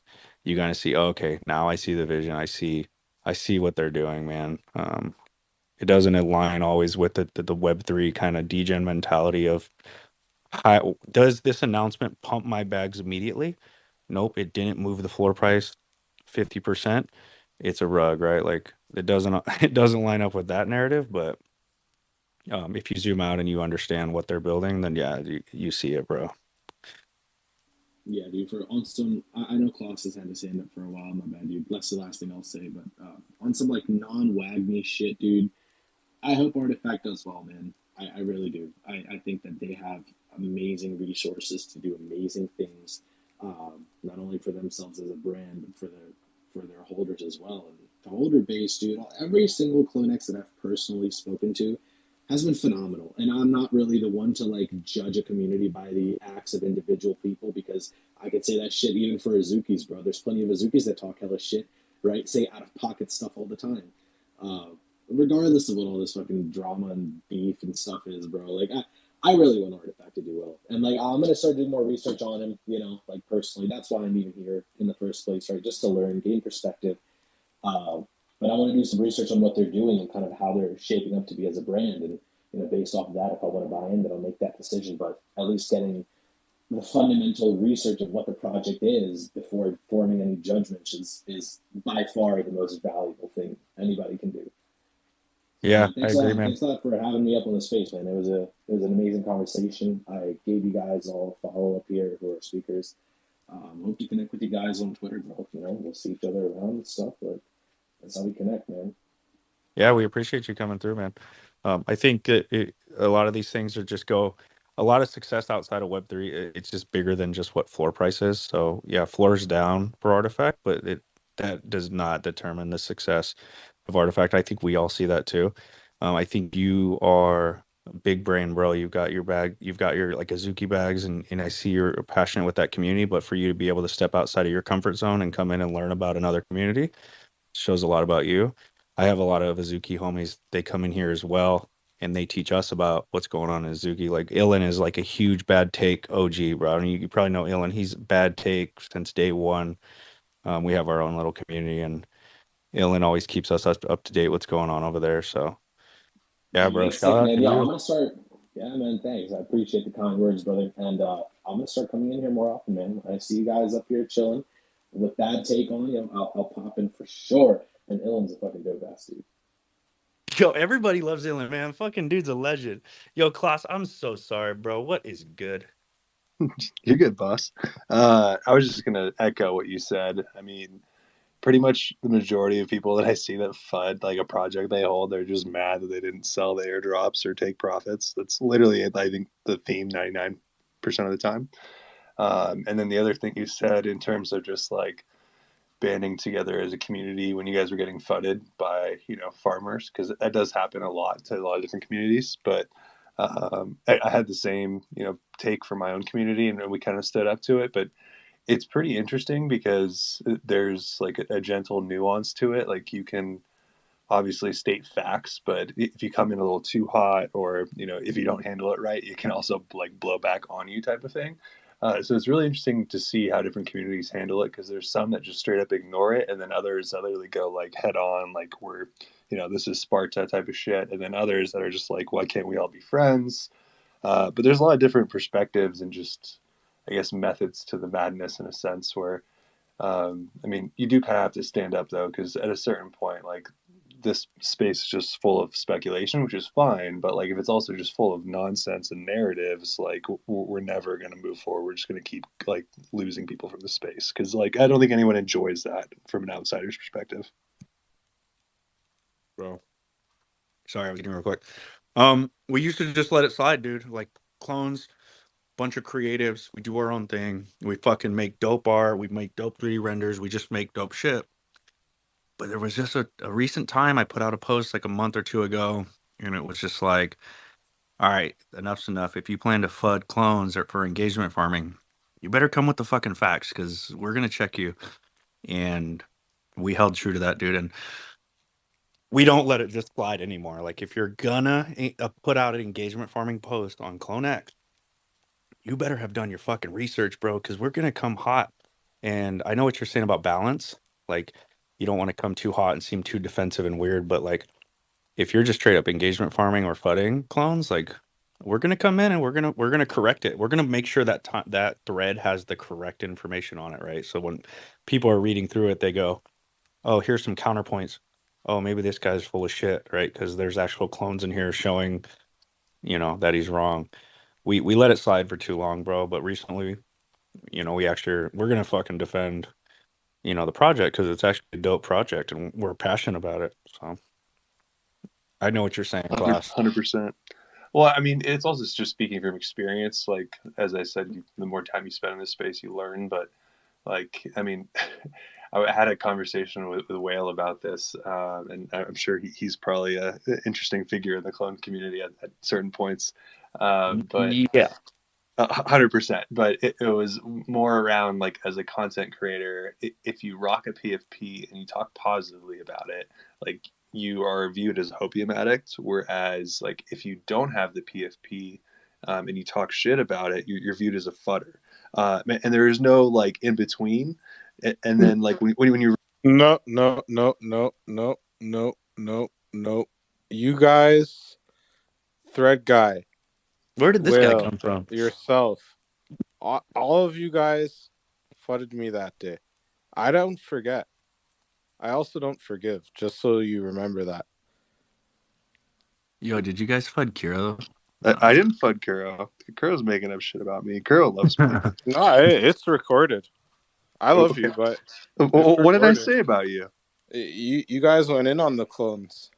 I am the clones. I did not go in on the clones. The clones are themselves, and we are all clones. I will say that we all came from the same set of vials. No, Kuro, what exactly happened, and I remember exactly what situation you're talking about. Someone came up and he's like, Nike, tweeted about CloneX. This is going to be a daily thing now. And my response was like, are you really that much of a hopium addict where you think that just because they tweet once, they're going to retweet and do things like every single day? And then they did it again the next day. Oh, no, for sure. But I was just like, in terms of expectations in this space, like as soon as we see something good, it's like, oh my God, they're going to do everything good. Like that was more of the point I'm making. Like, Yeah, I wasn't but I even trying checked to his flood them. wallet because he lied and he said that he had a clone, and I didn't see any clone there. Yeah, I mean, he should send me his if he does have it. Because initially, he doesn't deserve I wasn't even gonna show anyone I had any clones. Who was this guy that you're talking about? I can't remember his name, but I have it written Yeah, down. he's just some guy, dude. Just some guy. He was Kurt, like, what do you mean you can't waiting show in the anyone? in the back alley. He was waiting in the back alley for like 6 months for some good news on Artifact, and he's like, Nike tweeted about us. It's over. We're back. They're gonna tweet about us every day. That guy was. That was my issue. It's just like there's too much of that in this space. Like yeah, it I share the happens. same sentiment, Klaus. People did it to not gonna Nakamigos. tweet about Artifact. People are doing it to Pepe. Yeah, that guy was so drunk, dude. I don't know. He was so excited. Like I said, he was like in the back alley, bro. Like he's been waiting for his moment to shine. Got up on Thread Guy's stage and was like, "We're back." Yo, guys, we are so back. Let's jump to Neanderthal real quick. Neanderthal, what's up, brother? Dude, what's good, man? I just wanted to come up here. I'm not in CloneX, but I think we've shared the commonality of getting our nuts kicked quite often in every thread ever in existence Yep. for ETH, right? Like, I flooded Doodles so much, man. dude, fuck Doodles. Honestly, the shit project they're No, no, no, no. no, Doodles are cute, man. Let me But tell you. don't trust them, bro. Don't trust them. Yeah, I Always don't check to trust make sure they own the doodle before you transact with them. I agree, dude. I don't trust them at all, especially fucking bunch of assholes. But anyway, I just really wanted to come up. I wanted to tell y'all it's nice to see this part of the communities that are getting shit on. I like, truthfully, that's why I came up, dude. I was like, oh, CloneX. Let me just see what people are saying. Like, it's because I know, dude, because I'm part of Doodles, right? Like, I'm in Doodles and I have to hear this shit all the time. Like, oh, you're not an NFT project, huh? It's like, yeah, I really don't give a fuck about you, man. I don't even know who the fuck you are. You don't even own the project. What the fuck are you talking about, dude? Like, just shut the fuck up. So I feel like I think the best aspect now, and quite honestly, maybe this is what it's lending itself to now, is that it gives you the opportunity to kind of discuss what it is, just like Arcanic. I don't want to mess up your name, but he came up and was like, "Dude, I don't know what this is about, so tell me what you all are excited for." Um, I do think it lends itself to that, and another aspect that I do think is quite important that I do think CloneX hopefully starts getting grasp on, that I've noticed quite heavy floor price projects are really well at doing, is like uh, Twitter engagement, but more so just to try to attract individuals with like news relevant to what's happening within the project, but like within reason, right? Like, no one wants to hear what's going to happen 6 months from now, just because you need a buffer, and sometimes projects just build for so long that sometimes that buffer isn't there. So hopefully that happens, and I know that was the biggest gripe for Doodles, like when I jumped in. So I was like, hey, can we do something in between? Like, I don't care. And I didn't know Doodles 2 was so close. So then now that we're here, it feels like we're getting constant updates. But more to the point, I'm really glad to see people in CloneX are coming together just to even hold spaces and chill. It doesn't necessarily have to always be about even the project, just to be able to say like, hey, I see you, you see me. Let's see who these voices are. And that's really it, man. Like I said, from one project to the other, in every fucking Twitter thread I read, it's the same bullshit, right? Like, oh, yeah, you're down bad, huh? At least I don't hold these two projects. Like, go fuck yourself, dude. What the fuck? Like, maybe this is the opportunity to buy if you just got out your head out of your ass. Maybe this might be the opportunity to buy, but because you're listening to someone with their fancy ass PFP, like, you're not willing to show, like, just to explore what's happening. But I do think there is exploration here, and I'll be honest, I don't know much about CloneX, but just hearing that you guys aren't like crabs in a fucking bucket is hopeful to at the very least see like, hey, what's happening. So anyway, I'll stop my Bro, monologue. I don't know anything about Doodles, and then I Dude, saw that cool like animation thing, the trailer, and then I bought the box, and then I got that like Grail, and then I bought another box, and I didn't get anything very good, and then I oh, the started just buying gambling. a bunch of traits, and now I'm good with what I have. Yeah, the gambling, the bank gambling is real. That happened to me too. Just heads up. Well, Neanderthal, bro, I know where you're coming from, and I want to say a few words of encouragement. First, I want to say that we've been holding bad takes since January, and I think it is going to show that it's starting to like reach other parts of Twitter for you and Arcanic hopping in here tonight and being excited that clones are meeting. I'm like, bro, we've been here for like we do this every night since January, bro. And for the fact that you guys just now finding us is like, okay, we're starting to reach the other parts of Twitter. This is like positive for me. Like I'm excited about it. I think it's dope that you guys think that we just met up for the first time tonight. We have a full ass community, 300 plus in the Discord, and like we go pretty hard, bro. Bad take. You guys are welcome. You don't have to have a clone to be in bad take, dude. It's more so of like a cultural kind of movement in Web3. We're like a community that it is just out here in the trenches with the memes and the copy pastas and fashion, streetwear. Like we do it all, bro. So you guys can join Bad Take, our community. You don't need a clone to be here.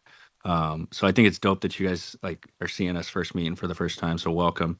Second, Neanderthal. I have seen, yeah, doodles have been going through the same shit, dude. And the words of encouragement I can give you is gather your community, dude, and create a group within doodles that is passionate about the project and not willing to just sit back and take the FUD, right? Because you guys know what you have, you know what the project's about, you guys know the ins and outs, and you know it's something special, right? In your own viewpoints, and like you understand that. So fight for what you got, bro. Like if you got to fight some FUD threads, then jump on those things. Like don't just take those punches in the mouth, dude. We all took it for too long, dude, and I wasn't standing up for like people FUDing clones anymore, dude. And we actually just started getting back at people, and they slow the fuck down, dude. Like nobody wants to pick on the community that is actually going to kind of clap back on their threads with information and make them look stupid, right?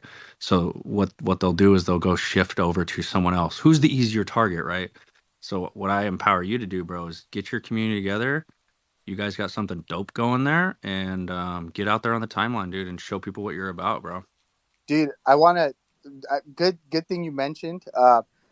I I hear you, dude. The clackback is definitely, there's some members that are with it. I myself and some of the actual team members, I think we've just relegated to like, bro, just say whatever. Like I remember, and not show. This is just trying to, for those that may not know.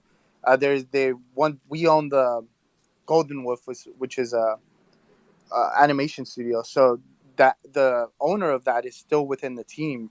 So you can imagine when someone's like, we own an animation studio and this is all we get, and it's awesome when that person, his name is Ingy, will literally type the same shit like right under that person.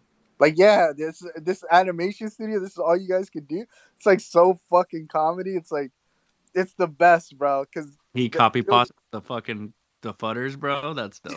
yeah, that to me is like God tier. Go fuck yourself, because it's like, who are you gonna argue with, the person who created an award-winning studio, or there's Web3 fuck who's never done anything in their life, and they're just like, why isn't the number up? Let me complain and do a Twitter thread about how I can do the numbers better. Like, dude, shut the fuck up. It's fucking so awesome, and I feel like that's my take. And I don't know, dude. Maybe Elon Musk was cog blocking. You know what I'm saying? Elon Musk was cog blocking the fucking space, and I didn't get to see you guys. So I'm glad Elon stopped with the cog blocks, and I'm glad you guys are still rocking. And I actually have to head out, but I just wanted to really, really emphasize that it's dope to see through the FUD people still rocking with their shit. Bro, And that's listen. When he said Florida and get the fuck out, I immediately have been like bookmarking doodles to buy, cause like that energy and that vibe is what we need here. If people are overexposed, get the fuck out. Floor it, man. It's all good. We'll oh, still be dude. here. I If you got saw nothing the better shit to that do. got said before, that's the problem also, right? With these bullshit threads, they'll clip one fucking thing. Like the dude could literally say, "I'm gonna fuck your mom in the asshole," then I'm gonna come on her face, and you're like, "What the fuck?" Like, hey, dude, chill. Like, nah, man, you go fuck yourself. You lost me a bag, and then you're like, dude, relax. And then they just keep hitting you, and eventually you're like, no, dude, go fuck yourself. And then they're like, see how they are to me. It's like, dude, you're such a fucking lame. And that's what I love about Web3. Like, once you start really looking into shit, and then you see these threads, I just always take it with a grain of salt, because I know 9 times out of 10 is just one of those individuals that really doesn't amount to shit and doesn't add value. And if anything, adding value to your own community is always the fucking win. That's the real way to pump your fucking bags, right? Add some fucking value. Go in there, do constructive criticism, but above all else, make sure you understand, like, this is a risk you decided to take, and if it makes sense to you, then keep rocking, keep rolling. And yeah, man, I hope you all have a great weekend. I have to head out, but like I said, it was really hyped to see it, and hopefully I can join in and explore CloneX a little bit more. Maybe I can jump in some other way. So thanks again for y'all. That take does not require a clone, bro. You're welcome to come to our Discord or our space. Welcome here, bro. I'll No, jump in, man, brother. Thank you. he had some great takes, but yo, he lost me at that specific example he gave, bro. I literally been sitting here on mute, bro. I was not expecting to hear that shit, bro. I mean, that was fucking funny, dude. But yeah, yo, CloneX, dude. Or I mean, oh, fuck CloneX, yo. Neanderthal, dude. I'm fucking high right now too, which is, probably adding to the level of hilarity. But you know, Good to see you, man. I'm glad you came here for the same reason that I did.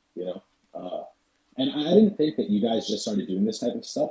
Uh, I that actually never even crossed my mind. It was more so like, why haven't I ever been here before, right? It was like a different thing for me that I wanted to try. So, yeah, dude. I mean, here's the thing, right? You guys being in this space, and how many people are in here right now? 41.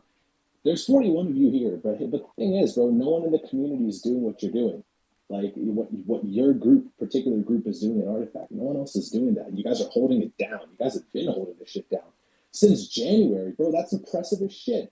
You've been holding this shit down through like the peak fun of the bear market, bro. Everyone's been shitting on your project, and you guys just chilling here, vibing, and like relaying your conviction, objective conviction for the project, which is beautiful. I think that your advice to Neanderthal was absolutely correct too. I mean, I think doodles need to have a community that do that too.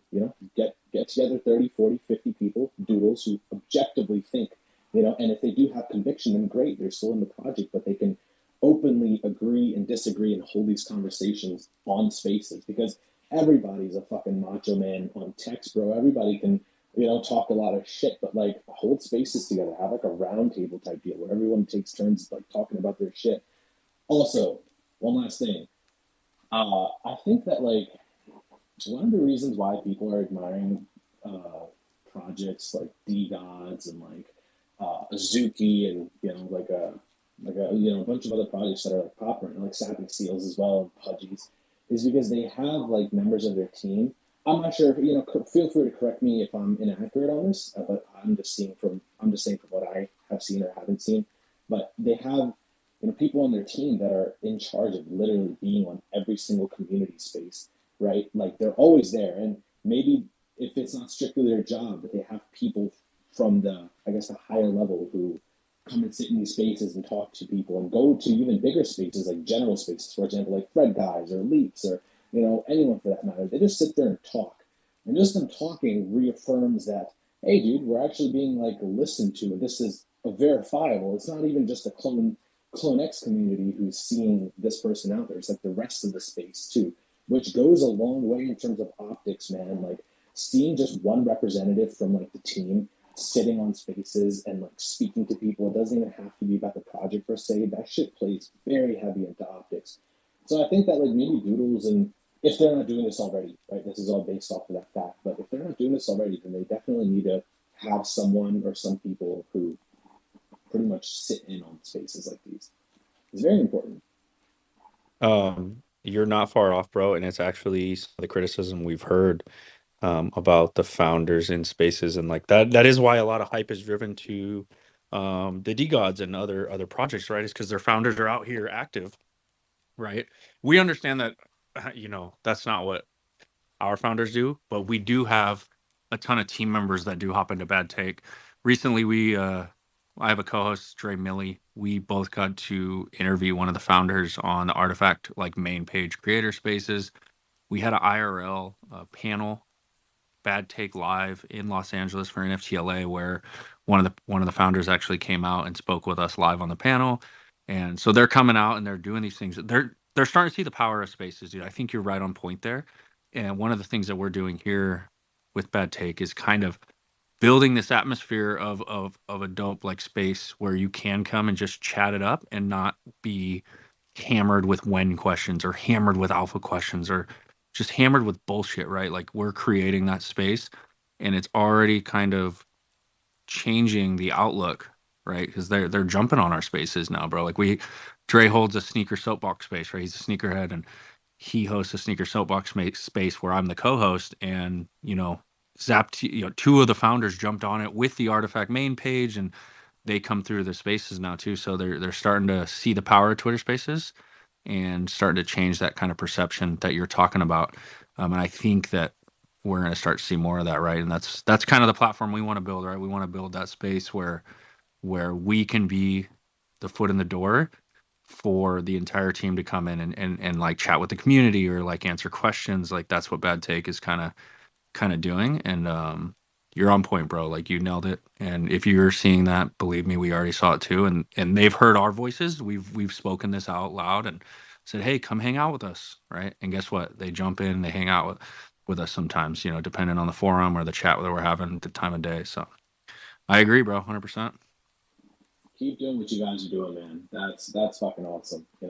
I'm really happy to hear that, honestly, because the meta has changed definitely. It used to be like build in silence, the entire community will be surprised, right? But it just seems like that sort of deal is kind of phasing out, and that's why people don't even let that shit slide with Yuga anymore.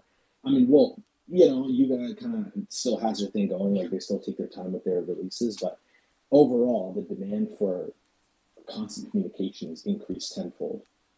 Yeah, dude, I agree. And if we got to be that voice and we got to make that door open, like that's what we'll do. Like that's kind of the mission I starting with Bad Take, was just getting clones active in spaces and making them confident enough on the timeline to fucking defend themselves from some shitty engagement farmers, but really just push clones out onto the timeline and in spaces, man. And it's kind of trickled up to the founders going, hell yeah, now I want to jump in spaces. Like now I see the power of that. We're in a bear market. Like I got to get out there too. So let's jump to Kloss real quick. And then Rose Jade got her hand up. I don't want y'all to feel like we're just ignoring y'all.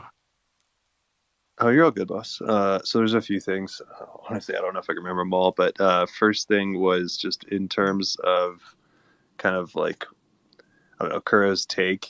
Honestly, it's good to see because I think we're maturing as a space. Like, I think a little bit, if we're being honest with ourselves, we were a little too soft during the bull, and that's why people are so whiny during the bear. And there definitely are some people that are overinvested for sure. And that definitely is kind of a compounding effect. And then something that you said, Compound, just in terms of like kind of banding together.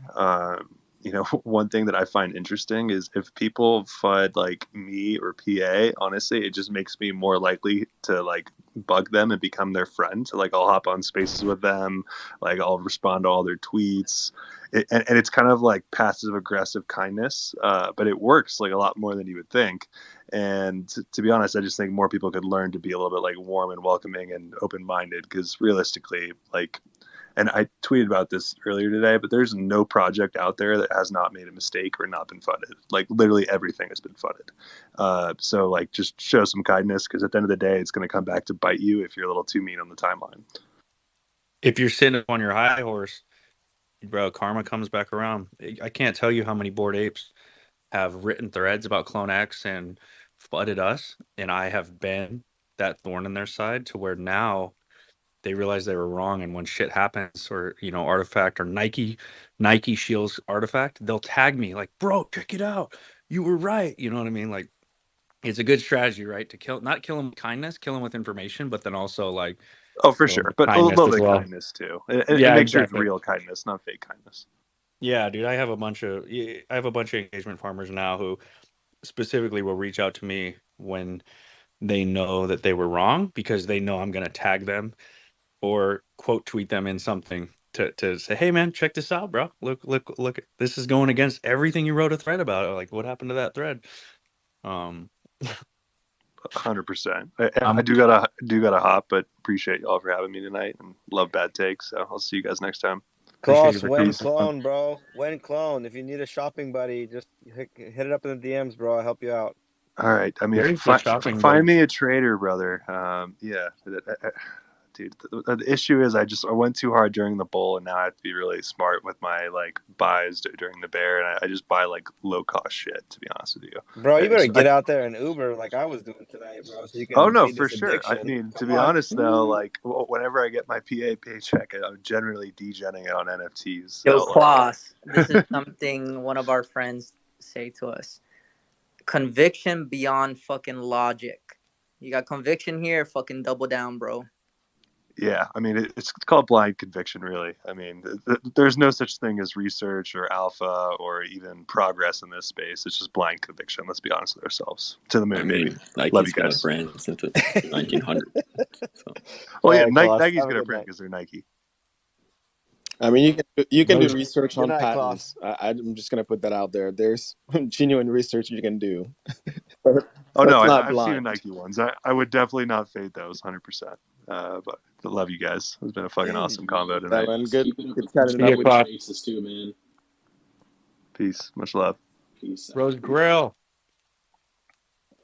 My hands blew. I mean, I don't know. I had all these great thoughts. No, I was gonna say, No, are you mad super. at us? I'm sorry. I'm never mad. Well, no, I'm never mad at us. She's disappointed in you, Compound.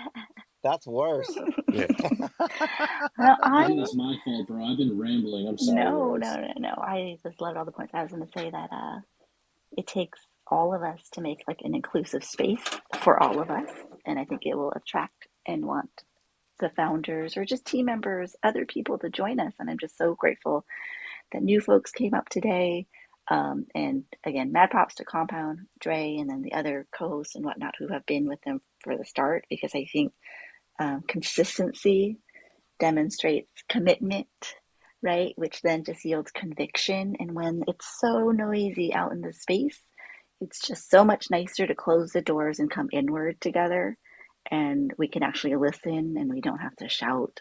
There's just so many benefits to just being able to come through and have a space like this. And in one of the projects that I'm in, the founder is really, really shy and does not want to be in the spaces anymore because, or Twitter spaces, because it's him versus the rabble of everybody wanting alpha to the point where, you know, his guard is just so high up that it's almost like it's just a barrier, you know, like a mental barrier to get through every time.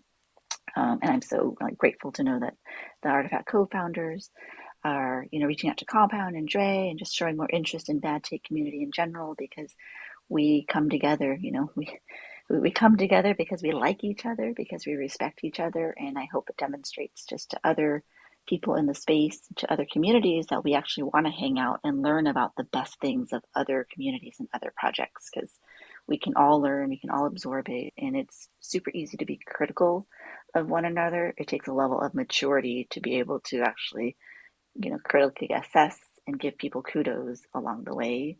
And we all know who's for real, which is great. And more people that we get to speak to that can share thoughts, you know, what's going on with the market, what's, you know, just asking what is the latest about Artifact, please tell me. I mean, and for us to be able to have the chance to just share, those are real special moments of just connection.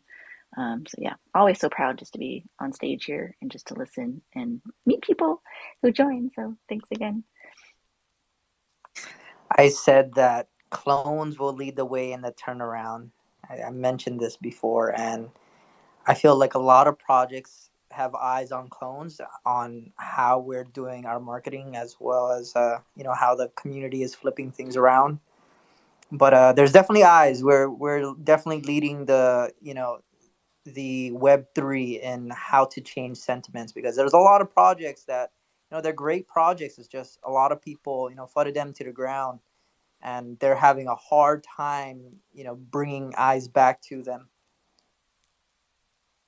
Yo, let me let's look at this a different way, okay? You guys ready for this? Remember, sit back and try to remember everybody who put misinformation about Artifact or any project you're interested in, misinformation about Azuki. Remember who put that on the timeline, and you can start to narrow down who you do, whose opinion you just don't need to look at anymore, or who you don't need to trust, right? Because that's what the beautiful thing of the bear market is there's not a lot of MFers out here anymore, right?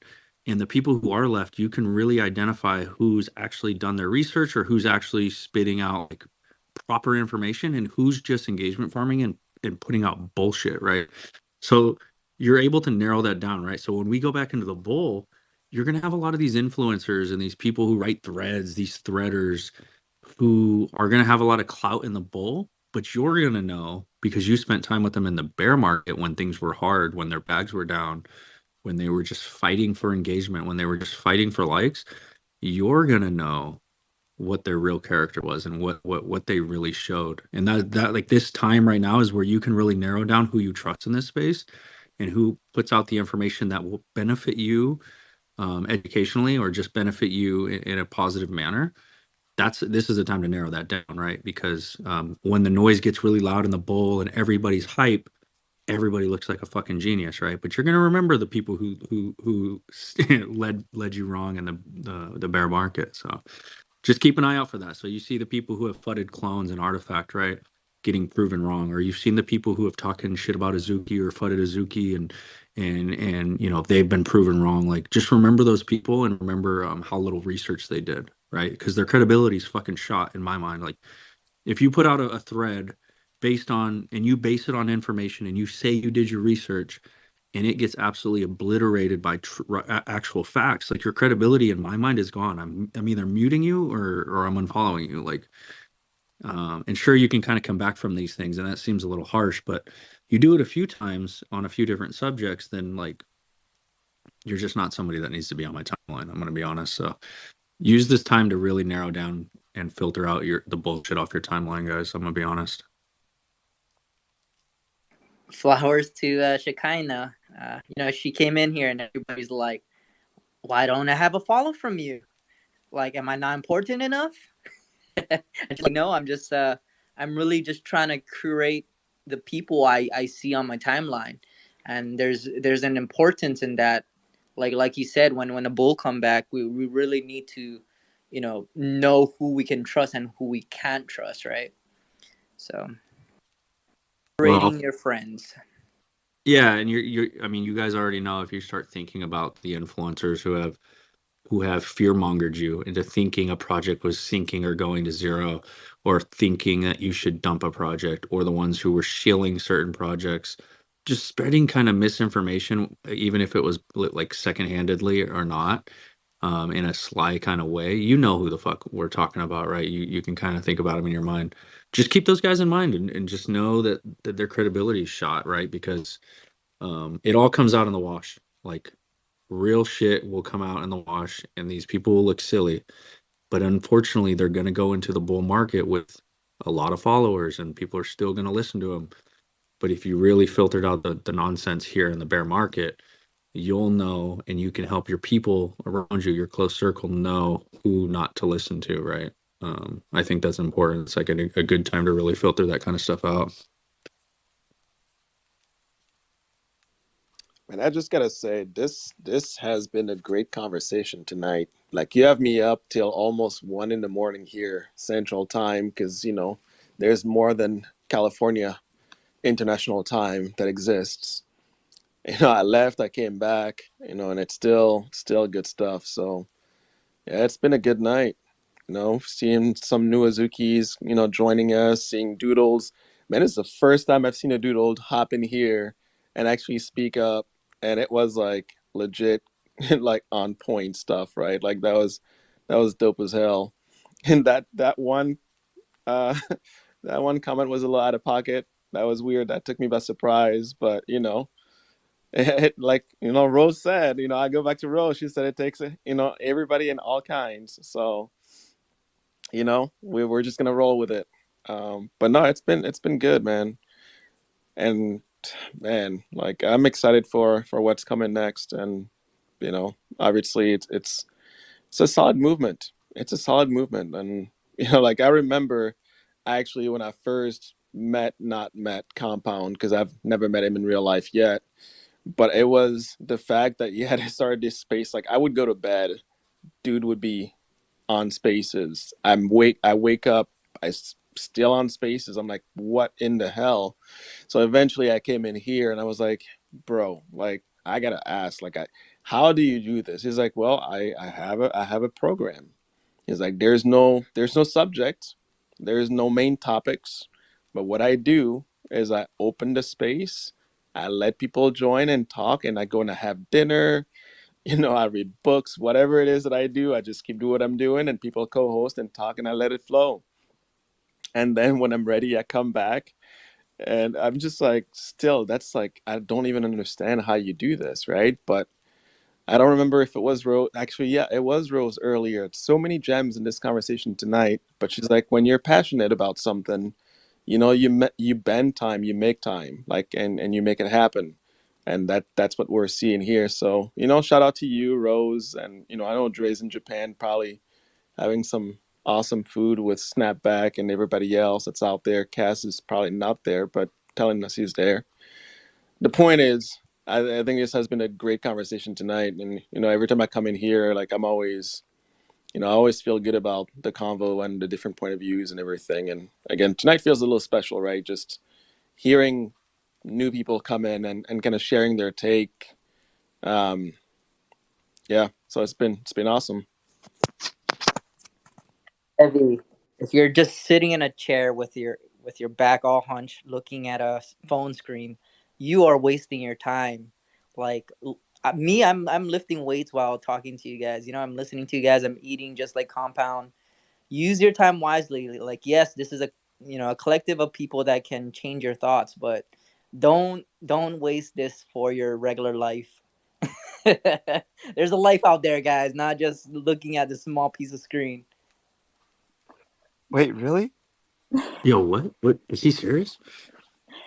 But No. keep Okay, just listening. look But at your keep screen. listening. So that's the point. So you look at a screen and you press this laugh emoji, and this is Web3. I appreciate the concern. Subscribe. You best believe my life is plentiful with family, friends, and other things. This is how I decompress. And like I said, it's almost 1 a.m. here on a Friday night. I have nothing else. I already hit the gym. I already did all those things, right? This is, again, how I choose to spend the rest of my time. So don't worry about me. But I appreciate the concern. Yo, so the Hi, everyone. idea Thanks behind for this the thing. spaces. Just had a question. What is this life you're talking about, Swoosh? This Hold what? on, man. I was waiting. I haven't even said anything this whole time. You can't just come over here and bad take and just, okay, maybe you can actually. Yo. I'll just let you go, man. I had nothing to say anyways. I just want to say hi to Rose, and Rose almost basically told me a bedtime story for D-Gens, and it just puts us to sleep in a beautiful way. Not saying it's boring, it's just a way for us to feel calm and knowing that everything's okay. Yeah, even if there was an earthquake going on, I feel like Rose would protect my bags and myself. So I appreciate you, Rose. Go ahead. Whatever you were saying and yelling, go ahead, sir. Go ahead. Me? I mean, I have a 8 to 5, so I don't care. I waste my time doing that. But Compound got a life, yeah. He's retired, but he still do these kind of stuff. You know, he's lifting weights. He's a married man now, or engaged man, but he's doing things. You know, like he don't waste his time hunchback looking at this piece of phone, wasting his money on these JPEGs. He's actually going to events. He's meeting people. He's making connections. He's making renders. He's making amazing 3D art.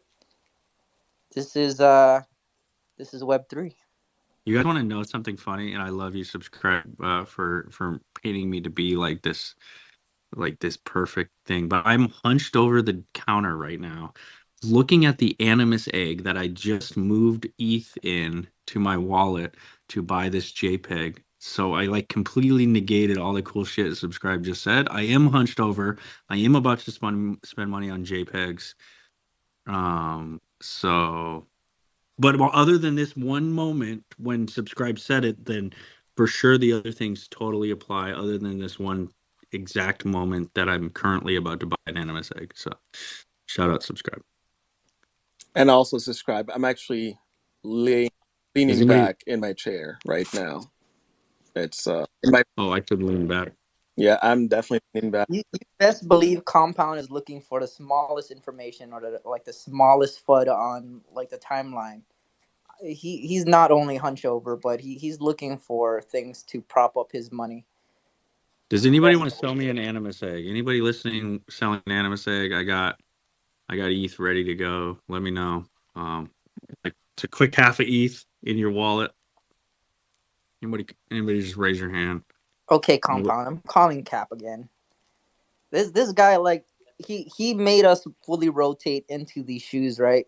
Now he's making us FOMO into these eggs. Like, man, pick something straight, bro. Like, you either tell us to get some shoes, you tell us to get some clones, or you tell us to get some eggs, bro. Listen, What is listen, it? subscribe. You should have been buying all this stuff all along. Like at this point, most people Compound is just buying an egg because he's engaged now and things are gonna go down. So, Bro, he but he purchased a house, he purchased a turtle, he purchased a ring. Like, what can't this man do, he's gonna man? get a vial for the baby that they're having later. So the baby is getting its own clone, and so that's what He he's doesn't working. know about the baby. Dude, I don't even have a job, bro. I don't need to be buying none of this shit.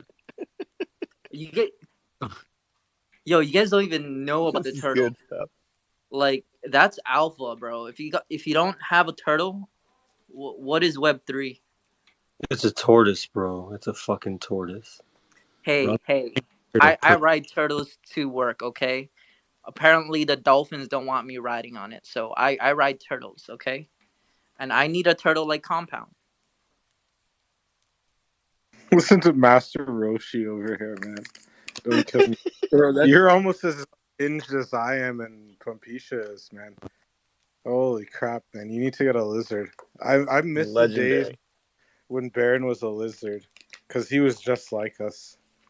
Oh, man. If you guys could see the render I have going right now, but I can't find these swords. No one will sell.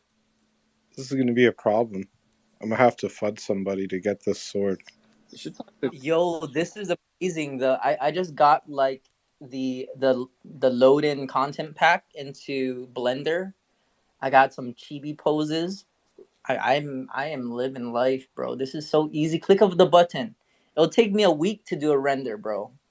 Like now I'm clicking buttons in a day and I got different renders. This is amazing.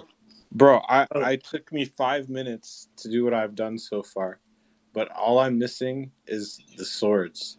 Like, either I'm making swords tonight, which is probably what's going to end up happening, or I'm going to FUD someone until they send me Yo, the you files. just find someone that has a pod and that has them on display, and then just take the file from like the internet thing. Wait, what? You can This go on alpha? any. Yeah, you go use into what is it? It starts with Wait. I can search everyone's pod and see if they have the item or not. Yeah, you can go on anyone's pod and take any files from any pods, like Kane, can like you the blade. DM me like how do I browse?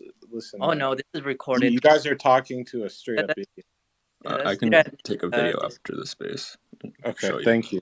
I appreciate it. Put it in You're the Discord, like please. guy, bro. I'm so unhinged, bro. I've been watching the same YouTube video for the last 30 minutes on repeat, man. I don't know what's going on with me, but we're definitely gonna book an extra therapy session this weekend, man.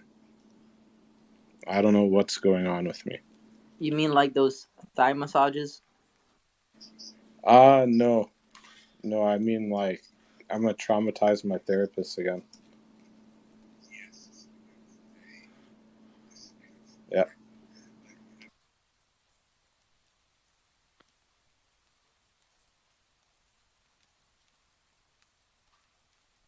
Wait, was Josiah sell the news event or buy the news event?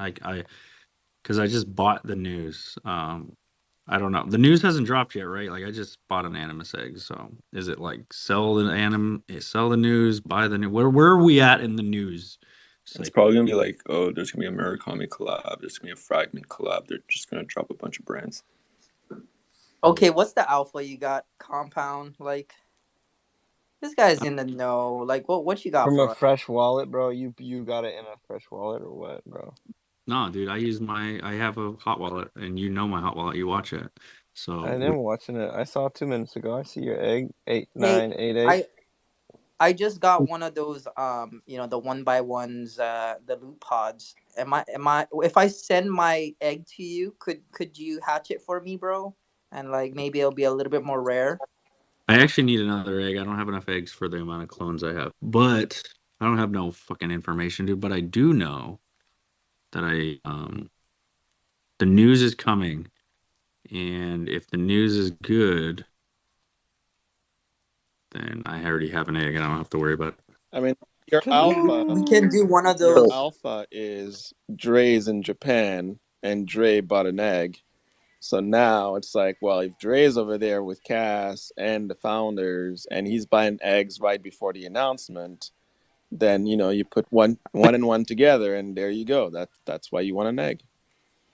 No, that's so degen. That's the mega exactly. Guys. That's the alpha. That's all you need to know. That is. No, I searched up Alphabet soup. Murakami's. He said, Murakami's dobe. It's like a dobe looking thing that is combined with an octopus. I That don't want. model is going on for like $5,000 on eBay. So give me a good animus, please. I was gonna give you guys the alpha, but This is not financial advice. I was put into this room by a third party. I have no knowledge of anything that has been said or has been done in this room. Subscribe interrupted me when I was gonna tell you all the. Did Fidgetal write that up for you, Kuro? Bro, I have an actual fucking lawyer, not a lawyer that has time to be on the fucking internet, bro. I'm not that guy. I'm unhinged, bro. I can't deal with that shit. I love the guy. He's like a little brother to me, but like at the same time, I'm not. Listen, man. You guys want the Dre alpha for real? I'm unhinged. Compound is desperately trying to give us the alpha, but we keep cutting him off. Subscribe, just get interrupt. Kuro, are you outside, bro? That's all I want to know. Real quick. Yo, people got mad at me in Clonespiracies because I cut him off, and everybody's like, bro, shut the fuck up. Like, he's about to give us some alpha. Like, just shut your mouth, please, please, please. And I ruined it. I'm sorry. So I'm about to do that right now. Hopefully nobody hates me. I knew about Artifact back in the mint, and I got back into it once I made a couple bucks, and I'm happy to be in this space, first of all.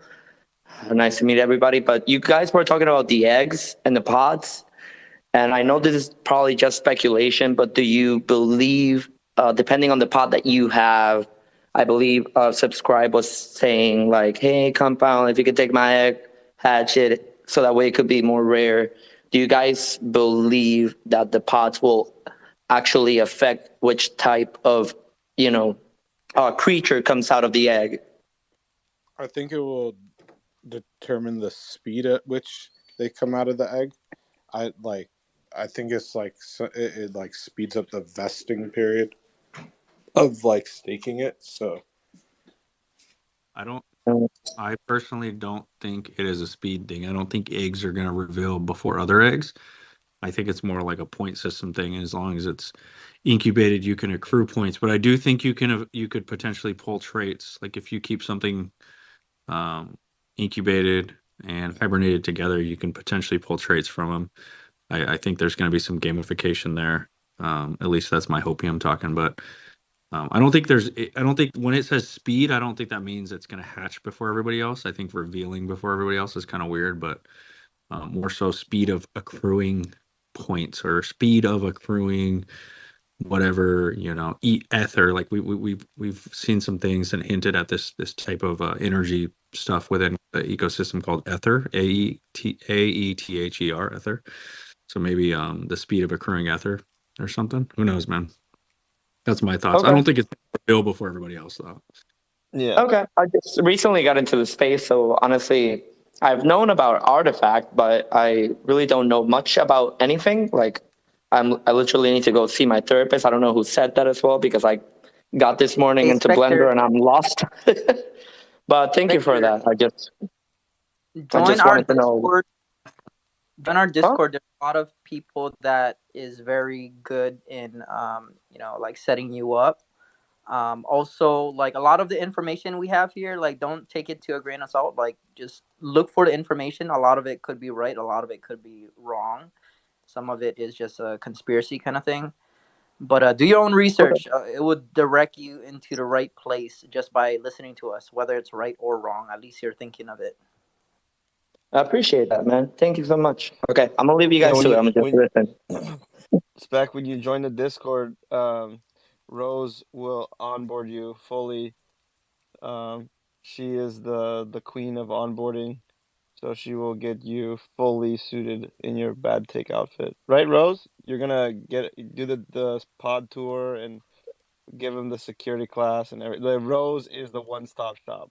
Okay, if you need to know anything, she will quote the little audio clip from Jarlin about the whole egg in the pod and everything that you're asking about, bro. We got you covered.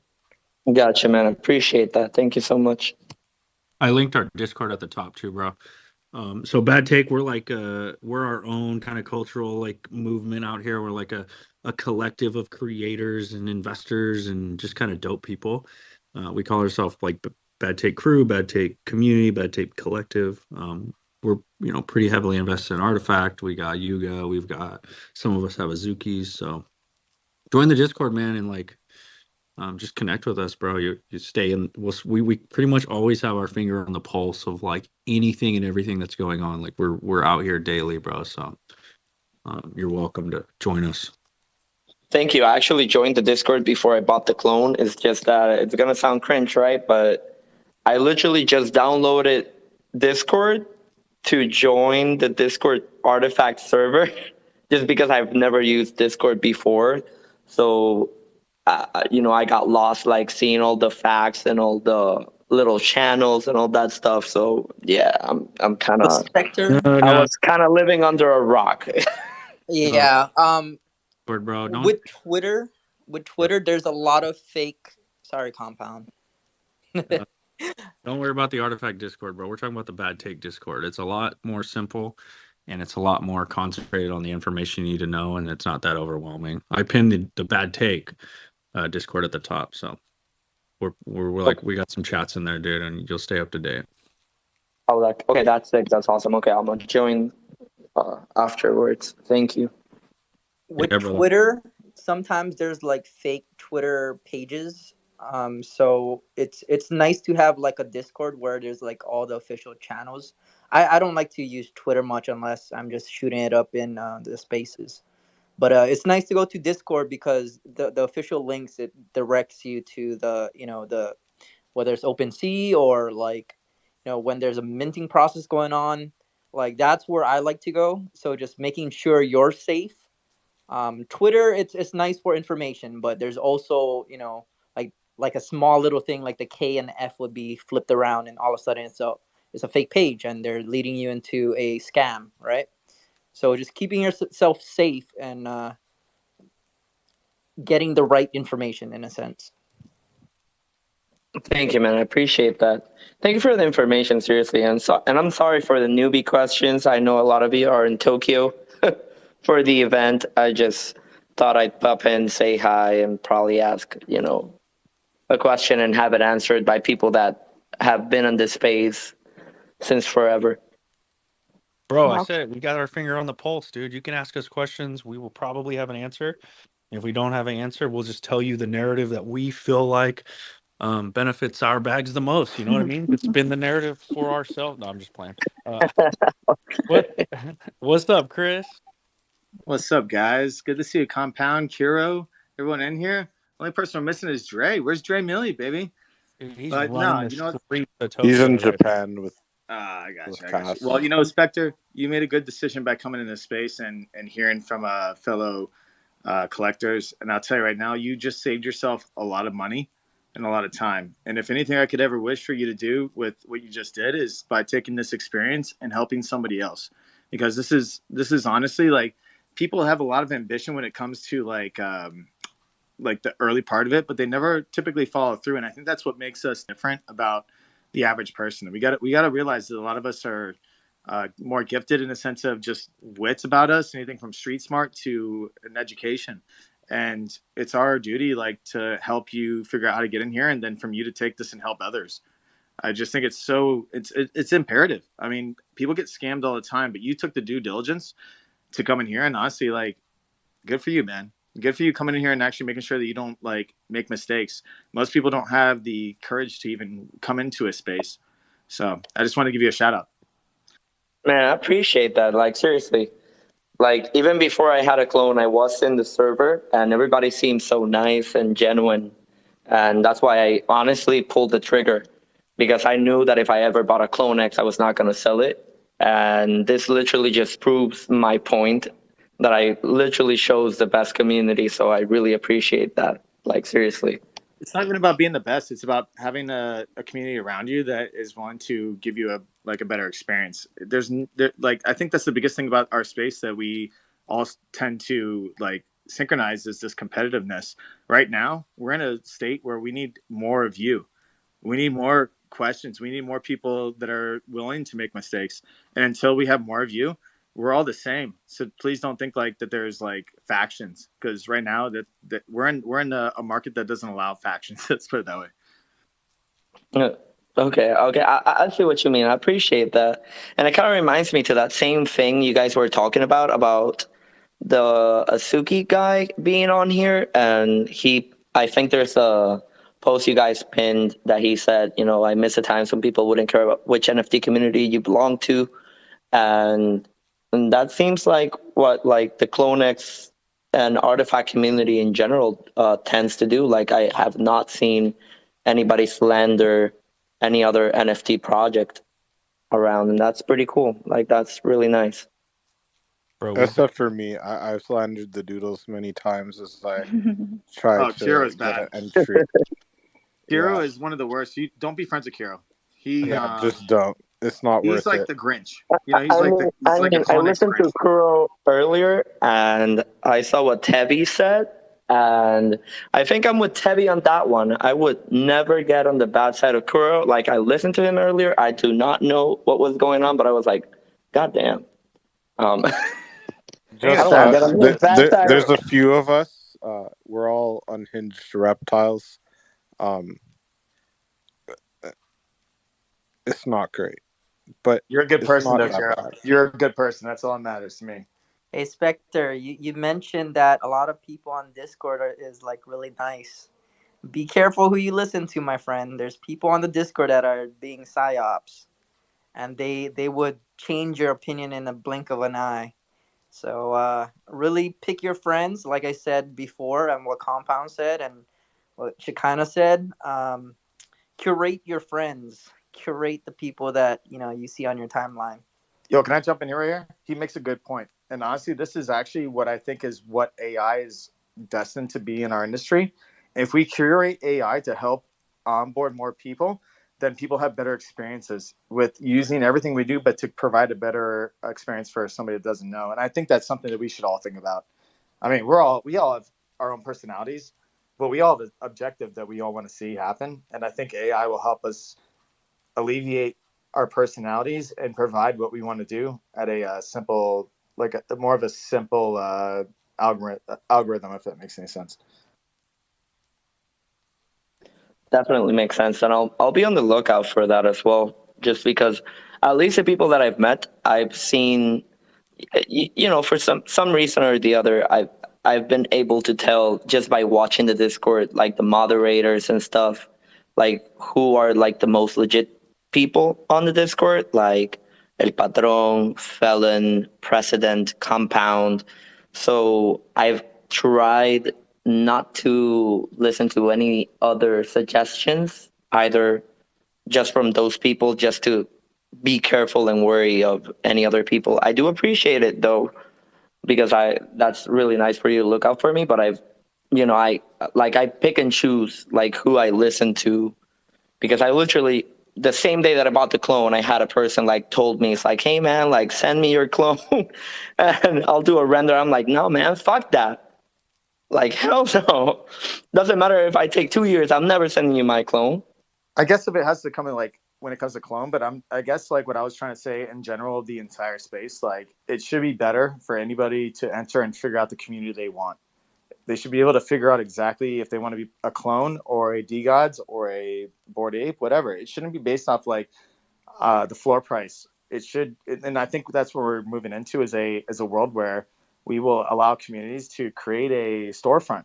And honestly, like I've been a gamer my entire life, so I guess like I'm used to like anything from Diablo 1 to Warcraft Classic, and something that I always loved doing was shopping like the marketplace.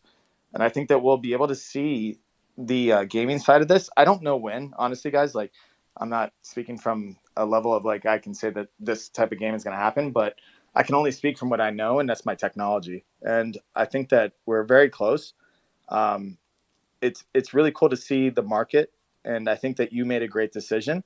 You set yourself up, and now you have an opportunity to shop the rest. And I think cross pollinizing your assets is a very smart play. So all I wish for you is to have an open mind for other collections, and I think that you can go very far.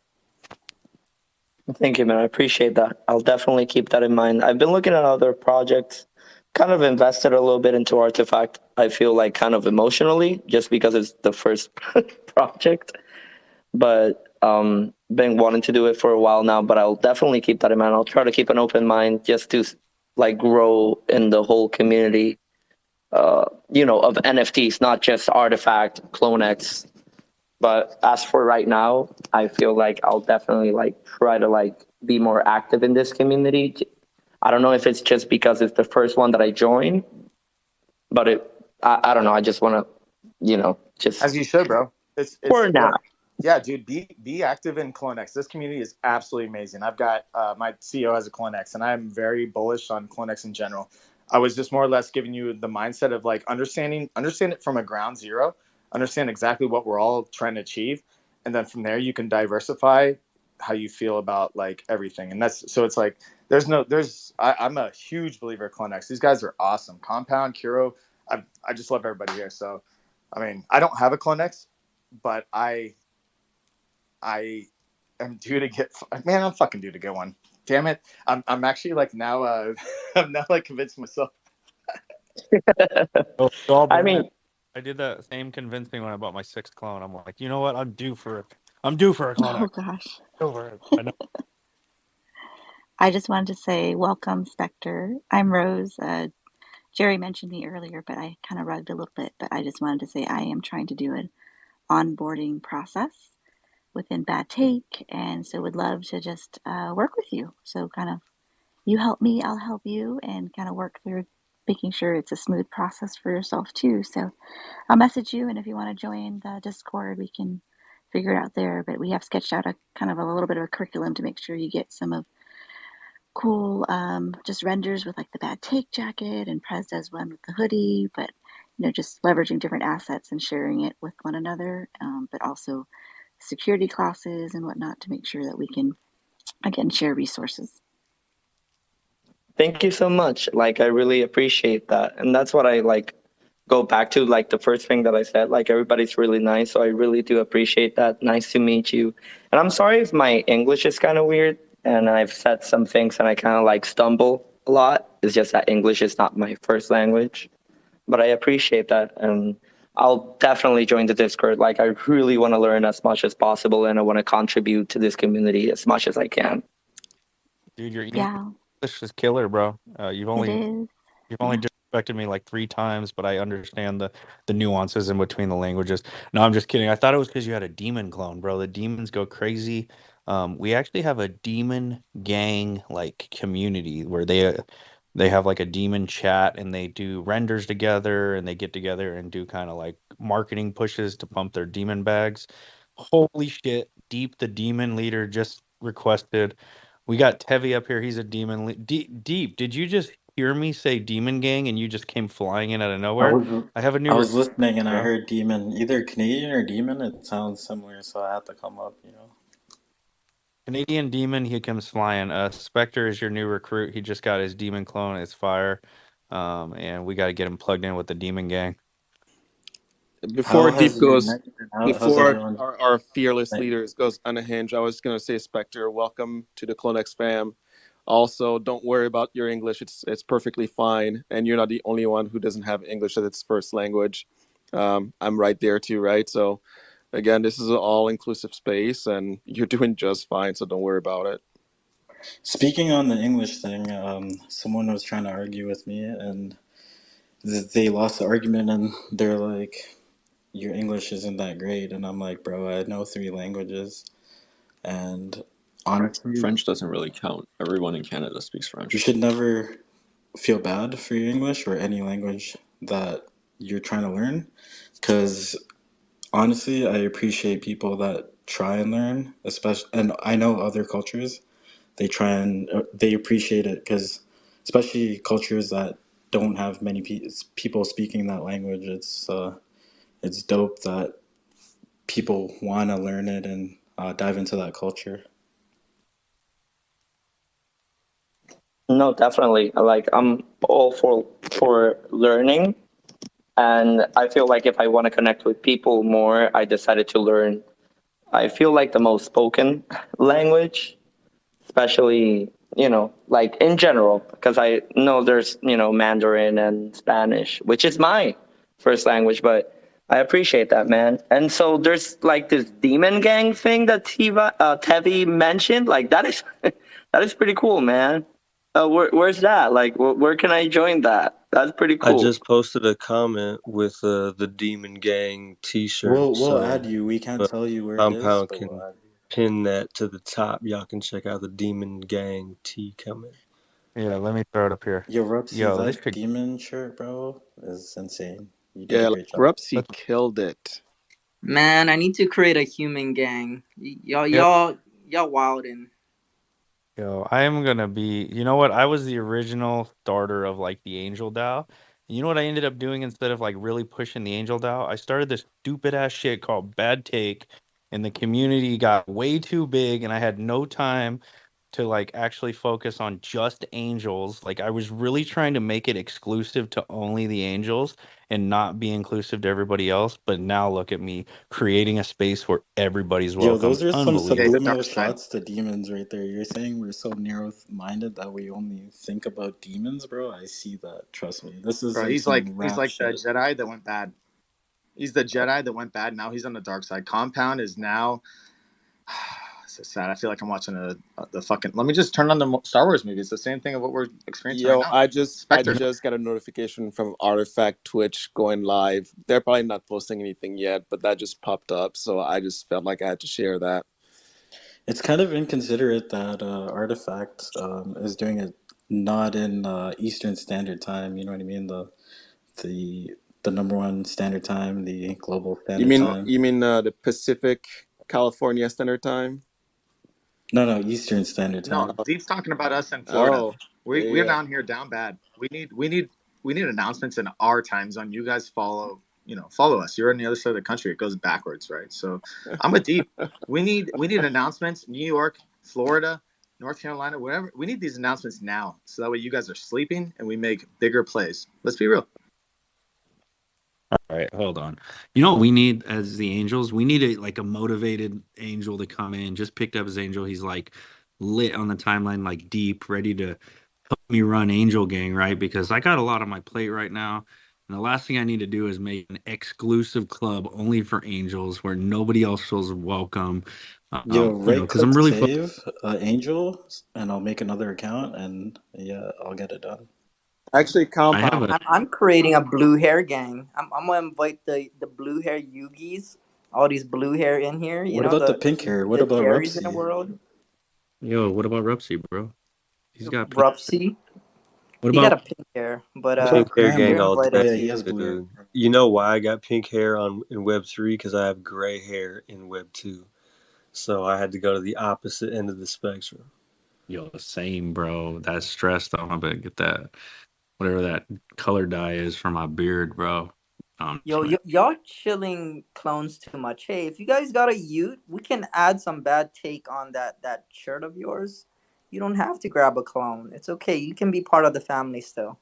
My boy Ape, like Crypto Krishna's Ape, he's wearing in his PFP. If you zoom in on his hat, he's wearing a Bad Take trucker hat on his PFP. We edited one, so yeah, we can put the Bad Take logo on any of your PFPs. You don't have to have a clone. It's more so just like a community movement, bro. Like a cultural Web3 degen style kind of movement. That's all this is. This ain't no clone shit. Like honestly, FUD the clones, bro. Yo, Kuro, I put it in the Discord, and this applies to like any 3D file that's on OpenSea. So like a kid called Beast, like you can get any of the Beast's 3D files on OpenSea or any other thing. So use it to your own good. Is that in the Discord? In the Bad Take Discord, we have a file share channel. So like we got all the logos, we've got PNGs. So use that channel if you guys are, unless it's illegal. No, it's in the main thing, bro. It took a while to download on the main thing, so it might just stay there. Yo, what up, Chris? These guys are sharing illegal files, bro. Help me. Hey guys, second time talking in this space. I just had subscribe, attack my youth shirt, and I just wanted to reply to that. Subscribe. Let's put it this way: we all need a miracle, regardless if we're a Ute or a CloneX or anything else. We need a miracle right now because everything is dying. And I'll tell you right now, I'm bringing that fucking miracle. Compound is gonna. I just said Compound and DM. He's gonna do a space with me maybe next week. Have Dre Millie, have Kira. We're gonna do a CloneX takeover of my space, which is my company is all about tech. Compound has a little bit of an understanding about that, but Dre Millie has met me in person. Um, I feel your pain. I feel your pain. We should be able to take this dumbass shirt that I'm wearing and put on your shirt or put on your jacket. Like, look at that nice black hoodie that you have on your CloneX. And that's really, I think, the future of technology here. I think that it's going to be really hard for a community, or not a community, a project to come into this space in this type of market and launching at a PFP that's going to have any type of respect. So I'm excited. I'm excited for everybody here because you all have made it this far, and we still got a little bit more. When you feel like giving up, just get that little extra, because I think we're all going to win, and it's going to come through the tech, and I think it's going to come from not only my company but other companies that really have I think that will just at some point, I hope, build an establishment that we all have ways to monetize these IPs. These are our digital identities, guys. We love this shit. People are going to fall in line behind us. And if you don't think that's going to happen and you feel any type of FUD in your life, go watch Ready Player One. Just watch it. Yo, I'm in this forever, and you're right, because like I got my clone that you see is suspicious activity, so I'm gonna create a suspicious activity DAO if anyone wants to be in it. Hey, bro. I'll definitely be in it. I bought mine. My first clone has suspicious activity. Talk to OpenSea. They're looking at it. Apparently, it was stolen at some point. So if you're gonna do that, please just let me know. I'll definitely join you for sure. Hey, Crypto Chris said everything is dying. Quote of the night, bro. Demon Gang. Fuck y'all. Yo, we're hiring, by the way. We're trying to expand Bad Take. So if you guys want to join in, and if you guys are a really dank memer, please sign up. We're Wait, expanding. subscribe. Are you like the recruiter for Bad Take? Did they hire you as a recruiter? Bro, you see this beard? I don't need to do any of that. I'm not that guy. On a serious note, subscribe. I don't know how he knows this information. He's just here all day, every day with us, so he's just in touch. But we are actually we aren't hiring because we don't have any money, but we are the Bad Take Collective, and I think that if we all put our skills together as a collective, it helps not only the Bad Take community, but it helps your personal brand as well. So we are looking for people who are down to write threads, make memes, edit videos, pull audio content, anything that you think you might be good at and you kind of want to try. 3D rendering for Bad Take. Like Rupsy made this fire ash render. He made it a couple weeks ago, and I finally used it as content today to kind of tie in with what he dropped today. As a community, we are looking for anybody who wants to practice their talents to kind of continue to create content. So please hit me up if you want to try out thread writing, or if you want to try recaps of the spaces. Okay, here's another one. Recaps of the week. Like, what happened in NFTs this week? The Bad Take recap. We talked about this in NFTs this week. Like, anything, guys. If we all work together, we can help each other's personal brands, but also help kind of the community collective in general too. So subscribe's on point right there. Except that So I don't. you're telling me I've been doing this for free this whole time? Yeah, pretty much. Yeah, I've been doing it for free too. No, I'm playing. No, honestly, it's like it's crazy. I was talking to Compound and Dre about this today, and like when I met all of you guys or became part of this community, it was like in February, and then I found out like a week ago or a couple weeks ago that they started in January, and I thought the whole time it's been like a year or more. You know what I mean? That means that they've been expanding, and all of you guys that are part of it too have been creating like crazy, and it's dope to see. And like I've learned a lot too connecting with you guys, and it's been amazing. Yeah, bro. We started in January. We have a lot of big visions for what like the Bad Take Collective, as I'm starting to call it now, because it's more so like a community collective, like all putting our skills in together. And I think it's kind of a cool name. The Bad Take Crew, whatever we call it. But We got some visions for it, like everything from Web3 coverage, Web3 media, just kind of a cultural movement that kind of stays on the pulse of Web3 and covers that and, um, you know, goes that direction. I think that we already do that, and it's pretty simple for all of us to do. But that's the direction we want to move, man. Is just kind of keeping our pulse on the like on Web3 in general, and covering that as a community, you know. So let's go, Chris. What's up, brother? Hey guys, third time speaking in this space. Thanks for having me. No, Deepa's right. I used the wrong type of language. It's not that like projects are dying. I guess what it is that everything is kind of like, in a weird way to say, capitulating. I feel like we're seeing that across the board, that a lot of prices of the floor is going down. However, we like, this was what Blur created. This is literally like the Blur trading and the farming has created the situation for us. And I'm going to tell you right now, I without like, I don't, like I said, I don't own a CloneX, but I will say that I'm very bullish in this community because of the people I've met in real life, going from NFT LA and NFT NYC. I mean, dude, like my CEO has a clone, so like I feel like we just through him, I'm like, all right, this community is cool, but like, no, for real, like you made a good decision, guys. Like, I think if you guys stick together in a sense of like what CloneX can accomplish, you guys have a lot more of a probability than a lot of the other projects, and all it takes is one idea to go viral, and it can go from there.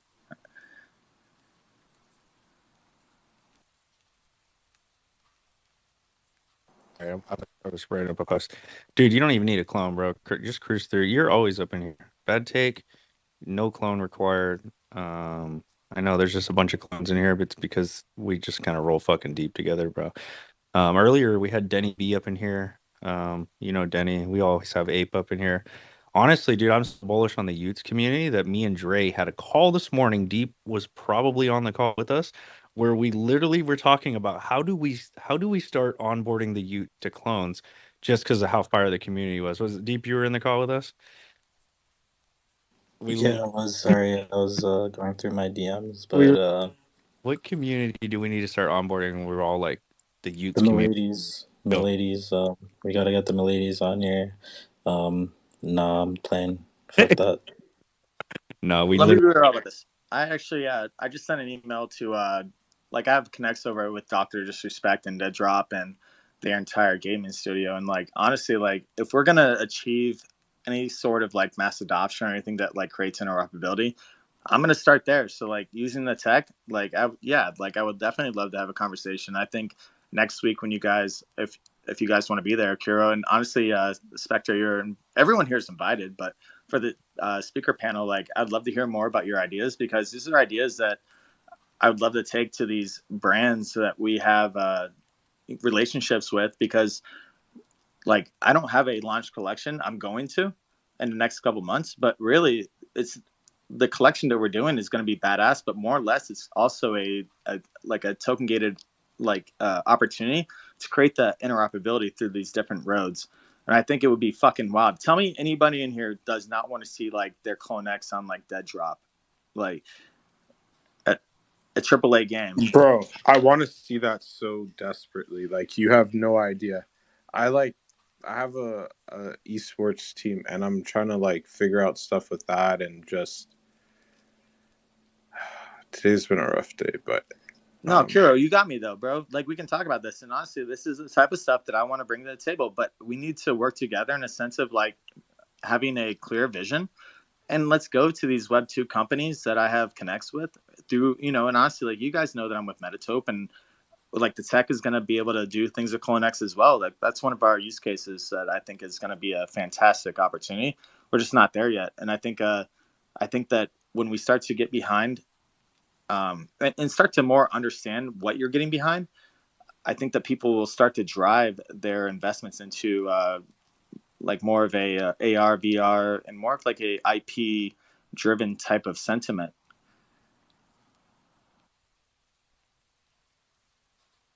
bro, right now Bad takes. I'm sorry, guys. Bad takes. My bad. Yeah, you gave a good take. I know they don't respond well to that. they liked my bad take earlier, my unhinged bad take. That went well with them. But no, I do agree. Like, we do have to work together. I've been trying to get people to work together, but it's hard when there are so many conflicting viewpoints and so many different loud noises in an echo chamber. It gets kind of crazy. I think 6 months from now, we're going to take a left turn while everything is looking to the right. Like what you guys see the metaverse is right now and what you think it is, there's going to be somebody that comes in and just wash everything out and make you change your thinking about where this is going, what Web3 is. We have just skimmed the top of what this really is, and there's going to be more for sure. We haven't seen anything yet, I think. There has to be more. I mean, what else are we going to do with what our current situation is? We're basically using PFPs to identify every seed on the blockchain. Let's be real. Okay. So, yes, you're 100% correct. Subscribe. There has to be more. What needs to be accomplished is to create an experience that the average person that, let's say, has a Verizon cell phone comes in and gets a cell phone, and they need to have something of an app or something of a level where they are introduced into Web3 simultaneously, just like they would adding people to their contacts. So I'm telling you, like, this is where I think when it comes to CloneX, when it comes to Nike, when it comes to everything that's happening, it's a great situation to be in. And there's other situations, but I don't think any of this will really work until we all decide when greed is when we're not greedy anymore. I know that sounds so silly, but really, when we're not greedy anymore, I think we'll all start to win. It's everybody is literally shaking hands. Everybody is going to work with everybody. You got people like crypto.com working with Amazon, is working with Polygon, and then you got Nike is working with Artifact, is working with NVIDIA. You got Adidas working with Bored Ape Yacht Club, working with maybe Fortnite. You got everybody shaking hands, and this is going to be one big universe that we are coming to. And like, you just think about like the iPhone, for example. The iPhone is a mixture of a whole bunch of things that is put right in front of your face. You got a camera is mixed in with the internet, is mixed in with, a whole bunch of things. And this is, like I mentioned, we are skimming the top of what the Web3 is. It's like the whole video game mixed in with an ecosystem, a cryptocurrency market, mixed in with AI and AR. Like, we don't know what this thing is, but I'm happy to be going along with you guys on this ride. How old are you? I am let's not talk about that. I mean, give me like are you 20 to 30? Yeah, around there. All right. It sounds like you're more of like the 25 to 21. Is that correct? Are you talking to me like I don't know my thing? Because no, you do know your thing. You do know your thing. I'm 35, so like I grew up before like I had a Game Boy back in the day, and when games came out and they had violence in them, all the news was trying to do was shut down games with guns, shut down games with any sort of like thing that could provoke a child to make a decision. And over time, now you have some of the best games are Modern Warfare, Grand Theft Auto, all that kind of stuff. So I think that we're going to see a very big sense of like probably even not even like organic, but more of like an artificial driven like type of like NFTs are bad kind of situation. But I'll tell you, after that happens, these collections that we've all been investing in, 5 years from now, we're going to be the OGs. And we're going to have some of the collections that people will go back in time and be like, those were the ones that like really tried during those days. And I think that's something to be like very cognizant of, not to like go around wearing like a fucking like, WWE belt across your side or like an MMA belt. But I'm just saying, like, I think it's something that we all have to take accountable for, that we are setting the expectations of the future of this technology. Man, I think even small projects that, don't have a big, floor price, like these companies, you think about it like pennies, like penny stocks. You get a whole bunch of it, probably sell it for 10 times the amount in the future. These are limited products, and if they keep going and they're not like dumping it on everybody, it still might do well for your investment. Or let's not say investment. Let me take that back. I don't know what I'm talking about. It's not an investment, but you brought up a good point. It's like Belfort days, like penny stocks. That would be what I would consider like shitcoin times and maybe like meme coins. But when it comes to like the side of NFTs, we're going to see a lot of like, if you think this is the worst we're going to see, it's probably not. Honestly, I think we're going to see a lot of liquidity still keep sucking out and investing into the coin side, but it will come right back in, guys. I promise you. And right now, I think that like I just bought a Degen Tunes the other day because I had a meeting with those guys and I know what they're doing. I have a meeting with Books on Monday. I met with Scott Fu. Like, guys, like, if we all band together, we're gonna fucking create something where we all win. Like, it's inevitable that we are going to be the teachers of the next version of what I think Web3 is. I think we're 2.5, and I'll end my bad take there. Yo, Chris gets me fucking pumped up, dude. Like the passion and the vision for Web3. If you like zoom out, like he's clearly zoomed the fuck out, right? We're going through a lull and a bear market right now, but this guy's got vision for what it will become when the bull comes around and what it will become when adoption comes, right? So I think we all share that similar vision. Like anybody who's still left during this shitty ass time and in the next couple months, if we still go into further bears, people that are still here share that similar vision of where this space and technology can go. We all feel like early movers and we all feel like early shakers out here, man. And I think that that's what's special about building in a bear and kind of being on socials, in spaces, on Twitter, in Discord during a bear market, when all the noise and all the people who are here for the wrong reasons and the money have gone and they won't come back until CNBC tells them Bitcoin's up again. Then they'll go check Twitter and go, okay, what's going on in here? But you guys are all here networking and building relationships and building projects and creating, during these times. This is the important time to do it, man.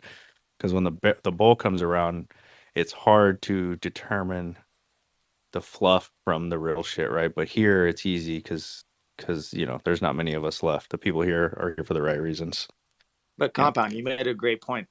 People don't know what's fluff and not, but we do. So I'm telling you guys, if anybody ever here has a situation where you like, I think mental health and the entire Web3 space should always have spotlight, because a lot of us go through a lot of things. And I'll tell you right now, if you feel like anytime that you don't feel comfortable or confident in yourself, just realize that you can go get a job through any of these other companies right now, because they need every single one of us that's listening in this room and absorbing knowledge.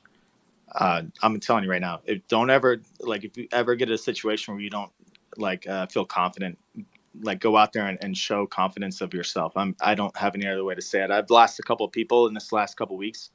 I met through Web3, and I think it's not going to be the last. And I think we all got to band together and provide an experience that people will see value of their own beliefs. And I think that's what decentralization is all about, guys. So, Compound, thanks for having me up. I'm going to chill for a little bit, all right?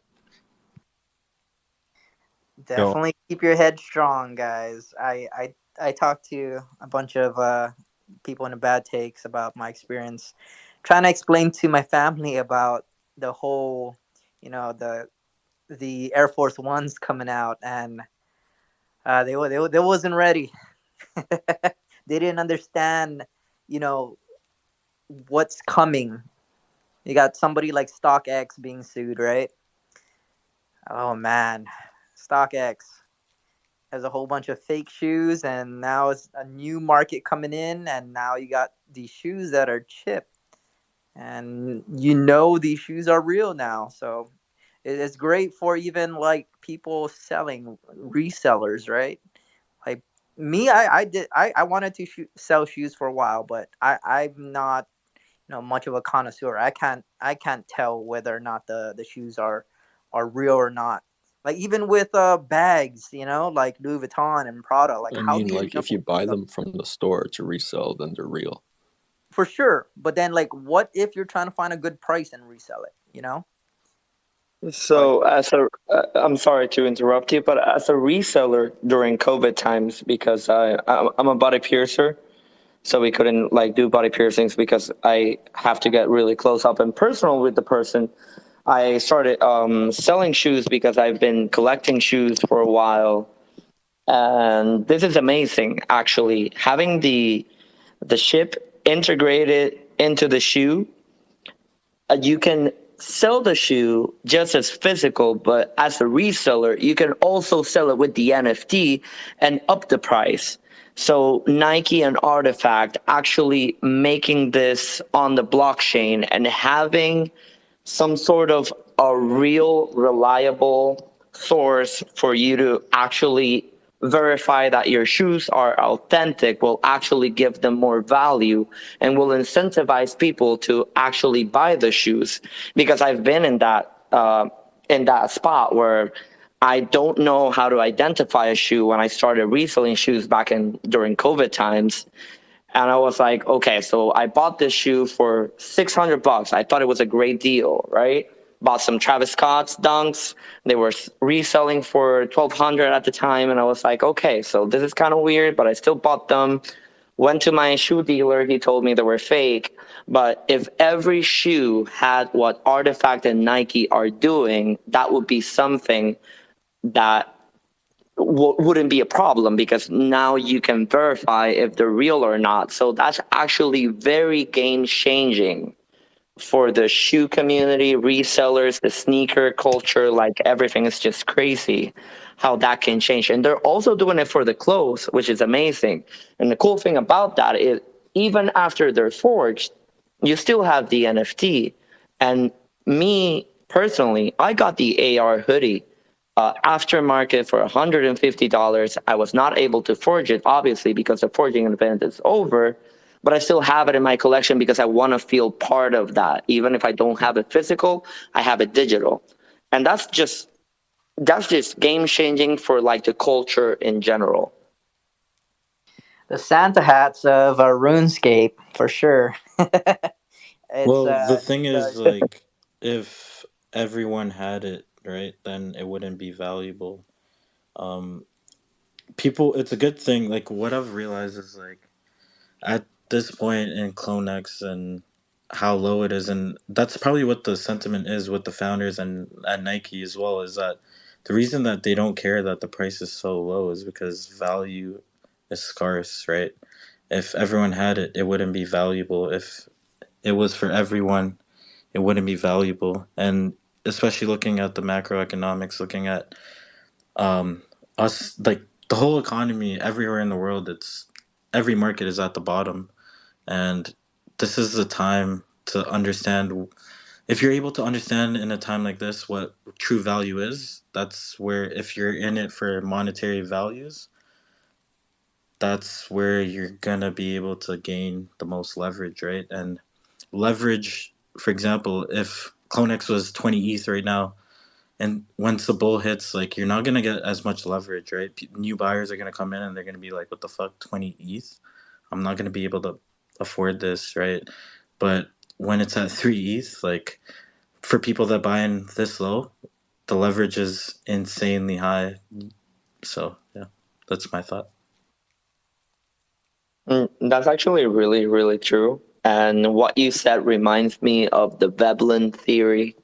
I don't know, I believe a lot of people might know about that, but if anybody not knows, Veblen theory basically means that if everybody has it, then why the fuck would I want it? That's why Lamborghinis are like a symbol, like Rolex and everything, because it's really hard to get, and I get that. But it's also, I believe it's also like really nice, the fact that, it's at the same time we don't have that much leverage, but a lot of people, can learn more about this space, and we have more about the community. I personally feel like I didn't buy my clone to sell it, just to keep it. I don't know if I mistook what you're saying, but I just like the fact that we're doing things that are implementing into the physical and grabbing the attention of people, because I've been in that, in that point in my life where I've tried to explain like NFTs to people and people look at me like I'm crazy. And having, another thing to show people is like, hey, like I minted these shoes and I can force them and I'm going to have them physical and they have all these other things will incentivize them. I don't know if I'm explaining myself correctly. I'm sorry. No, you're spot on with the car thing, right? Like, McLarens break easily, like Lamborghinis, these high-end cars break easily, and they're not sustainable, but it's a symbol, right? And not everyone can get it or attain it, and that's why it's valuable.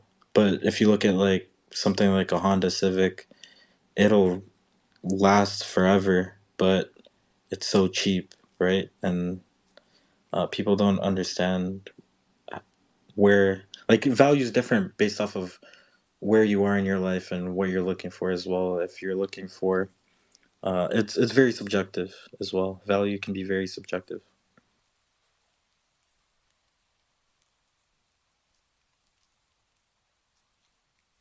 That's completely true. I see somebody holding up their hand, so I don't want to like interrupt them because I know they're first. But I completely agree with you on that one. Wait, I thought bad take hands on back take? Damn. Oh, guys, fourth time speaking in the space, Crypto Chris G here. All I want to say is this, Spectre, bro, you have a lot of knowledge, and when you think like you don't, and you're like, oh, this is what turns into this mutation, whatever the hell that case is.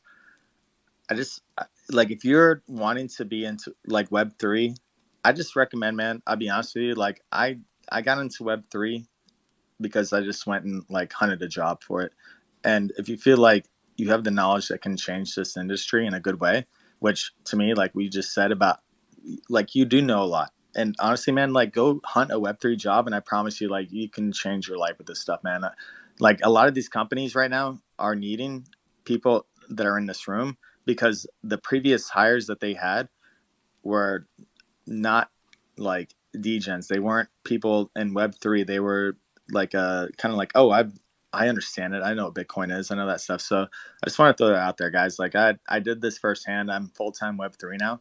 And I think that like anybody in this room that has the mindset of what we've just been all discussing is capable of achieving, if that is something in your mind that you feel will like is your destiny, or maybe that you can change some part of this world, do it. That's all I wanted to instill. It's also not about like finding a job, right? It's about finding the right. Like for me, like I know I can make so much money in Web3 even now in terms of branding, and that's the same thing with Bad Take, right? Like Bad Take can make so much money right now, but that's not the point, right? It's about doing it the right way with the right people in the right direction and proving sustainability, also gaining the community's trust. There's a lot of depth to this than just one direction. So you have to figure out what your value is or where your value is going to, and your energy as well. I have a friend. He's not close, but I've talked to him a few times. It's like an acquaintance, I guess, and I've met him a couple times here in Toronto, and he got into a situation with a Web3 job where huge grifter became an investor, and his reputation got ruined, right? So you have to be very diligent with your branding as well. That's what I'm saying right now is the perfect time because we've already gotten past that experience. I think anybody right now that gets into Web3 as a position for their job actually really cares. Like that's what I missed that. Oh, this happened recently, right? Like these things happen all the time. Happens in Web 2 as well. Like for example, the job that I'm in, I don't care about it. I used to work at a startup and a startup before that, and both those places gave me insane value. And even though I get paid a lot more in this new position, it's a lot more corporate. I don't get the value in terms of what I'm learning, in terms of my future and my future projections, and what I can attain in the future, right? So, monetary, gotta, yeah, you gotta figure it out. You gotta find the right balance.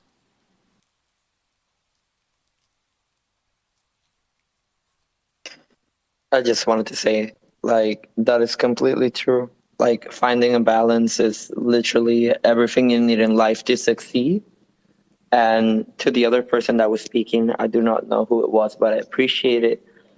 And honestly, like, I am nowhere near, like I heard earlier, like compound, like I am nowhere near retiring, but I'm at a point in my life where I am, thank God I'm secure. I got all these things where I can say at least I can fall back on. So I just want to like port, like put something out for the community in general, not just CloneX, and just learn as much as possible. Like having a job will be amazing, something in the Web3, something that I can make money from, maybe passively. But at the end of the day, I wouldn't even care if I don't make anything because I'm actually like really blessed to be in the position that I am today. So if I can at least put a little seed of my work and learn from all of you in this community, that would be like, that would suffice for me. Like just being able to, hey, that guy who got laid into CloneX, like that guy is a pretty cool guy. He helped the community. He did some things, some shitty renders at first, but he actually made something, and he did something for the community and for the Web3. So that would just be everything to me. Like job or not in the Web3, just putting out my opinion and helping other people join, just like I did thanks to Felon, President Eve, Compound, and all of these other people that I saw on social media. Like that would mean the world to me. You'd be amazed, Spectre, because people in the space that don't know anything, and because they love the space, they tend to learn faster than everybody else, even people that been doing this for years. Because they love it, they'll put extra hours on this. They'll work till their body can't handle, just because they love doing what they're doing. And a lot of the people that quit their jobs to do what they love, they tend to do a lot better with their business. So if you love the space, keep at it. If you love doing the 3D render, keep at it. And just so we get it clear, I don't know who is saying that I'm retired.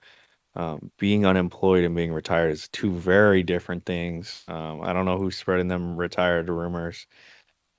Shit, that would be nice though. Guys, who here doesn't have a .swoosh code? Like who didn't get one? I feel like Pete doesn't have one because he's in Canada, and Kiro too. Chris, you didn't get one?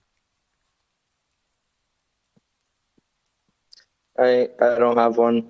I live in Puerto Rico, and it said that my region wasn't supported. Really? Yeah. I don't know when they're gonna go worldwide. Compound needs to make you an account. Like I live in Canada, and I got someone from the US to make me an account. Spectre, get NordVPN, get yourself a VPN. You now live in Miami. Whenever you want to, literally in 10 seconds, you're in Miami, and you can cut off Miami and you can be back home. It's the craziest thing. I've never seen anything like it. Apparently not in I airlines. never thought of that. I could definitely do that. Oh, by the way, if I leave this space, I'm waiting on my girlfriend to get home. So if I just leave randomly, I'm sorry. You're in Miami. We get it. You're in Miami. I wish I was in Tokyo though. Yo, something's going down in Tokyo, bro. I just fumbled into another Animus egg. Manny had his hand up. I want to jump to Manny. What's up, brother? Yo, what up? Thanks for having me. No, there was several things that I wanted to touch on. I'm actually driving right now, just like chiming in, just trying to keep up with it.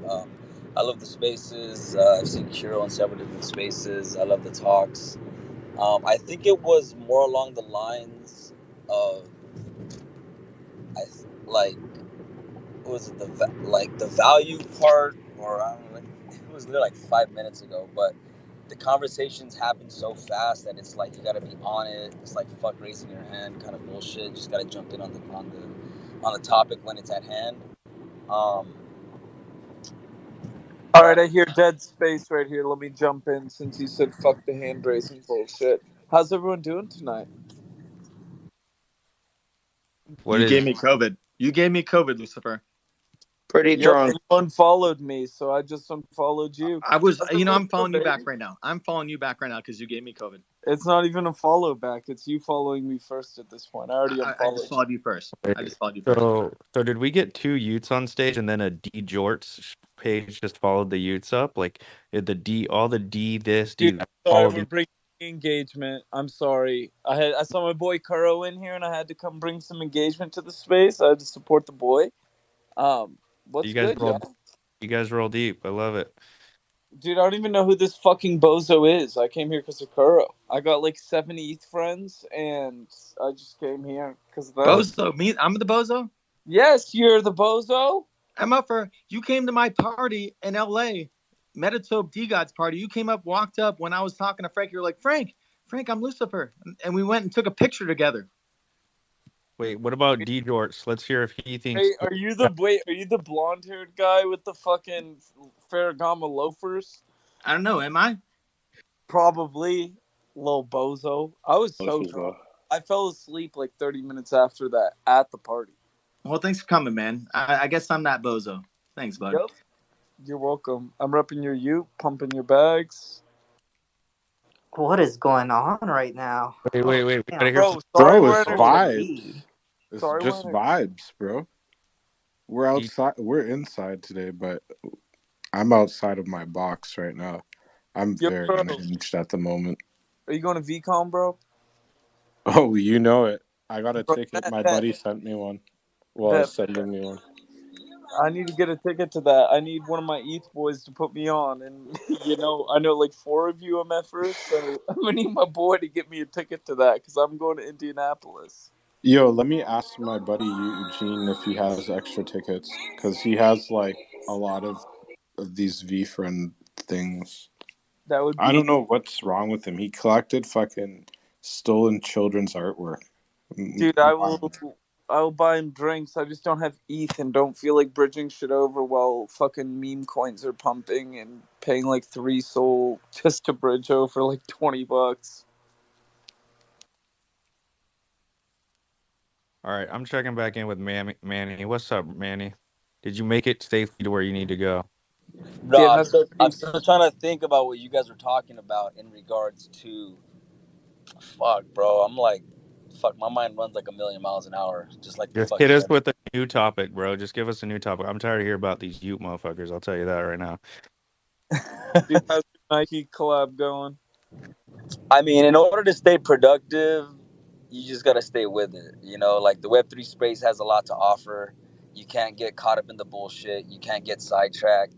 You got to know what you're here for. You got to know what you're here to do. Not everybody needs to be a fucking artist. Not everybody needs to put out a shit coin.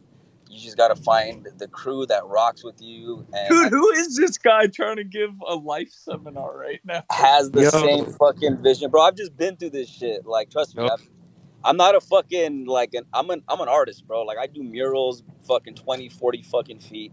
I've been in the game. I do art curations for the LA Art Show. I've curated for the Getty. I got the tallest mural with 15 other artists on the West Coast at the US Bank Tower. I know, like, a lot of ins and outs about the way the fucking art world works. So with the technology and NFTs in the Web3 space, I come from the Clubhouse days. So I've seen the growth. I've seen the roller coaster rides. I've seen the FOMO. I've seen the pump and dumps. I've seen the fucking shitcoins. I've seen all these people come and go. But at the end of the day, it's like if you stay consistent as an artist, if you build your name, if you constantly put out what you're doing, people will take mind to that. And then honestly, it comes down to like what you want to do. Go find the team you want to fuck with. Go find the people that you have the same MO, that have the same vision as you. And shaping your career comes about to who you want to fucking grow with. I mean, the space grows exponentially to the point where it's like you miss 1 to 2 days, it's like you missed a week. And the spaces have gotten a little repetitive, but from a lot of the spaces that are starting to pop up, whether the market's bull or bear, I think it's that next wave of artists and creatives that are just not paying attention to what the market's doing, but what they have solely set for themselves in their passion and what they want. Like, they talk about finding out what you love, but if you don't have a passion, if you don't love what you do, then you're just going to be fucking doing or going along, finding the fucking wave, riding the boat. And once you find what you love and find something that you can actually have a passion for, the possibilities are endless. Because like somebody was saying earlier, you go to your 9 to 5, then you'll come home and put in another 9 to 5, sleep 3 hours, stay up all night. And those are that's the shit that artists live for. It's like finding something that will keep you up at night because you have a bigger vision, let alone being in this space with like fucking 10,000 other fucking DJs who just love to stay up all night creating, like I've been doing this shit for a long time, but when I came into this space, it was invigorating. It was like feeling a new energy because these. Yo, Manny, Shoot it. when you started feeling that? Say that again. Can I ask when you started feeling all that? The minute I made, like, for me it wasn't like when I jumped in, the technology was the first thing I had to learn, and it scared me away. So when I jumped No. in, it Can was you start telling me like two when two we and a all half years started ago. having a Like when fun? I first jumped into the NFT space, or I would say Clubhouse space during the pandemic. That's Yo, when I started Manny. getting the vibes of different people being in the same boat as me. Like I wasn't alone. It finally started to feel like I could relate to these motherfuckers, and then these motherfuckers want to motivate me, and then we all had opportunities for one another. And it was like literally something that was built out of nothing from a pandemic. Yeah, I've been looking into your page. Amazing art, my friend. It reminds me of one of our guys in here, Aunt Ben. Some of his artworks looks very similar to yours. So yeah, great stuff, man. I've been scrolling down your timeline. Yeah, good Thank stuff. you. Thank you, brother. I appreciate that. Yeah, I jumped in like as a doing freestyle rooms on Clubhouse back in 2020, and then 4 months later drifted into NFTs. And literally, I'm a starving artist, so like I was in the rooms when the apes were selling for like $200 to $300, and I'm like, I'm not gonna fucking spend $300 on a fucking JPEG, and probably the worst gamble of my life. But yeah, it's just to see what the space has gone from, to grown to get to where it's at now. And then like obviously it's going to have that market correction. You're going to have people that come and go like a flash in the pan, but then you're going to start to realize, like, when you go to the first conference, the second conference, the third, NFT NYC, and you see the same people that you met the first year, then you start to realize, like, yo, these motherfuckers are in it for the long run. Like, these guys support me, I support them, we rock with each other. And it's like a big melting pot that takes time. Like, I know people that jump into bed with each other in this space like quick, and then within 6 months they have a fallout. But I know people that just take their time. It's not a fucking it's not a race. It's like you just got to take it day by day, and especially because the technology is always going to be changing. There's always going to be a new platform. There's always going to be some new thing that gets added to our equation that makes us step back and rethink our process. So when AI came out, everybody just kind of said, holy fuck, let's just all take a step back and figure out how to utilize AI for our benefit. And then you got people that are on both sides of the fence. Was using AI actually me doing art, or is it just going to help me, like, as a tool, the way Procreate does for digital artists? So all these questions come into play. Then you have debates, healthy debates, and then whatnot. And yeah, and then repetitive conversations about, what, just fucking keep creating. Just keep creating. At the end of the day, keep putting out content. Content is king, but consistency is queen. You can't have one without the other. All right, Manny. so I got a question. One more question. Me, I was in architecture when I was in college, and I been into the classes where these art students, they literally they spend day in and day out freaking working on their art pieces. Like, can you explain to me, what it took for you to make these networks, whether it's trying to get into museums, or you mentioned the clubhouse. Like, what did it took you back in the day? Just showing up, like being vulnerable, giving, different perspectives and sharing an inside story as to where I've come from. I'm self-taught. I've been through a lot of shit. I've broken both my legs. I've learned the hard way. I've been hit by lightning. I've broken more bones than I can remember. And it's one of those things where they all add up to what I am today. It's like what was the entrance like that got you, like for eyes to really look at you? In NFTs, it's a little bit different where it was the work they quality. see it market. It was the quality, bro. To be honest, it was the quality. Like you can show up to every fucking Gary V TED talk.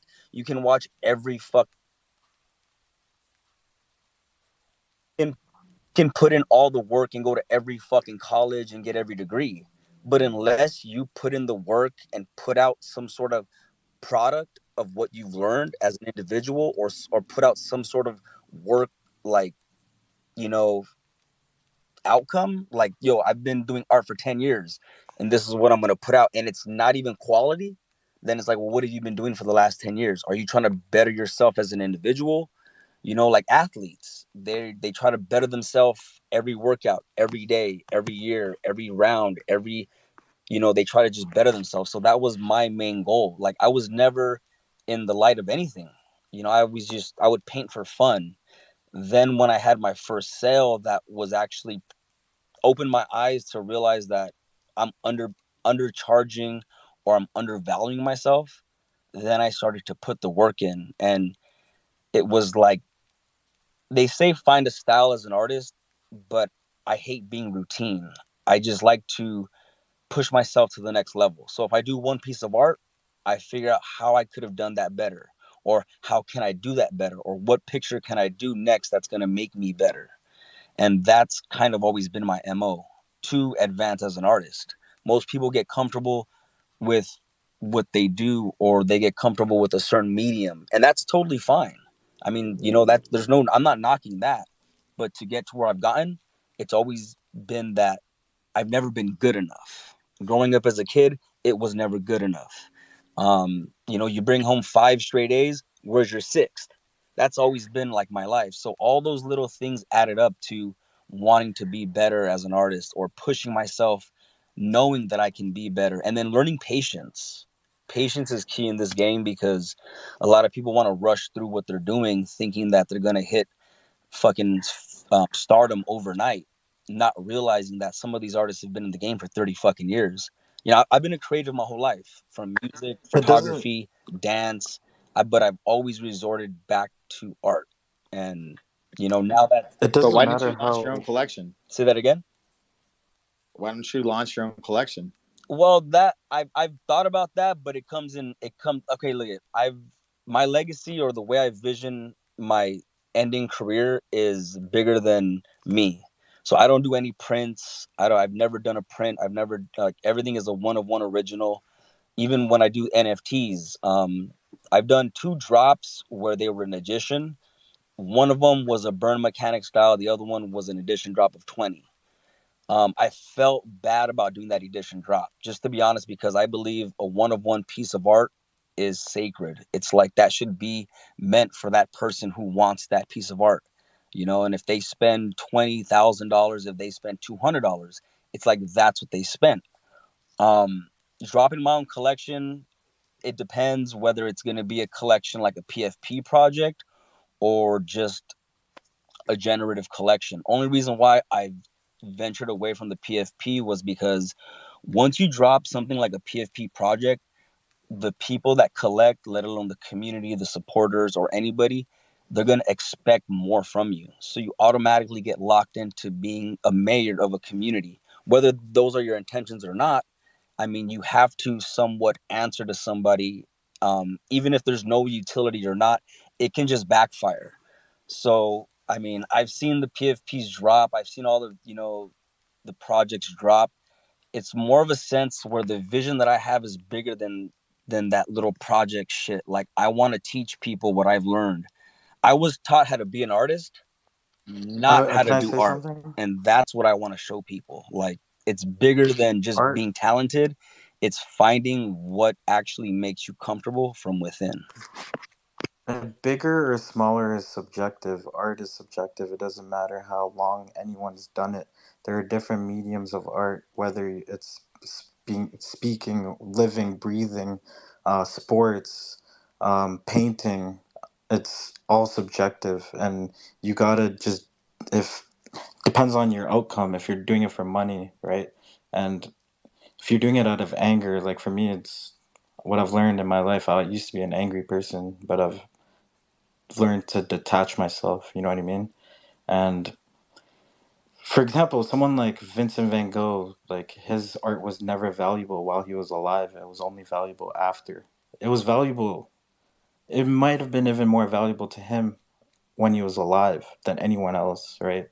And there's pretentiousness in art form as well, and even when making food as well, right? There's when you go to a restaurant and you pay an X amount of money to eat minuscule amounts of food, even though some people are like, yo, this shit does not make sense to me, but other people are like, this is an art form.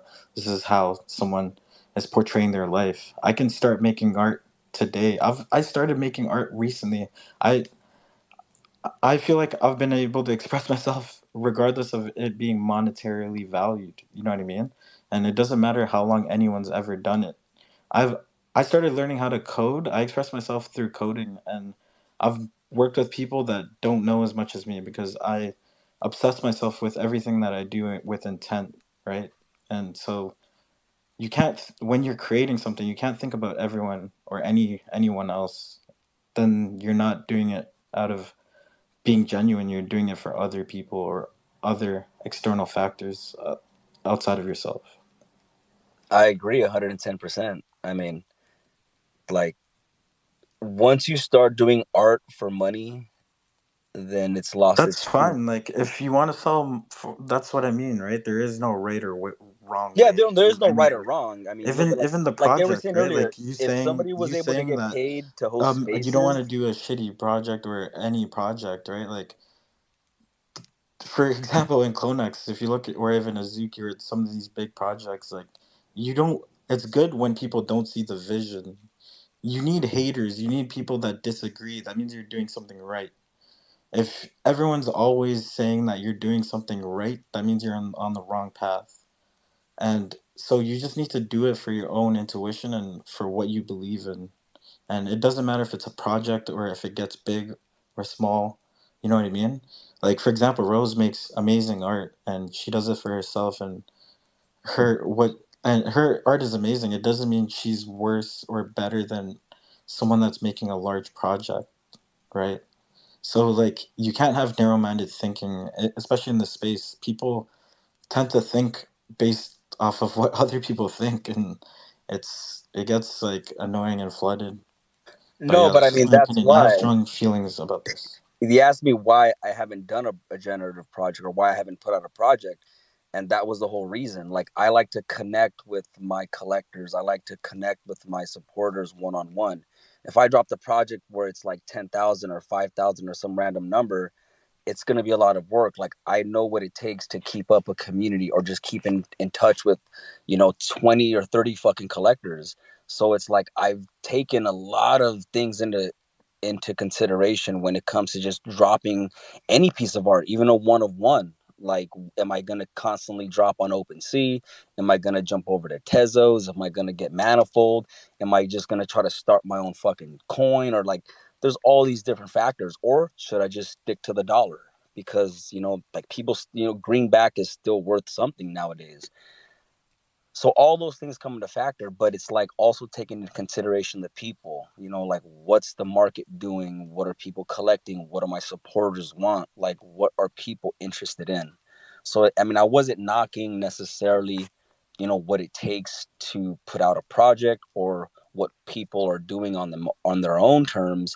It was just more of what I've seen and what I know I can handle, because I mean, it's a lot to intake from managing to the Discord. You have to have a whole team. I mean, from what I know it takes a team to run a project, unless I mean, I have you're a like fucking 70 AI robot. collectors of like my one of one art, and I feel like it's pretty easy because people bought my art because I guess they either want to support me or they like the art itself, and they don't really hassle me for anything. Like, they just bought it because they like art. Yeah, if I can just I would touch real quick disagree there. with you, Manny. Honestly, like every skill that I've been learning, I'm a developer, but then I've been learning design, marketing, and